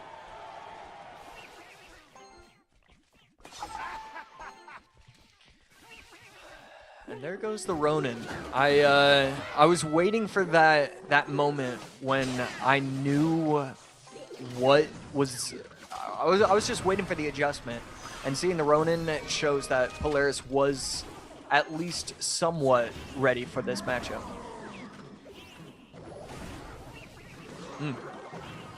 Yeah, has to put the Skellies out on the back end. Cleans up the Evo drills fairly nicely anyway. Ronin now response to the Evo MK. Bless you.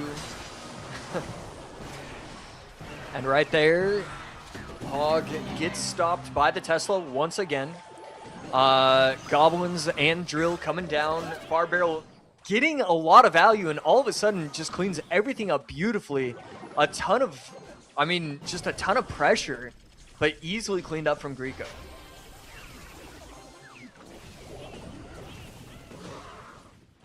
A little bit of goblin work on that right-hand side. Polaris opening things up. Greco in trouble.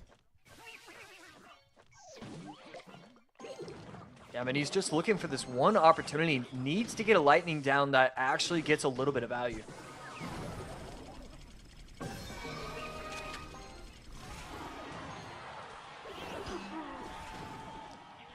Evo drill. Bomber not quite splashing on tower. What does Greco do about these Ronins? Yeah, I mean, he has to have a Musketeer ready for it. Without it ever being ready, it's just way too simple for him to just have the Ronin win that mirror, have the Bomber kind of clean up nicely, and we finally almost get it. There's a reason why he snowballs the Musketeer to the left. I think that's brilliant recognition from Polaris on how to potentially lose the matchup and how to make sure that you avoid that. Is there a world where it makes sense, and Greco I think knows this is over, I was going to say, is there a world where it makes sense for Greco to cycle an MK in the back early and have 2 MKs on 1 Ronin?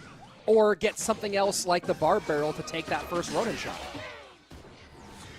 It's close, but we're trying to see it here. We're seeing it here. He's doing whatever he can. With a lightning, this could actually spell a little bit of trouble, but no, Evo Snowball gonna come in and defend beautifully. What a great bit of resilience out of Polaris. Solid deck pick, the Ronin. Beautiful call to control the game, and Polaris will knock off Grieco and return tomorrow for more CRL. Yeah, great recognition of the moment from both players with their decks. I mean, Grieco just used the deck, and so he saw what I saw, but at the same time, Polaris went that extra step, and that's the reason why he's moving on. You need to think 2 steps ahead. You need to be able to win rock, paper, scissors 66% of the time if you want to be competing. And that's kind of what happened in that final match. The adjustment with the Ronin as well was all the difference. Taking a look at the decks in game number 1, we had the mirror matchup, went the way of Grieco. Game number 2, just an absolute shutdown performance by Polaris. Great work, the Goblinstein and the Doctor ability doing a ton to break up the lava pushes by his opponent. And then game number 3, getting a really good read that it was likely to have something heavy, seen Hog Lightning being a likely opening, and the Ronin just taking control of the matchup. And now we have our top 12. Grieco exits early, first rounded, and here we go. Mugi, Morton, Vitor, and Polaris all alive, all in the top 12, all getting at least 200 points towards their golden ticket hopes. And now we head on to our final 4 matches of the day to see who shows up tomorrow. Of course, those 8 players, all with a life to give in the upper bracket. So next up, we go to one of our surprise successes today, although not a big surprise. A Baton talented player did take the 2-1 victory over Mugi, who's still alive, and he goes up against Sandbox, who has interesting position on the board here of everybody, you know, having Ochre as his first matchup and Baton now instead of Mugi in the quarterfinals. He's had kind of the smallest names in his way on his trip in July. Yeah, it's interesting because usually when we're talking about these pros, you have to wonder, all right, you know, is this pro going to take this player seriously? Is he still going to want to compete? Is he still going to be prepped for him like he'd prepare for Muhammad Light? And that's usually the question I have to think. I have to wonder. I have to ask. And that is never the question that gets asked to Sandbox. You know that he's prepared for it. You know that he was prepared for his last set. He's prepared for this set. He's prepared for any potential future set. So usually I'd be nervous with these kind of things, but with Sandbox, again, it just gives me all the confidence in the world. Sandbox is a top 5 player in the world right now. Baton running the Inferno Tower in this one, which not one of the cards we see a ton of here at monthly finals. Thoughts on the appearance of the Burn Tower? Yeah, I was taking a look at some of the battle logs. Certainly not sure if one of them was from Baton. But Inferno Tower decks, they always seem good in theory, and they never do well in practice. And it already makes me super nervous. We're already seeing Royal Hogs, Archers, E-Spirit. Inferno Tower will get value until it doesn't. And when it doesn't, the tower is going to be gone. He has run Inferno Tower a couple of times with Drill so far, 1-1 with a similar variation. That one in the past, though, was not a Ronin variant.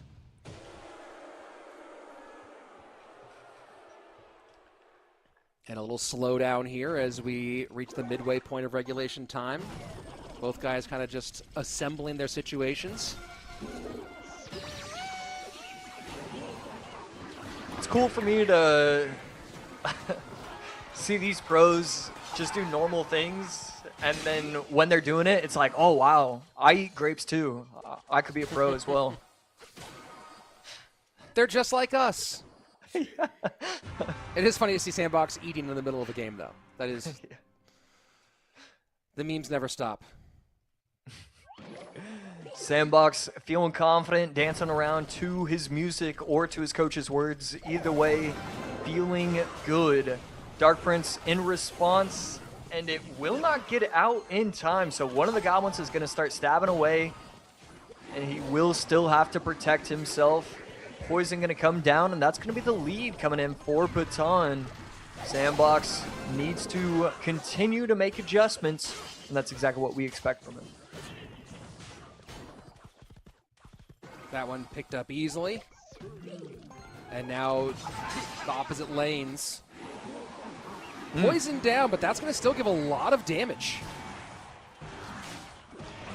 That's a huge bit of damage. Yes, the King Tower activation there, but lead now goes towards Sandbox.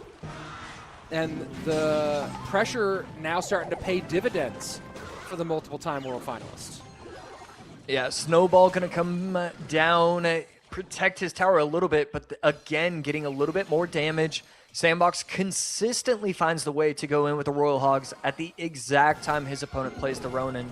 Just, I mean, utter brilliance if he's doing that on purpose. And again, we're getting to the tower with these Royal Hogs, and we're just getting consistently ridiculous amounts of chip damage. Sandbox feeling great these last 30 seconds.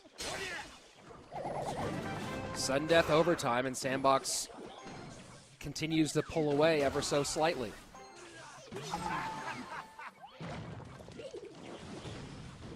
Aggressive play on the left-hand side. Lightning.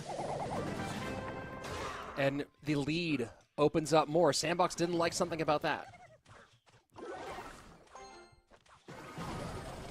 Yeah, not exactly sure why he seems to be a little bit upset, but in my opinion, everything is working out just all right for him. One of the goblins should stay alive, but the Dark Prince will help out. Skeletons come down, get taken out by the poison, but at least distract the goblins for just a second. Prediction bomber, but not going to be enough. Needs the snowball as well. And the Evo Snowball and Evo Drill not in sequence together. And if Baton is going to steal the win here, needs to have one big knockout blow. But the pressure from Sandbox is going to make that likely impossible. Evo Drill in. Poison down. Snowball Classic coming through, but Barb Barrel cleans things up. And that will be Sandbox taking game number 1. And a grape in celebration. 2. You earned it, Sandbox. You earned 2 grapes. Why not? Hey, take a third, Sandbox. Well done indeed. A brilliant game number 1 to start off this set. Not a lot to talk about from both sides, really. It felt like the deck construction was a little bit stronger for Sandbox, and it just felt like early on it was obvious why we don't use Inferno Tower, why we don't... I mean, at the end of the day, as much as I love seeing creativity, I don't expect it from the players. I expect them to use the meta. I expect them to use the strongest decks. No substitutions, just mono-y-mono. Can I beat you at your best? I'm going to use my best. And right there, the reason why it was proven, the Inferno Tower just did not get the value he was looking for. Forced him into defensive poisons when he otherwise would have been able to Tesla and bring every troop into the middle. We just weren't able to see that. And Sandbox was probably very grateful to see Inferno Tower early on. I'm trying to think of what he was looking for there, because you think about it, right? And you're like, hey, you already have the Ronin, which can control so many of the big beefy troops there. So what's the... Are you looking... Are you thinking try to cover lava? Like, what are you trying to cover there by the Inferno Tower being added in? Yeah, so I didn't even think about lava, and that probably could have been about 30-40% of it. I would assume the largest majority would have to be that he's worried about RG. And if that's your reasoning, I guess it's okay, but it seems way too restrictive. And even if you do get the matchup, you still might not win. So Inferno Tower just seems a little bit silly in that moment, but I'm sure he had his reasons. Yeah, I'm sure he had his reasons for it. Yeah, it seems like you're trying to cover like a couple low... I mean, I guess maybe you're also helping against Loon if that happens, right? If it's the giant skeleton Loon deck. But Tesla seems like it would do, like there's other variants of this deck that would do better in that matchup. So, yeah, it's just a very interesting piece. Like, you don't run P.E.K.K.A. Inferno Tower so much anymore these days. That's unless it's 2017. You're not really running P.E.K.K.A. Inferno Tower, right? So Ronin Inferno Tower, very interesting combination to see here. I used to use Lava Inferno Tower. That was my favorite deck of all time, probably. I mean, people used to do a lot of things in this game that they don't do yeah. anymore. Except I'm going to bring mine back. Lava, Sure. Inferno Tower, Poison Zap, Double Minions, Minor Guards. Hey, I will never bring back my original deck, the Expo Bowler Miner from too many years ago. I like it though. That seems pretty cool. Shout out to Firewolf for winning a 12-win Grand Challenge with that deck somehow. Shout out Firewolf.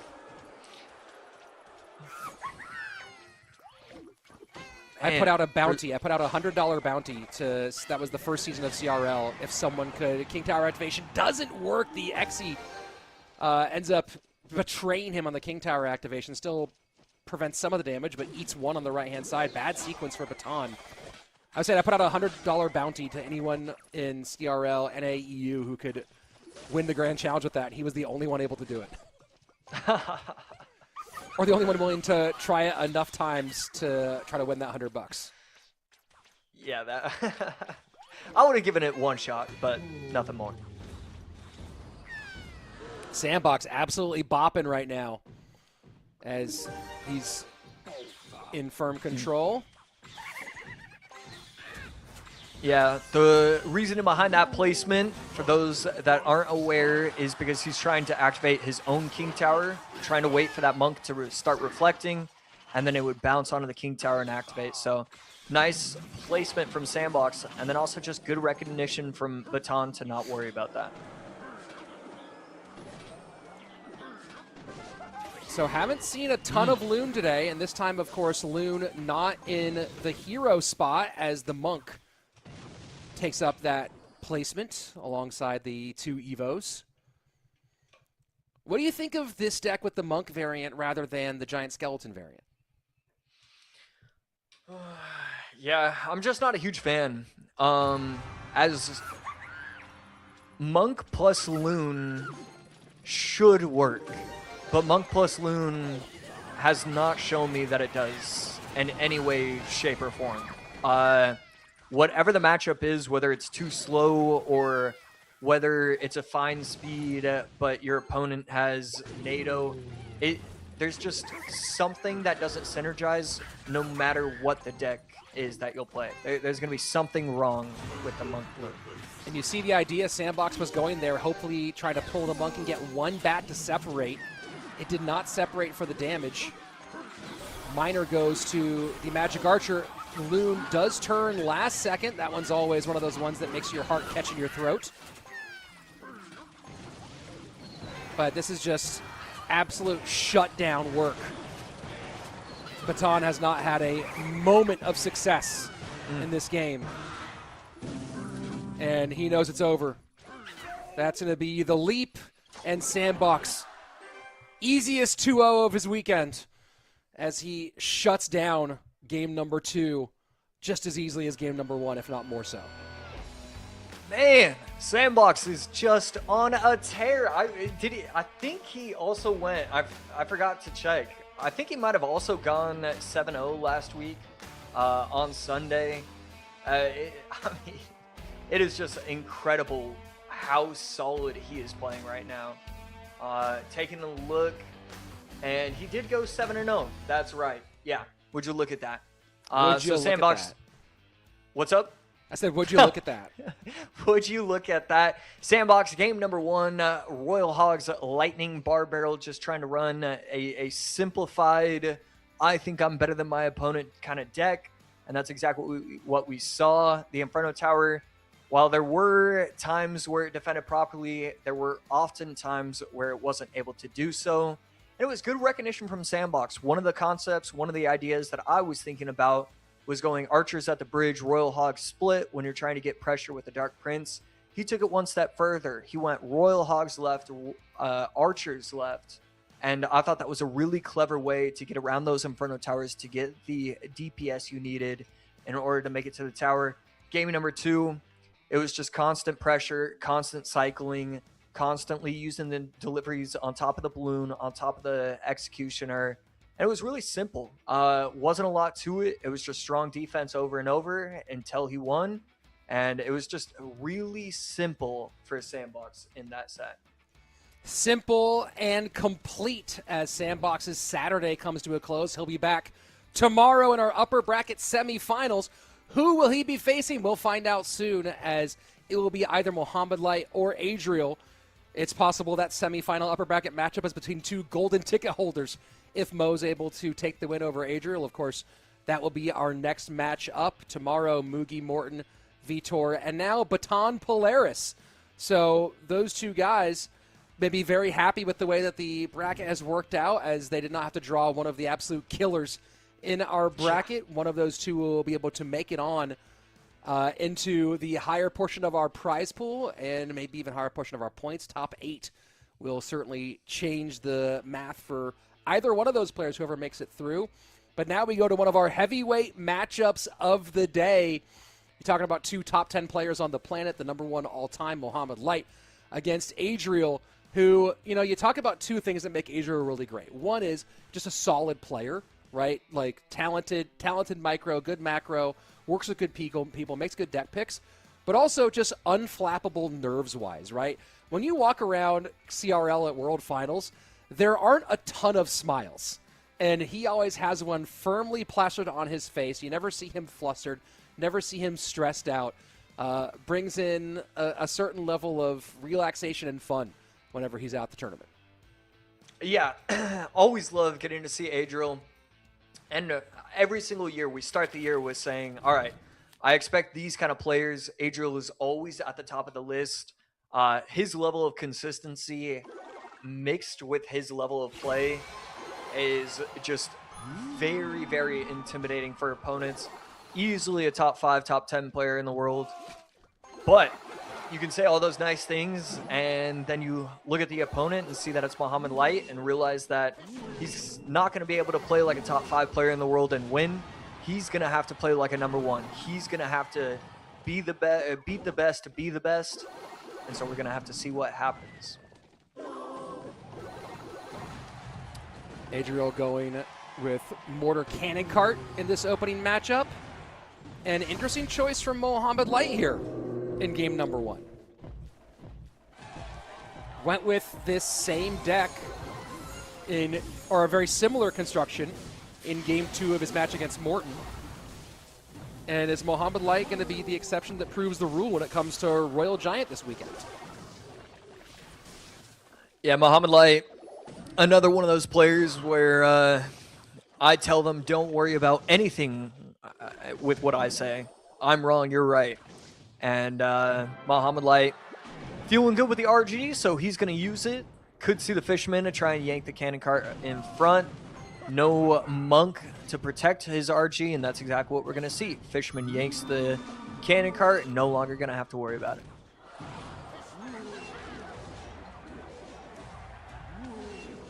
Mother Witch won't accomplish much here other than turn one pig the opposite direction. But chip damage continuing from Mohamed Light, who is no longer playing 2v1. The cat has gone somewhere else. Probably smart to switch that up. I don't think the cat was helping, to be honest.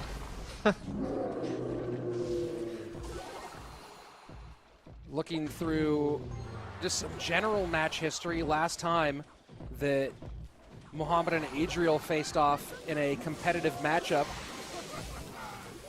That can't be right. GKR qualifiers last year? Wow. That seems crazy to me. Yeah, they didn't face off. They didn't play at Worlds.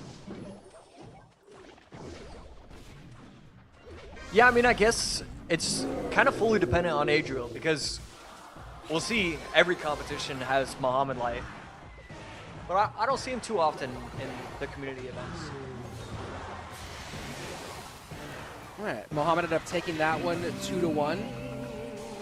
They played in the warm-up tournament last year, and Adriel took that one 2-1. Of course, these guys do have some pretty important CRL history in World Finals 2024, where it was Adriel who knocked out Mohamed Light much earlier than anticipated.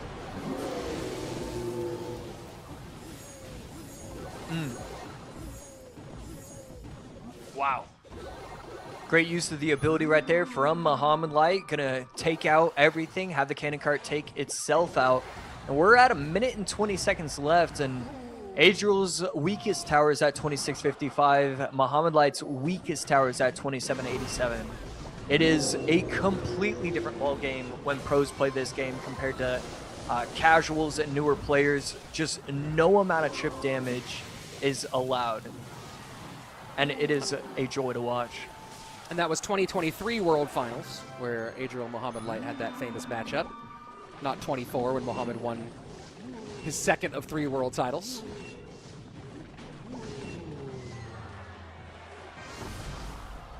"45 seconds left. No one has made the case for the win quite yet.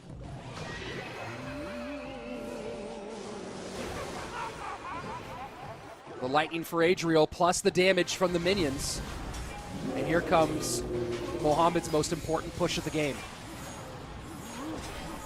Yeah, Mohamed protecting himself, not going to allow the Doctor to activate its ability. There's a lot coming down, lightning forced out. Evo Ghost swinging away. The Mama makes it to the tower, 1922. But there's not enough on the field. Adriel just needs to protect for a little bit longer. Log in. Not quite enough. Adriel hangs on by a hair. And it's the defensive lightning to take off the Royal Giant and save 90 HP. Adriel, calm and clear-headed in the most stressful of moments to get the win against Mohamed Light. Yeah, and we saw it right there at the end. A little smile, nothing too crazy. Still has to beat him one more time. But Adriel feeling real good about how he approached that match. He was looking for that one opportunity. That's basically all it was for both players. Can you get 1,200 damage? Can you get 800 damage? Can you get 1,300 damage? And Adriel was able to get the 1,200, get the 1,400 damage. Mohamed Light was only able to get the 9 or 1,000. And that was the difference between winning by a little bit and losing by a little bit. And Adriel has to feel so happy about how he played in that match. Well, you think about the decision-making in that last 30, 40 seconds, right? Where Adriel has the lead. And how many times, like, when I'm curious, Lightning against Royal Giant, how many times does Lightning hit the Royal Giant versus be used completely behind it on support troops or used on tower for extra damage? I don't know I don't know if there's any way for us to even to get that math, but I have to imagine it's on the lower end of things, and using the Lightning there to make sure the RG doesn't hit rather than trying to save it, trying to make sure he gets tower damage. That's the difference between success and failure here. Yeah, probably 95% of the time the Lightning actually hits the RG, the player will immediately be upset about it. And this was one of the few times where it hit the RG and he was able to celebrate. Two of the top guys in the world consistently between Adriel and Mohamed Light, currently both ranked in the top 10 on our current season. Of course, Mohamed Light has now become a staple, has made every World Finals since we've switched into the solo era. On the other side of things, Adriel with World Finals appearances in 2023 and 2025, both of those top 6 finishes for the young guy who has had a much longer history in Clash Royale, obviously, than just those 2 World Finals. Long time. And you talk about people who've maintained a high level for a long time. A lot of people don't realize how long Adriel has been very, very good at Clash Royale and looking to make his 3rd World Finals appearance and his second time in a row. Muhammad Light already in rarefied air as a 3-time world finalist and 5-time world finalist and 3-time world champion, Josh. But now looking to join a very exclusive club with making potentially his 6th world finals in a row. Yeah, I cannot believe what we've seen out of Muhammad Light. Just the level of dominance is it's fun, it's sad, it's scary, it's fun. It's all those emotions wrapped up into one. So definitely been a lot of fun to see his journey. And yeah, with Adriel, when you look at his career and his journey, and you really start to think about it, there's a chance that he's been competing longer than Morten has at the highest competition levels. Sure. Martin, of course, the other guy who has put in a lot of world finals. If he qualifies for this one, he'll be in his 6th world finals because he can add in 2 from the team's era. We already know it's going to be a lot of talent at our championship weekend. Muhammad opting to go to this popular minor wall breakers deck. Adriel going bridge spam with the lead. Yeah, so waiting to see what the heroes are, what the evos are, and here we go. We've got Ronan, we've got Golden Knight, we've got a lot of, and especially with the Bandit as well. A lot of these are going to match up well against the wall breakers, and so you're not going to be able to outcycle because there's 4 or 5 different troops you got to outcycle, and this could create problems for Muhammad Light. But at the same time, it's always going to be tough for Adriel to set up these actual pushes. He's going to apply so much pressure.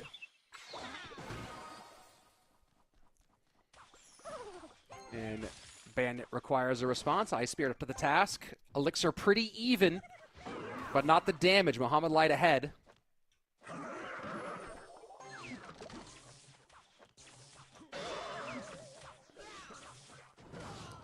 And Ronan, like, what's the I guess the Ronan target is going to be, what, the Berserker when it comes across, right? Ronan, not an awesome target in this matchup? Yeah, Ronan's going to be decent just as an overall card, but yeah, it's Berserker. That's about. Is that all? Okay, I guess the delivery. I guess the delivery, yeah, or if the Goblin Barrel doesn't go to tower. Yeah, not a lot of opportunities, but either way, still a strong card regardless. And we're seeing that with Adriel having the same idea, thinking that it just needs to get placed on the map. Right now, MK trying to jump on top of the Magic Archer, not going to work out the way he wants to. Adriel finally getting the push that he's been looking for. But Muhammad Light doing a great job of protecting. No chance of getting to these crown towers with a big push. And that's, again, an easy defense for Mo. Tons of damage from Muhammad Light, almost nothing for Adriel through these opening 3 minutes. And Mo again splits the lanes.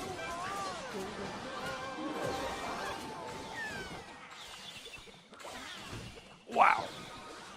Getting multiple lineups. Is that Magic Archer Bandit going to take it out? Try and attack the Berserker, but the Berserker, again, staying alive. Just such a strong card, and Adriel's basically got one more chance. He can let that right side go and just see what he has to... just see what he has, really. And Muhammad Light easily controlling all of it. Golden Knight in. Adriel trying to find some way to overload the bridge. Wall breakers won't connect. Golden Knight not finding any sort of target. Does dash on a tower. That is a very big dash. There is no direct tower damage for Muhammad Light. I like the attempt at trying to predict, but that prediction is going to be the same reason as to why he loses. I think it's a fine opportunity if you're not really thinking that hard, But you know your opponent has 2 Elixir. You know your opponent has Berserker and Cycle. You can't afford to use the arrows right there. As much as I love it, it was an opportunity to reset in that moment.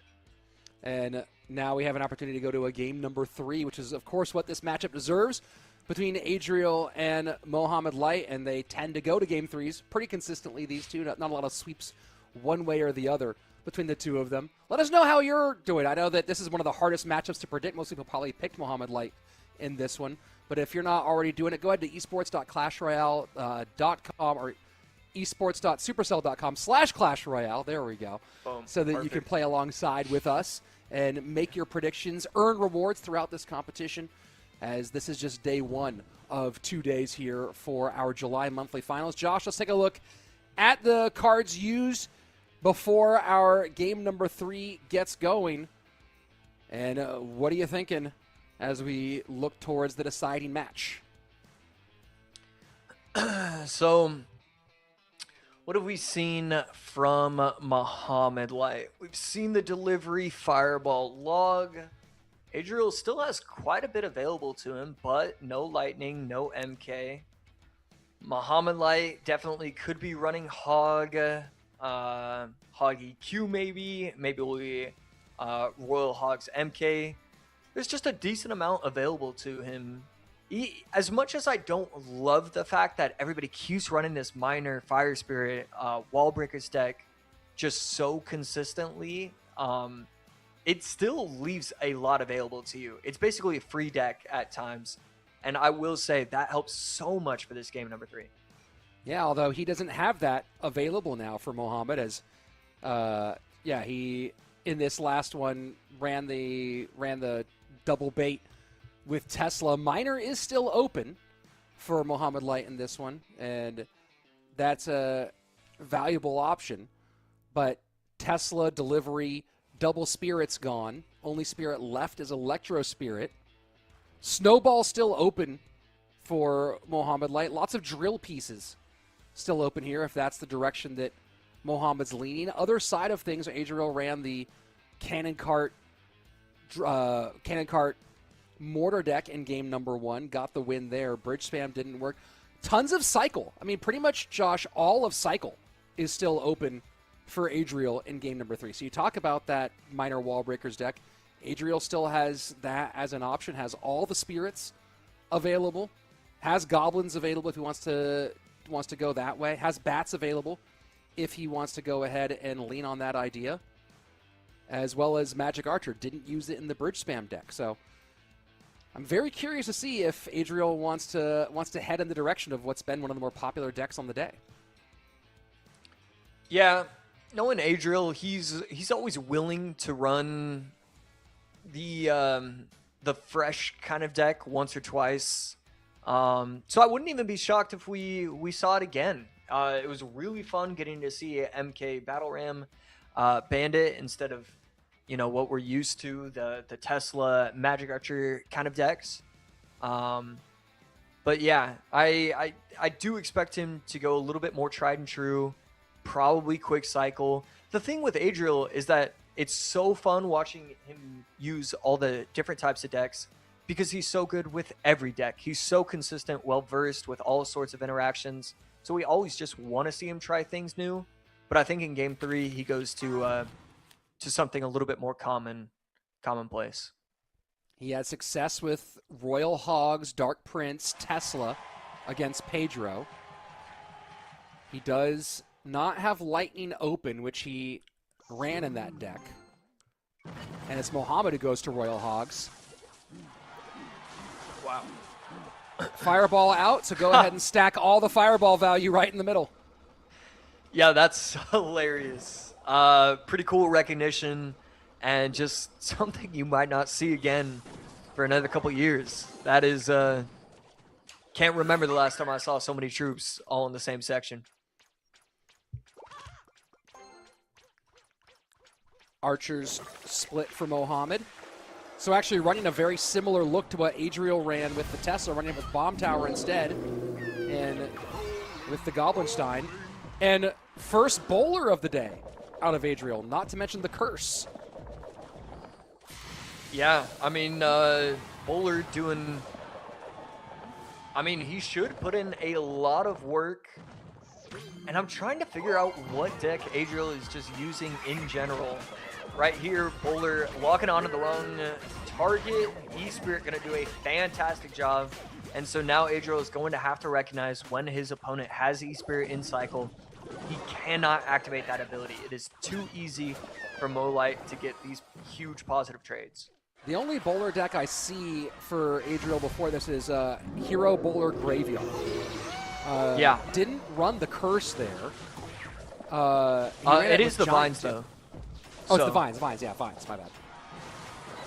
So we could still see it. And I mean, Poison and Graveyard would make sense. But then you're not looking for any sort of tank whatsoever. I could see Giant Graveyard, though. Yeah.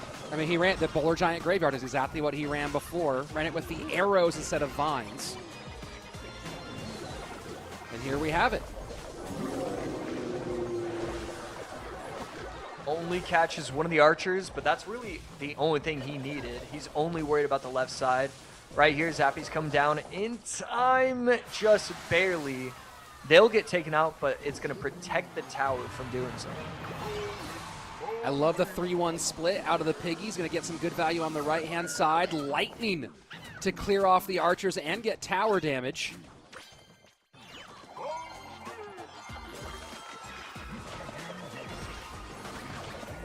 And the Vines clearing a path. Does Adriel double down behind this bowler here? And he does. Piggies go opposite lane immediately. Back to another bowler is Adriel. Mohamed Light in the lead. But Graveyard only needs one good push to change everything. Yeah, every time Adriel gets within range, he keeps activating this ability, and it continues to be a simple task for Molite. Archer's going to come down. Vines are going to put in a little bit of work, but Mohamed Light's dominating right now. 921 on the right-hand side. Mohamed Light controlling, going to eat the bowler damage on the right-hand side. Bomb Tower trying to do work for both. Bowler not in cycle, so Snowball, Zappies, Berserker, the answer for these Piggies. They will get a little bit more damage. And just not able to get into a position for a good Graveyard is Adriel. Yeah, Mo keeps just controlling the field of play, forcing predictions out from Adriel with really no chance of him going in with the Royal Hogs right there. It's just, I mean, there's no pressure. He keeps forcing Adriel to reset, and it's just not enough damage. There's no opportunity. Giant Bowler Graveyard looking like it's going to get the fail here. No way to stop these pigs. Snowball plus Bowler. Lightning will finish things off. There is no lightning block. Mohamed Light takes game number 3 and stays in the upper bracket. He'll be facing Sandbox. And Mohamed Light in form in July. Yeah, Molite has to feel great about that. Gets the reverse sweep. And I mean, that was just great from him. All game, it was just constant pressure. Love seeing what he was doing with those E-Spirits. I believe that might be an upcoming interaction that gets changed because of the movement speed, or maybe it was just health, I guess, so the Spirits. Just a lot of really solid play coming in from Molite in that game number 3 to protect himself and stop those Graveyards. As we take a look at the overall decks that were played, game number 1, Adriel was able to start off strong in with the Mortar Lightning. He's had a lot of success today. RG on the other side, the losing deck for Molite, and that has not had a lot of success today. But he went with a lot more natural, free-flowing gameplay for game number 2. Quick cycle, double bait, going against Adriel's MK plus Golden Knight, and that's where it started. That's where he started to get momentum. Game 2, he was able to win it. Game 3, he was able to win. And that puts him in the upper bracket semifinals tomorrow. Sandbox and Mohamed Light. So we are guaranteed to have a golden ticket winner in the upper bracket final. Does not mean they'll be in the grand final, but upper bracket final. Oh, no, actually, that will be. We'll have a in the upper bracket final for sure. Maybe we'll make one in the grand final. Then we are wasting no time directly into our next upper bracket matchup. Jors and Clown have already gotten going, so here we are. So upper bracket final will have a golden ticket winner, not necessarily in the overall grand final between Mo and Sandbox. And that will, of course, knock Adriel down to face Vitor in the lower bracket tomorrow. Elimination matchup. More on that later. Right now, Clown and Jors, two guys who have never appeared at World Finals. One of them will be just a couple wins away from a golden ticket. Yeah, Clown really wanted to lock it up by the end of this month. He does not want to have to worry about, what could go wrong, because knowing Clown, it feels like it will go wrong. So really want to see him do well, get these last couple of victories, and get himself to these World Finals.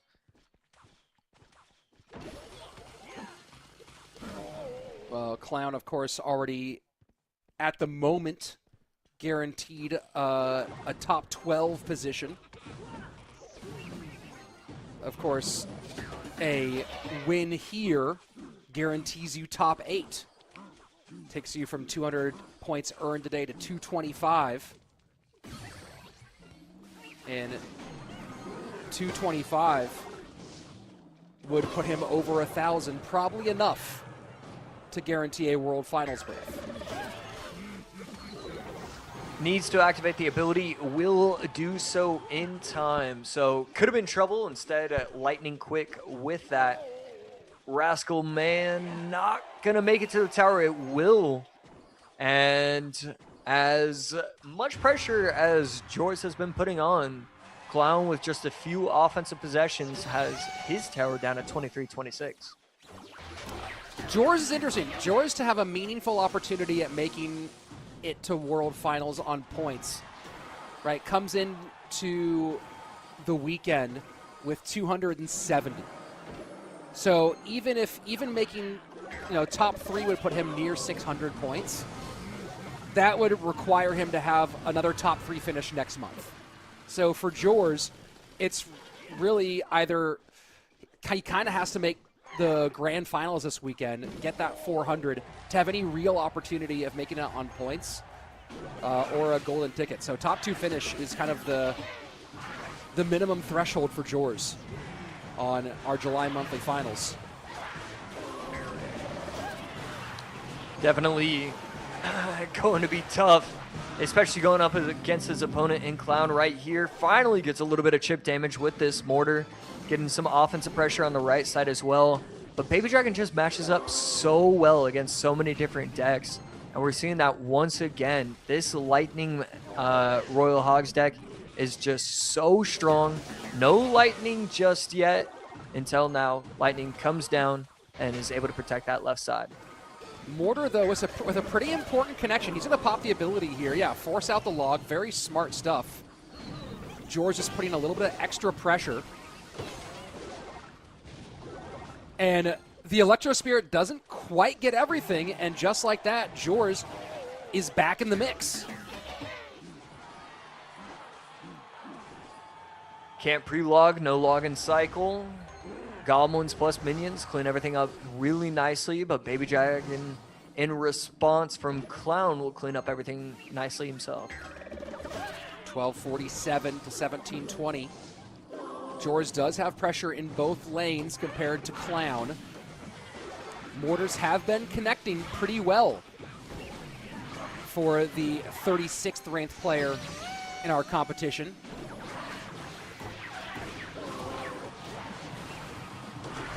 And Pigs plus Log will break through for a ton of damage as Clown extends the lead. 2 Baby Dragons on the board. Piggy's behind the Evo, and that's just absolutely unstoppable. Clown takes game number 1. I'm sure it felt more difficult in that moment as the player versus the commentator, but it did feel like there was an opportunity to keep playing in that moment. It felt like he had that 0.5% chance still And if you've got anything, I don't care if it's 0.01, 0.00001, you continue to play. And so I was a little surprised to see him throw it at the end. Yeah, it was kind of a tough one there, but you have to make that decision of, hey, is that 0.001 worth it, or is the mental reset here and is turning and focusing towards the next one? And we've seen that sometimes. I'm in your camp where I think you fight it out to the very end, but we've seen some players go, this is done. It's not mentally, it doesn't help my focus to play this out continuously. Let me go ahead and just turn my attention to the next one. Yeah, and it definitely feels that way. And, to already have that figured out for yourself as a player, it does show some positive things, honestly. It shows that you have been in these situations before. You've figured out your best method to reset and get yourself good to go for that next match, for that rest of the set. So even though I personally don't like it whatsoever, I actually don't mind it, for sure. Well, game number 2 coming here in just a moment as these guys get their decks together. This is a pretty big one for Clown, right? The win for Clown puts him into that upper bracket semifinals, gets him a whole lot more points here, which is certainly massive, right? Certainly very, very important for him.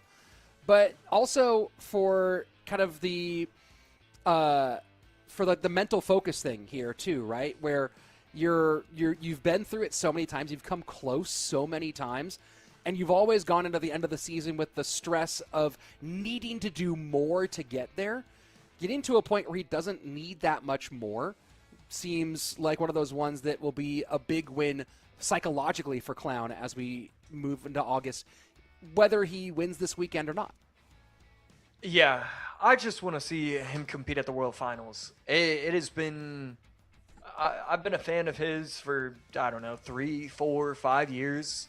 And I just want to see him compete with the best because I think he is one of the best. And so, yeah, just really rooting for him.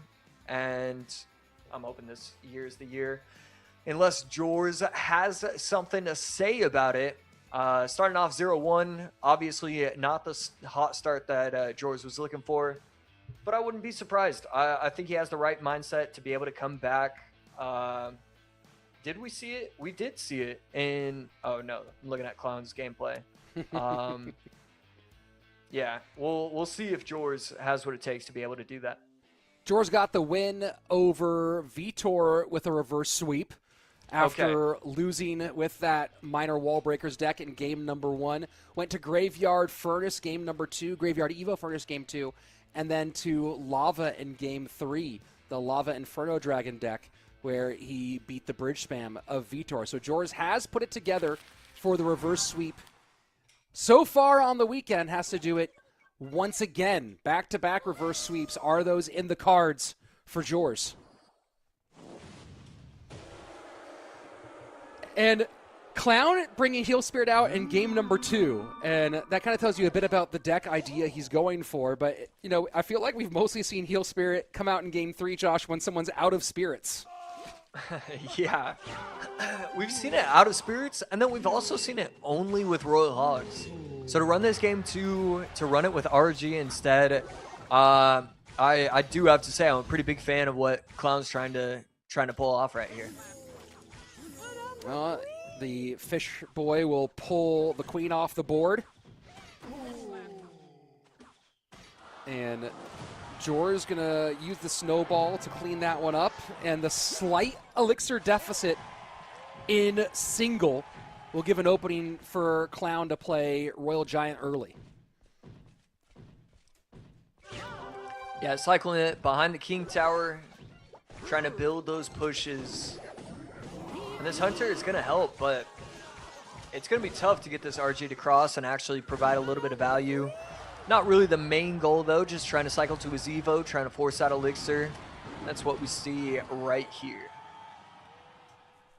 And opens up a little bit of a damage lead, 24-92. So just a little bit of chip on the opposite side.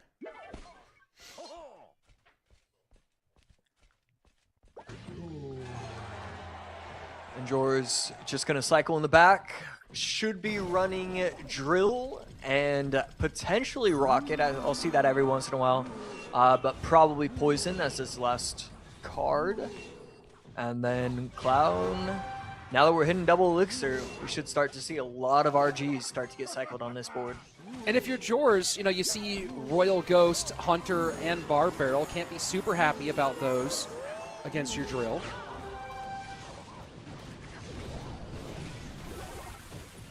Evo Snowball resets everything.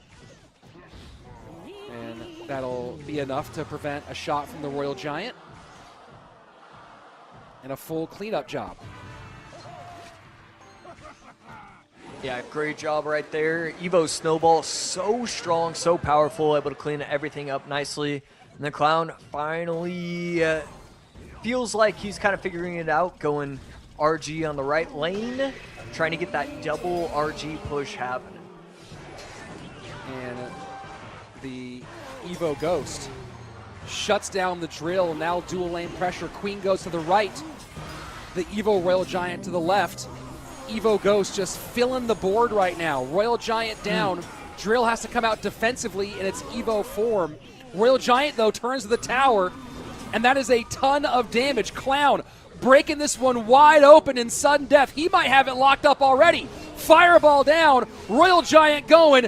GG. Well played. Clown on to the upper bracket semis.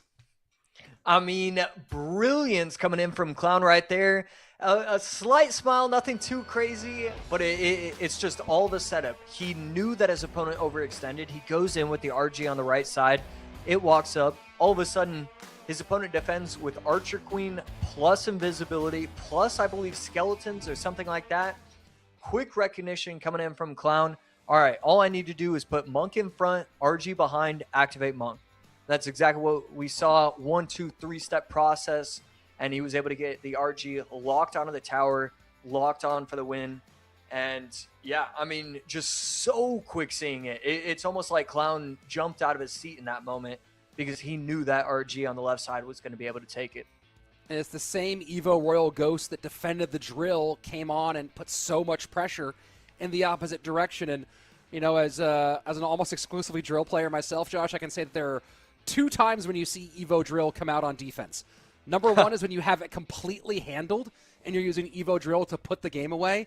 And number 2 is when you are completely panicked and there is nothing else that can save your life and you're just praying that this will work. And this was, unfortunately for Jors, the latter, not the former. And that will end up with him going down into the lower bracket. We're going to look at our brackets here in just a moment. But Clown now into the upper bracket semis where he will await the winner of Asaf and Sub. On the lower side of things, Jors will fall down to face off against Morton. Both of those guys battling for their lives in some of our early matches tomorrow when you tune in the morning. That will end up being our, I believe, our 3rd match of the day, Jors and Morton. If you want to see how that one shakes out, make sure you don't forget to tune in tomorrow. If you haven't already, by the way, make sure that you subscribe to this channel and turn on notifications so you never miss a moment of Clash Royale esports action. The grand finals for this one will be tomorrow alongside the entire journey. We, of course, have one more matchup today. And then on top of that, we have one more monthly final, our last chance qualifier in August and September, respectively, and then on to our world finals later this year. Where? Well, we don't know yet. We'll have that announcement coming to you. I'm guessing either sometime next month is my guess. We'll see when they decide to release that information. Right now, Josh, we turn our attention to our final matchup of the day, Asaf and Sub. And both these guys had a little bit of adversity in their matchup. Sub taking care of Greco, Asaf back and forth with some great games against Polaris and a pretty terrible game against Polaris. And they will be vying for our last upper bracket spot for Saturday or for Sunday. Yeah, Asaf definitely impressed me at times. Thoroughly enjoyed Asaf's deck choices and deck selection. Going in game 3 with the Royal Hogs, Evo Wizard, and Lightning, I thought that was super clever and gave him a lot of outs, even if he did get the wrong matchup. And even taking a look at the deck that he lost, he was going double bait. Actually, not even double bait. Actually, and funny enough, I actually don't like this deck. This is the triple 1 elixir deck that I thought he got a little bit too carried away with. But as long as he doesn't do that again, it definitely has to be advantageous off. I think he's so talented. Yeah, he got a little cute with that one, and it did not pay dividends for him. And then pulled out the heel spirit in the final game of that one. Sub, in his matchup against Greco, reverse sweep for Sub. Lava did not work out for him in game number 1. Went to drill and then to bait in games 2 and 3. And we did see Inferno Tower in that one. He was able to make it work, but had some better targets for it, even though he was up against Graveyard. Sub able to get the win against Greco. So this game, players preparing their decks, and looks like we are finally ready to go into the action. Final matchup of the day, Asaf and Sub. Both still will be appearing tomorrow, but under very different circumstances. And just like Viper when he runs Hog Valk, anytime Asaf wants to run Drill, I will be there and I will be watching. Bowler in response for Sub, though, has to make Asaf a little bit nervous. Sub could be running giant Graveyard minions. Feels like that's the closest thing to a meta deck that we can see from just those first 2 cards. You talk about the meta shifting over the day, Josh. We hadn't seen any Bowler all day, and then now suddenly here it is, and it's going to be Hero Bowler Mortar. Interesting wrinkle. Yeah, nice little change right there. Snowball plus E-Spirit plus Ronin is going to take out the Mortar just in time, but not before it gets his tower down to 1785. A great start for Sub. And Asaf going to comfort in game number 1. Couple of shots from the Magic Archer. Asaf has certainly grown as a player, but known first and foremost as a drill guy.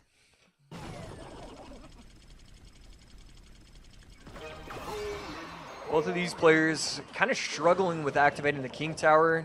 It's kind of awkward placements, awkward situations, so certainly can't blame them, but to see both of them back-to-back miss King Tower activations is pretty funny to watch.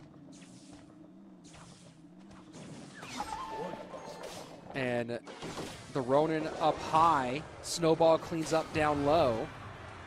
Lots of damage in for Sub. Asaf has a lot of ground to make up if he hopes to stay in contention for game number 1.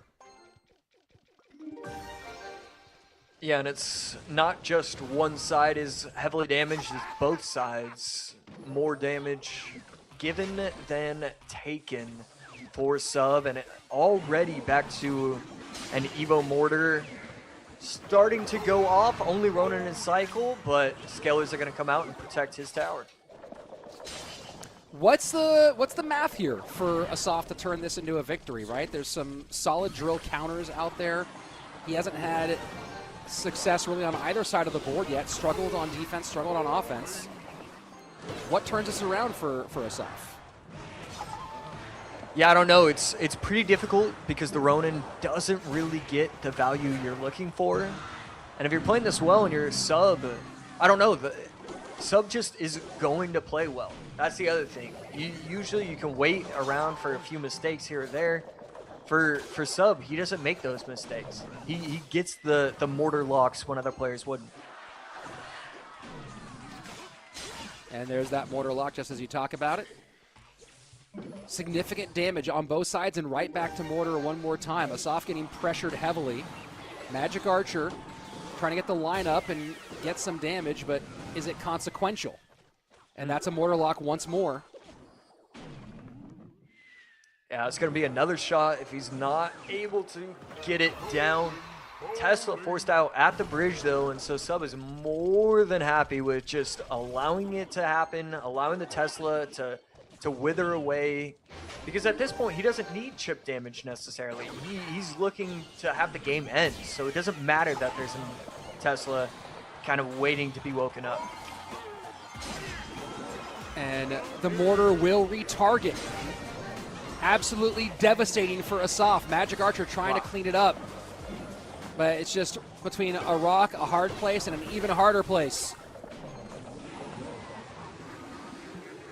Almost gets the shot right there is the bowler. Left side down to 677.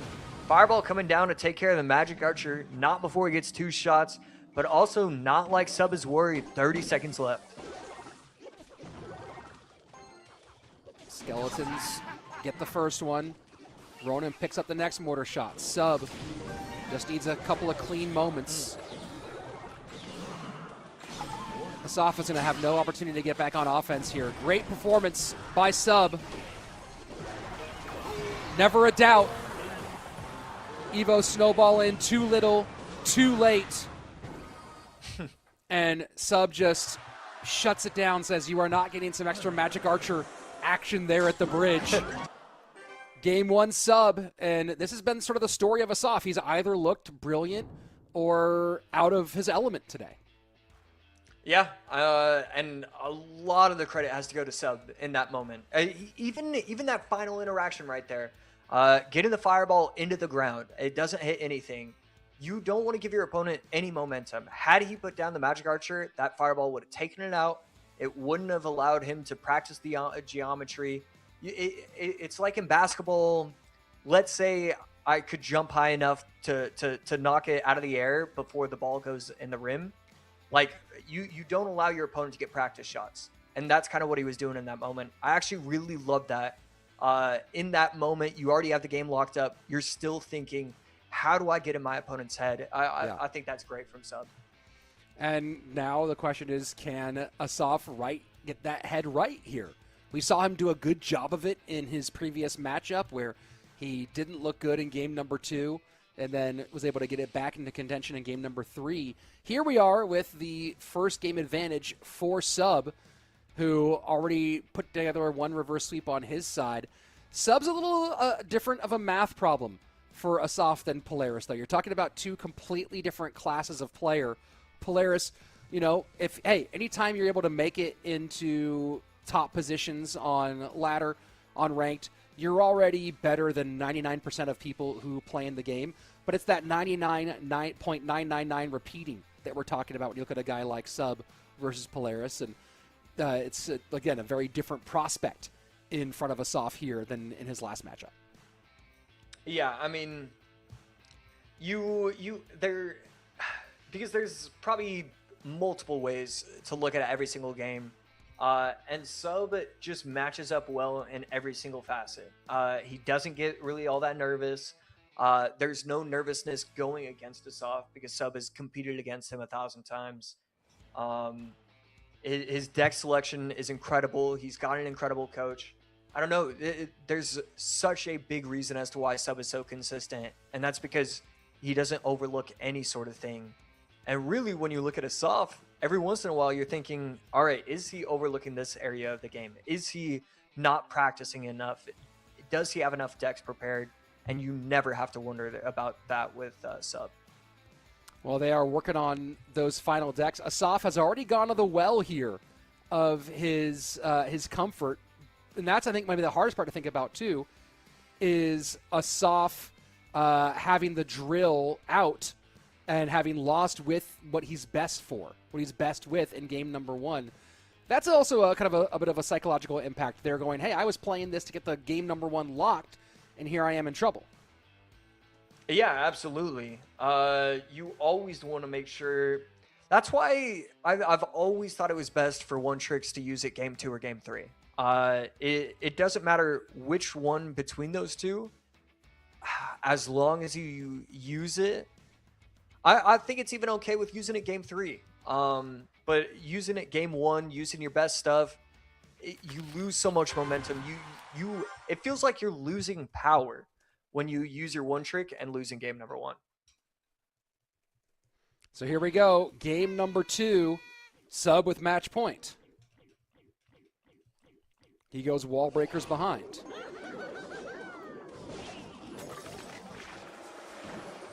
Feels like absolutely something we expect at this point for Sub to be running double Wall breaker plus goblin barrel action. Soft on the other side, going to be running Vines. We saw it struggle recently, but it's definitely one of those better cards. So we could still see some good out of it. Just needs to see the rest of Sub's variation that he will be playing. And Asaf looking spam in this one.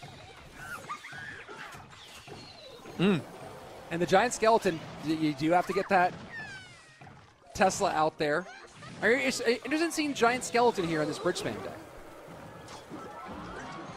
Yeah, certainly pretty interesting, and I like it. It allows you to go a little bit slower. MK can, at times, go a little bit too fast, not allow you to build up the proper amount of elixir. You just don't have to worry about that with Giant Skeleton, so it's a nice little addition to the deck.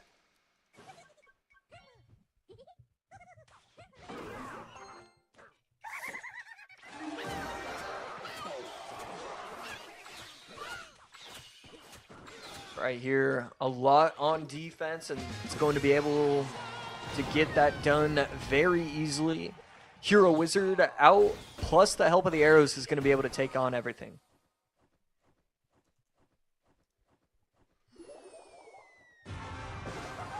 Delivery down, barrels split, and the Fire Spirit will jump on for... Yeah, the more I see that Fire Spirit get the insane damage it gets for connections like that, the more I am totally okay with seeing just something different when it comes to the Spirit universe going forward. Yep.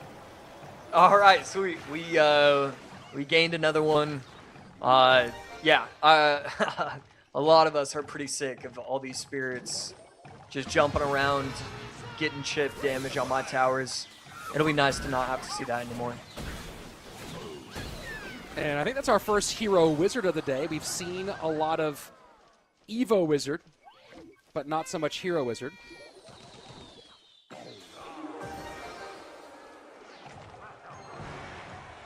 You know, these Magic Archers, even though they're only one shot, and they might be two shots, it feels like it's adding up because Asaf just has not gotten a shot. He's gotten 106 HP worth of damage on top of Sub's tower. There's just nothing that he's doing makes me expect greatness, but obviously as the game goes on, we'll see things change. And just like that, more chip damage on Sub's tower. Well, and again, this is one of the interesting things about bridge spam in a bait matchup, Josh. And at least this is from my perspective. I don't play bait at all. I play bridge spam on occasion. But when you don't have a really clear bridge fight to win, when everything you do comes defensively at the bottom of the board rather than at the middle of the board, it feels like you don't have as much opportunity for that overwhelm sellout moment. Yeah, I would definitely agree. I don't know. It feels like right now Asaf can't put together anything. The Hero Wizard plus the Vines are two cards that maybe they don't synergize all that well with because there's just not enough pressure, not enough offense. And I think that's really starting to hurt Asaf.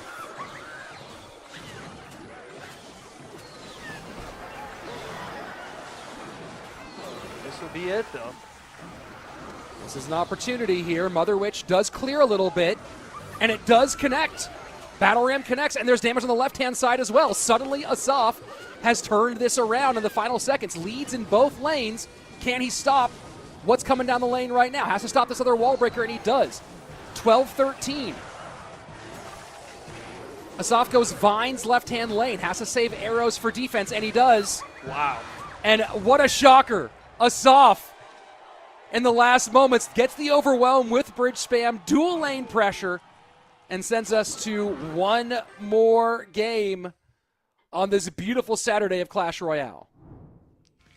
Yeah, it looked like Sub was still doing the math even though the tower was gone. And just all of a sudden, after dominating the first 4 minutes and 40 seconds, That's the thing with these kind of bridge spam decks. And that's why it's hard to even really talk about it during the game. Because you're waiting for that one mistake. You're waiting for the one situation that hasn't occurred all game to happen. And that's exactly what happened.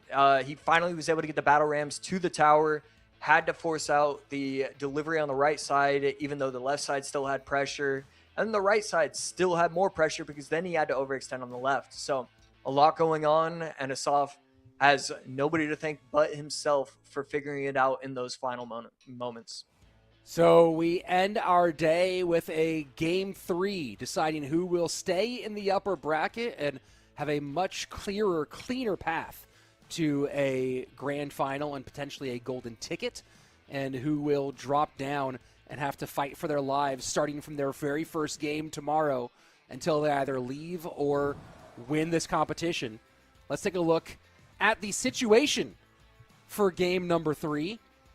And a lot of cycles still available for both, especially after the game 1 sub going with the Bowler Mortar deck. Game 2, Asaf going with Bridge Spam. So plenty of opportunity. Drill out for Asaf, Bait out for Sub, and Mortar out for Sub. So 2 of Sub's real common archetypes out for him, and a little bit more restriction when it comes to possible cycle decks in our third and final. Josh, thoughts as we look towards the deciding game? Yeah, I mean, it feels like we're seeing, I'm just experiencing deja vu for the first time in a minute, because what do I look at? I look at the MK, I look at the Lightning, I look at the Royal Hogs, I look at the Hog. Some of the spells are available. Obviously, Poison available for Sub, Fireball available for Asaf. There's just a lot. Even though there are options taken away, there's still plenty of really, really solid, strong options. And it's going to be up to both of these players to kind of figure it out. Asaf probably, if he could choose like a ladder deck, we'd be seeing MK, Royal Hogs, Lightning. So Sub would probably want to try and work around that deck a little bit. And Sub on the other side, probably going to use Bait with maybe some sort of Poison, maybe some sort of Lightning. I mean, at the same time, it could just be what we saw in the last set. Worry about MK Lightning if they use something else. That's all right. They use something else. So looking at the win conditions available, ones we haven't seen today. We have not seen, I guess it's so funny to see P.E.K.K.A in the win condition area. It doesn't make any sense. Yeah. But, you talk about what we have seen today. We've seen Wall Breakers. We've seen Goblin Barrel. We've seen Miner. We've seen Skeleton Barrel. A lot of the cycle stuff, of course. The Bridge Spam, Drill, Hog Rider, Loon. We've seen Giant and Graveyard. Graveyard, of course, Giant kind of shockingly so. We've seen Piggies. When you get into the heavy stuff, like really, it's just Royal Giant and the Lava Hound that we're seeing now. We didn't see any Golem today, which I'm will be more likely to see it tomorrow when we get into the best of 5s. And that's my big question for you, Josh, as we look towards tomorrow. Tomorrow, of course, all those, when we get to the end of the competition, we start to see best of 5s pop up. Do you think we're going to see more of a look at maybe Ram Rider tomorrow, at E-Giant tomorrow, at Golem tomorrow, potentially? Absolutely. And that's one of the many, many reasons why I really like the addition of best of 5s. I think it's pretty important for not only the health of the esports scene, but just kind of it preserves the ability to have fun when you're competing. And it forces you to get creative. It forces you to use the decks that you're not really prepped for. Because, yes, a lot of these players can play 5 or 6 different decks, but as soon as a couple of the cards move over and all of a sudden you just lost 2 decks without even recognizing it, now you got to think of something yourself, and now you got to prep that way. So I definitely expect to see the Ram Riders, the Golems, all get played tomorrow. And I got to say, I'm pretty excited for that fact. And both players certainly taking their time to get this one right. Make sure they don't make their mistakes. Here we go. Game number 3. Winner will move on in the upper bracket to face Clown tomorrow in the upper bracket semis. The loser will find themselves down in the lower bracket.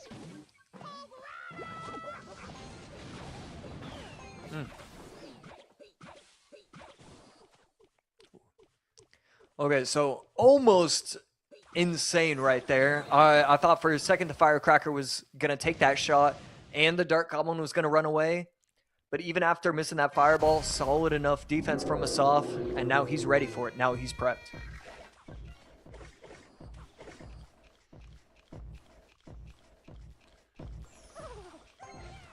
So Hog Firecracker with the Goblinstein. And we'll get a little bit of the electro burn on that right-hand tower. Asaf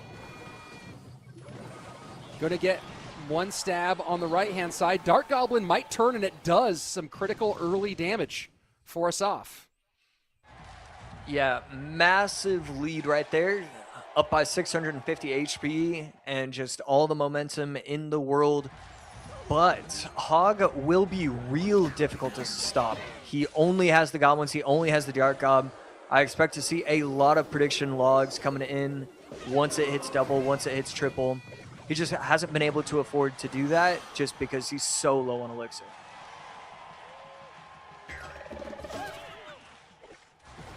A little bit more out of there for Asaf.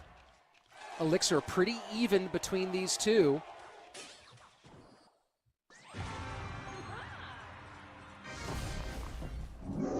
An immediate response.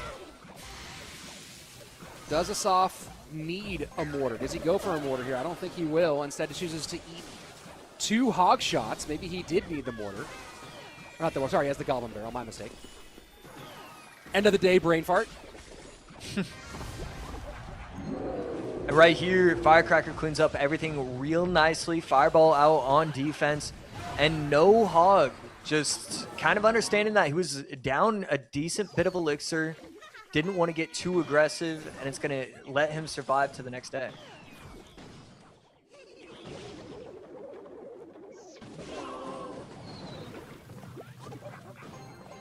I mean, this just feels like a 100-0 matchup for Sub. It feels like this is the exact deck he was predicting and the exact deck he was ready for. There's just no response. There's nothing to stop the Hog. You have to just hope that you can DPS it down every single time. The only thing I don't like is that he's not trying to go in with prediction logs, but that feels like it's only because what's the point? He's going to win as long as he plays calm and collected. And this monster is just such a huge problem, too. You talk about the Hog Rider being the primary win condition, but this monster just requires so much focus as it lumbers towards the tower.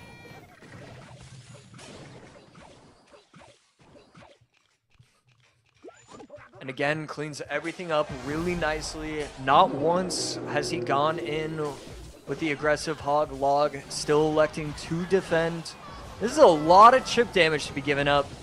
And now we see it. We see that prediction log.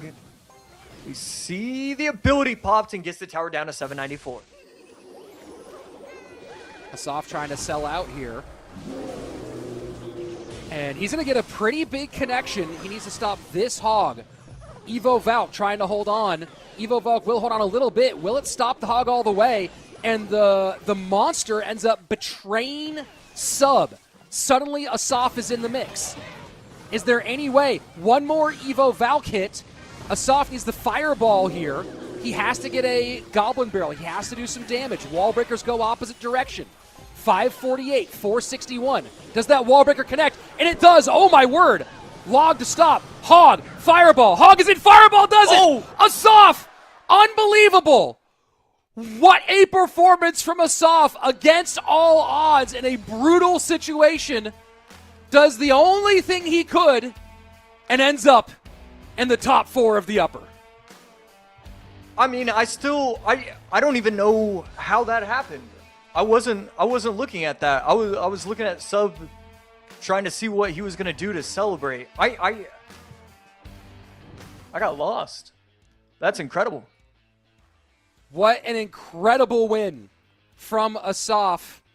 And now we know our lower bracket. Tomorrow, either Mugi or Sub is out. One of those two guys going home.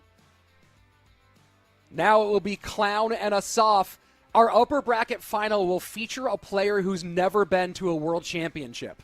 So it'll be Sandbox and Mohamed Light on one side, Clown and Asaf on the other. 2 golden ticket winners. The final upper bracket will have a golden ticket winner and a player who's never been to world finals. That's going to be such a fun matchup tomorrow.